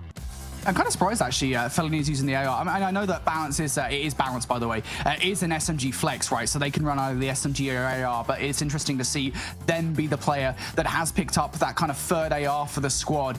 But yeah, and Feints as well. I mean, Feints is normally an SMG. So there's a lot of kind of to pass out. Of course, this is kind of like post-roster mania to see kind of what roles people look like. I think an interesting thing for me is we get into the search and destroy. Denicio isn't playing, right? And back last season, the sniper lineup for was Denicio, right? Denicio was running alongside Feints. That was the double sniper. So who picks up that second sniper rifle here? Does Feints become kind of the primary sniper? We'll see. I think that's a big conversation point because I talked about Nexus being good at search and destroy. A big reason why they were was down to their sniper presence, and I have the answer. It's HBC who appears to be picking up the sniper rifle in this play. Defend the objectives. All right. We'll have to see. Double sniper, very, very potent on every single search and destroy map, but Tunisia especially being able to lock down a lot of these sites. Ceremonious nades over towards the top. Offense first for Nexus, but it's Maba. I talked about Maba for a reason. Big first opening 2 kills. Felony running that second sniper rifle as well, aka Balance. Both snipers out of the play. Nexus now dealing with an immediate flank from Revenge. I love the proactiveness coming up from Revenge, but is the follow-up there? Do they actually follow through? Legacy is on a serious escape path and actually manages to take Draka down. Now Steve going to be punished for the overzealousness as well. What a reversal from Nexus. And reasons why you don't overextend. When you have a numbers advantage like that, you get caught with 3 more offensive players. Now the bomb over towards B, gonna get locked down. Psalm though, gonna be able to find another blood. Kel, por favor, last alive.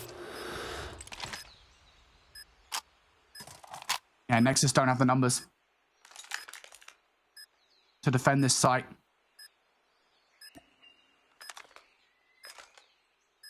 Maybe looking for something. There we go. First push coming through. It's Sam up top, and there's not an immediate follow-up. Maber and Raptor haven't traded things out. Raptor's going to get that kill versus Kel.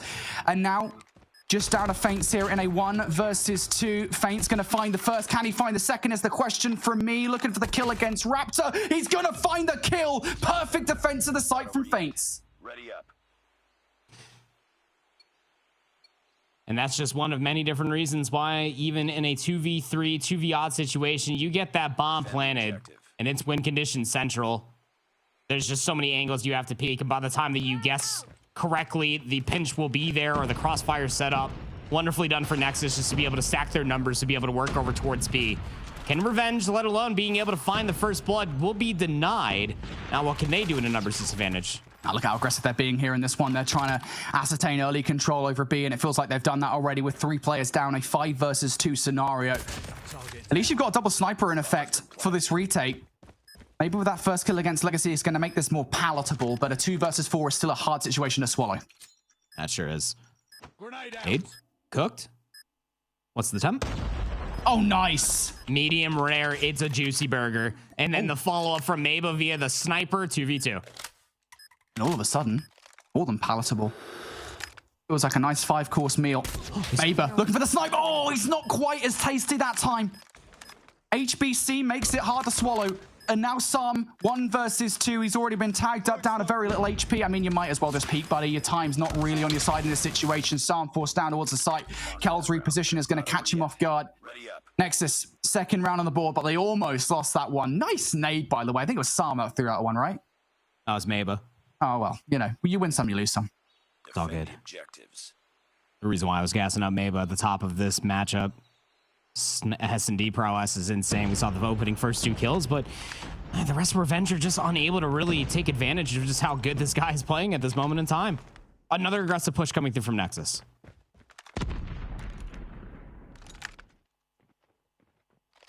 Well, it is once again that same situation in which they've got basically full control over B. They haven't quite dealt everybody towards the backline yet, and that's probably the primary problem of getting that bomb down. Finally, they do. You take a 2-for-1 trade in that scenario. But once again, you still have sniper presence for Revenge on this retake. Mabel isn't that player at the very least. Post plan is mostly on the offensive side of the map, and the last 2 defenders in between Psalm and Raptor are kind of split apart from each other, but it works out. Kel caught off guard, another 2v2. And Raptor's currently trying to work for a pinch. 25 seconds. Psalm's going to pick up that kill against HBC as well, so now it is going to be balance hit. 1 versus 2. Oh, you would have loved that shot against Raptor to connect. The second one does, and he has to go for a third because the second one, while it did connect, was just a hit marker. Might have hit the toesies. Does not matter. Sam with a huge clutch up there. Doesn't matter you not got Mabel in that 2 versus 3 because Sam will do it instead. Yeah, I think most importantly, I mean, for Kel to be able to find that timing through the mid connector, be able to get that first kill, forcing out the 2v3.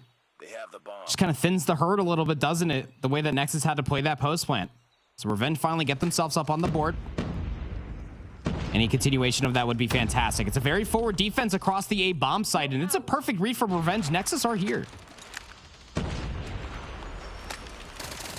And not got first blood. HBC is already down for the count through the smoke. A couple of kills that do not go Revenge's way. Maybe it's going to catch Legacy off guard and finds the second one as well.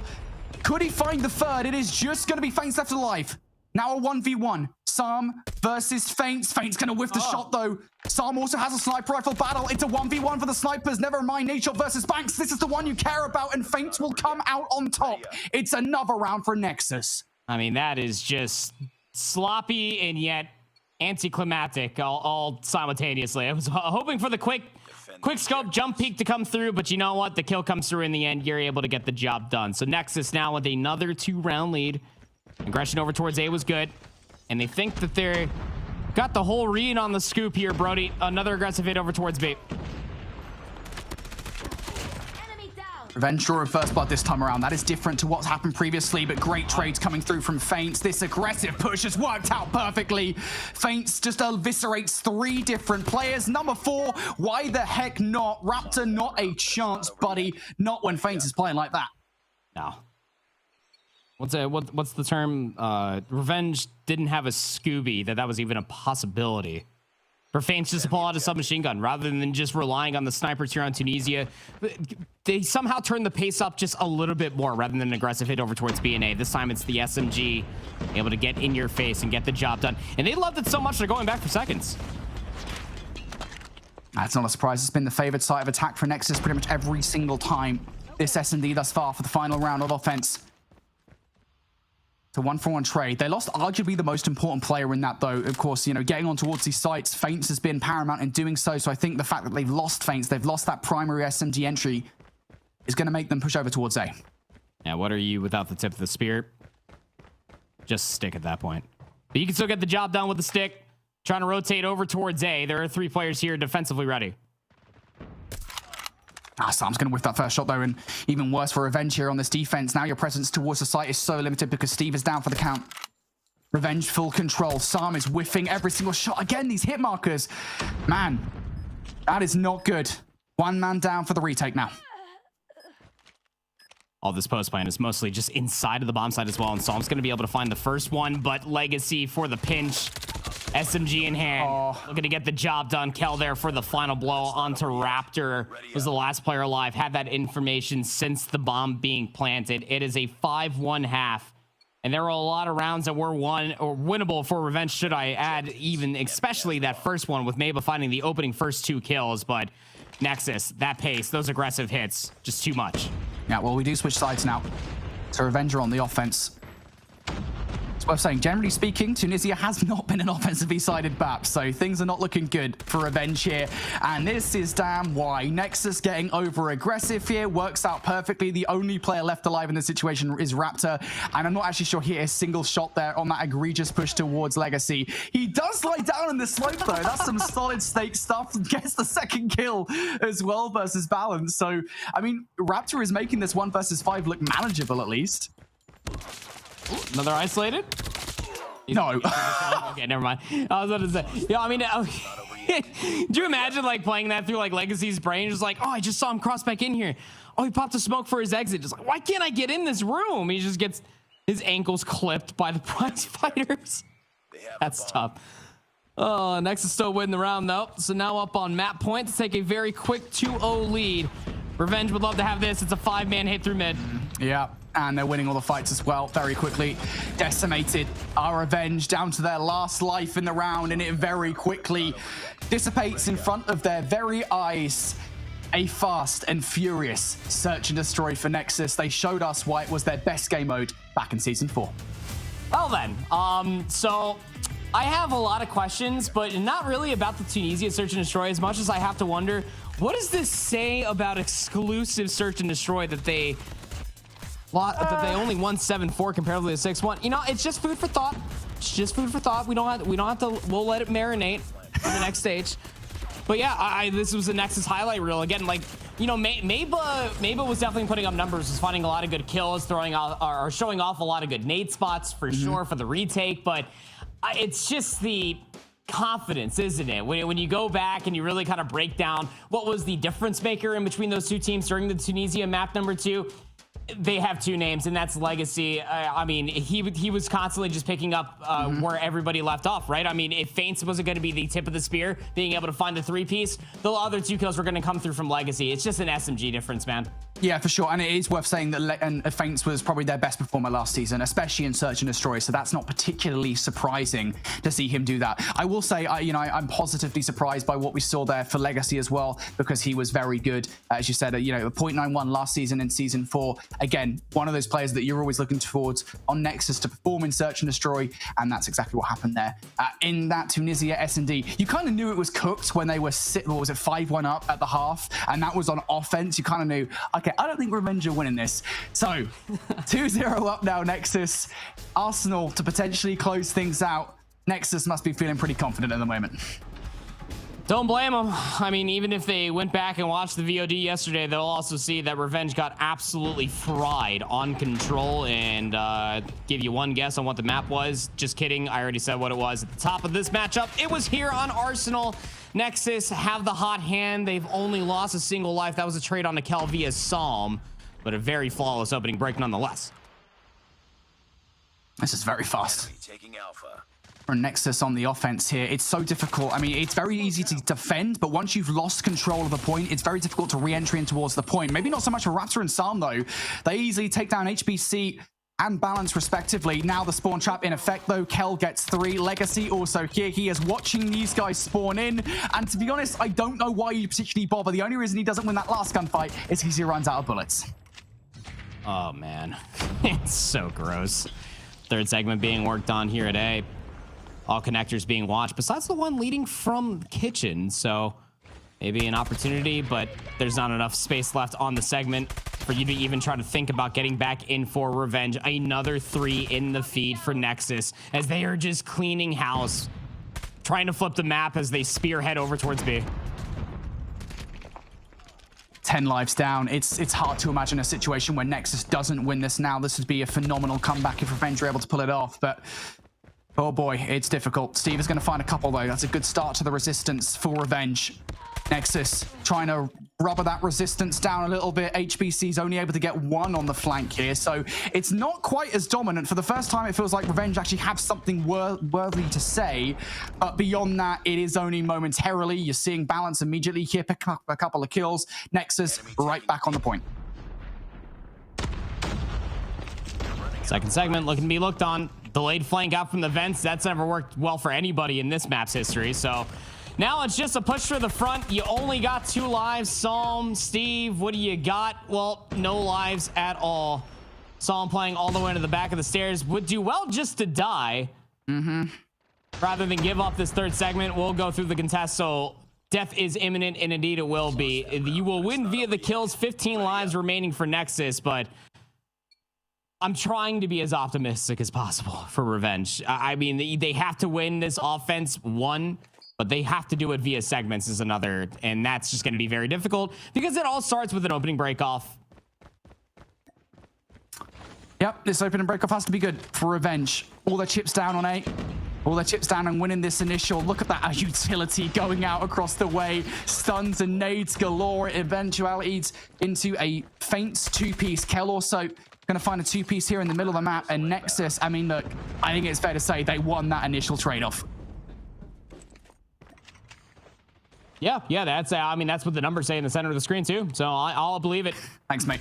I'll believe this news. 27 plays up against 23. And although Nexus are sufficiently overextending for the spawn trap, they're still at least making sure they're cycling players out in these positions to stop them from getting on the segments. Now flipping all the way down towards weapons, trying to get behind enemy lines is Legacy. Maybe trying to get a couple of spawners, and you could just see the blue arrows on the minimap. The second they spawn, you know that the potential is there. Legacy will strike for the first. Couple more kills come through. Over by the A control zone is where Revenge reside. Yeah, Revenge thought they were sneaky. They really did think they were sneaky. They got fast in towards A. All these Nexus players. Nexus is like, you guys didn't think anything. We're going to take you down regardless. It's going to be here. Feints with the claw, just looking for anything he can possibly get. Balance is going to take Draka away from him. It doesn't really matter who gets the kills, though, at this point, as long as Nexus gets him. A 22 versus 12. And really, the only dent in this round is a slight tick over by A. Not even that. 10 seconds left. We do see a stoppage of the clock, and that was down to the fact that Raptor had momentarily touched B, but HBC is just lining everybody up inside the spawn. Raptor's moved away. Not going to go down alive. This is going to be stopped at the timer because Nexus flawlessly hold the defense, and it feels like Revenge are in the bin. Yep. Good old classic FFH here on Arsenal. That stands for flawless full hold. Yes, I just made it up. No, I won't be answering any more questions. I like it, mate. So now you have to reverse sweep on control. You are Revenge, and it just hasn't gone well in the slaying department, has it? I mean, you got 15 kills for Cal. He's been running around like a chicken with his head cut off. HBC is lining people up inside the spawn. Just gotta win an opening break-off. Steve's gonna open up with at least 1. It's expensive, but an opening break-off 1 regardless. You know what? I love it. I love it from Revenge. That is perfect operator utilization coming out from them. It takes 2, but it doesn't make a difference. Revenge now on the defense, starting things strong in this round. Finally, Draka's gonna get shut down there by Balance. So now Nexus, another chance to hit A. Also B as well, it's worth saying, HBC is slowly trotting his way over towards B. That is a route I didn't expect whatsoever, but it's a route that will help out Nexus in this situation. Legacy over by this outer gunner area. The AA guns, he's now on 4 in a row. And as much as we saw a stellar start for Revenge, I don't actually know how long it'll last, because Nexus are now starting to make their way up. And you can just see the way in which they're doing it, the confidence, the exuberance that they're exhibiting. They are very confident at the moment. Why wouldn't you be? I mean, even down by 3 lives, they're still taking every single gunfight this side of the Mississippi. Annihilator also popped by Maba. Doesn't fly much of anything whatsoever. Psalm Raptors still have their operators available. Kel, Legacy looking to hold on to theirs potentially for a response, or even if they feel the pressure to even pull it out. So now stack back through the middle of the map. Revenge have to try to clear all of Kitchen to get inside of the A control zone, and they're running out of time to do it. There we go. Raptor on the other side. Time for another investment of the operators here. It's a worthy one from Raptor as he does find 2, but you need Draka to find some more value, and they don't. Here comes Balance as well for yet another kill, or Faint, excuse me, for yet another kill, and that should give Nexus now an opportunity to get on towards a point. There's just 9 seconds on the clock here, so if Revenge can clear house, they might be able to get us around number 4, but I don't know if they're going to be able to now. Revenge are stuck on the other side of a double-sided door, the wrong side of a double-sided door. A late flank from Raptor will not be able to stop this point, and Raptor can't do anything anyway. Great read from Faints. We will see another 60 seconds.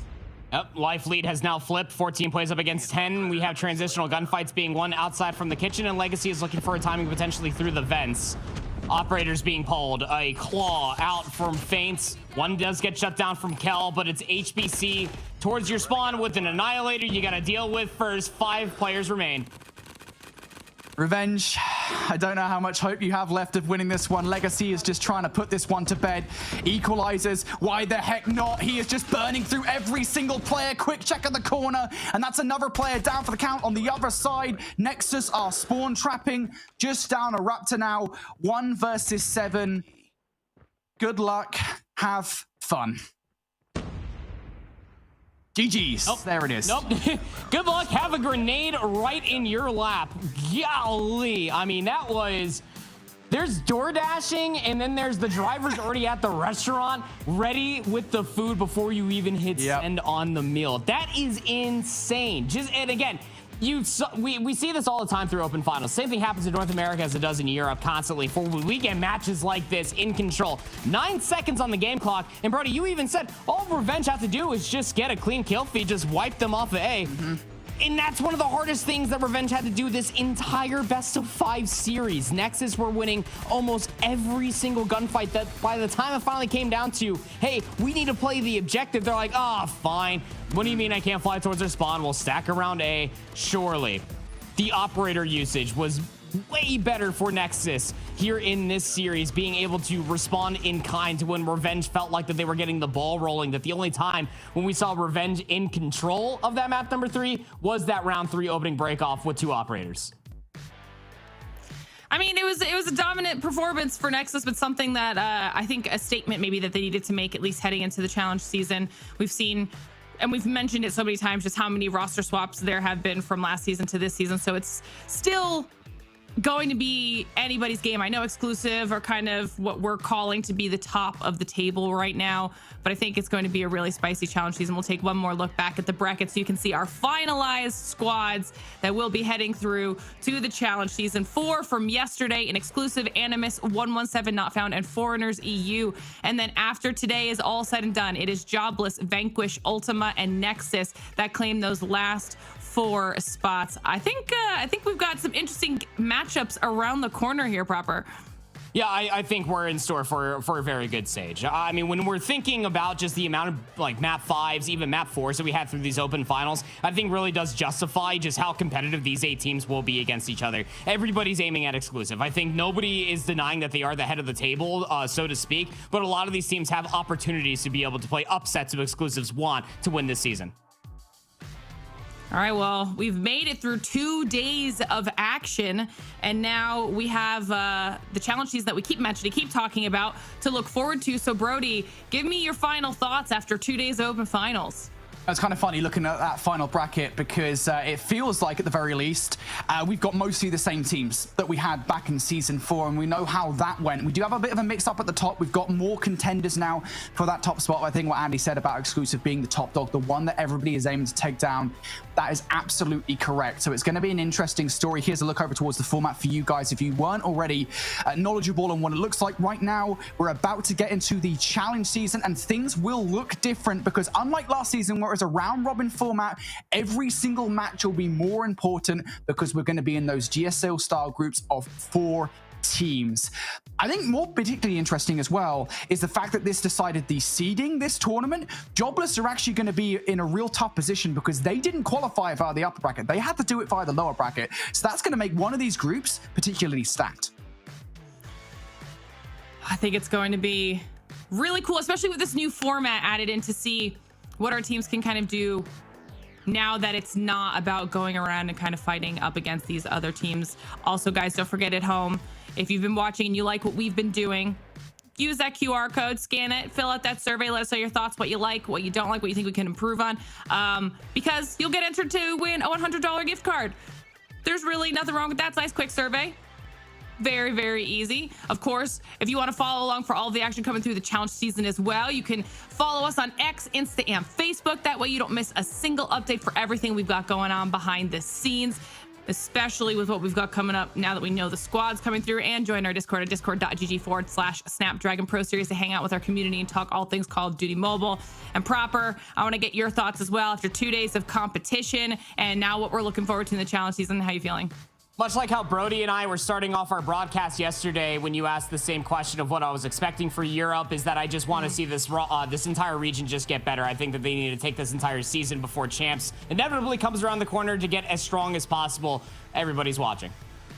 Well, the performances that we watched over the last 2 days leave no doubt in my mind that we have a very exciting challenge season ahead of us. So everybody at home, make sure you tune back in a couple weeks to see how all of that unfolds, which teams end up on top, and which will continue on to the next stage of the competition. As always, a huge thank you to Snapdragon Elite Gaming, Samsung Galaxy, Monster Energy, and DHL for helping us make this whole thing possible. And a huge thank you to all of you at home for hanging out with us and watching. We'll see you soon.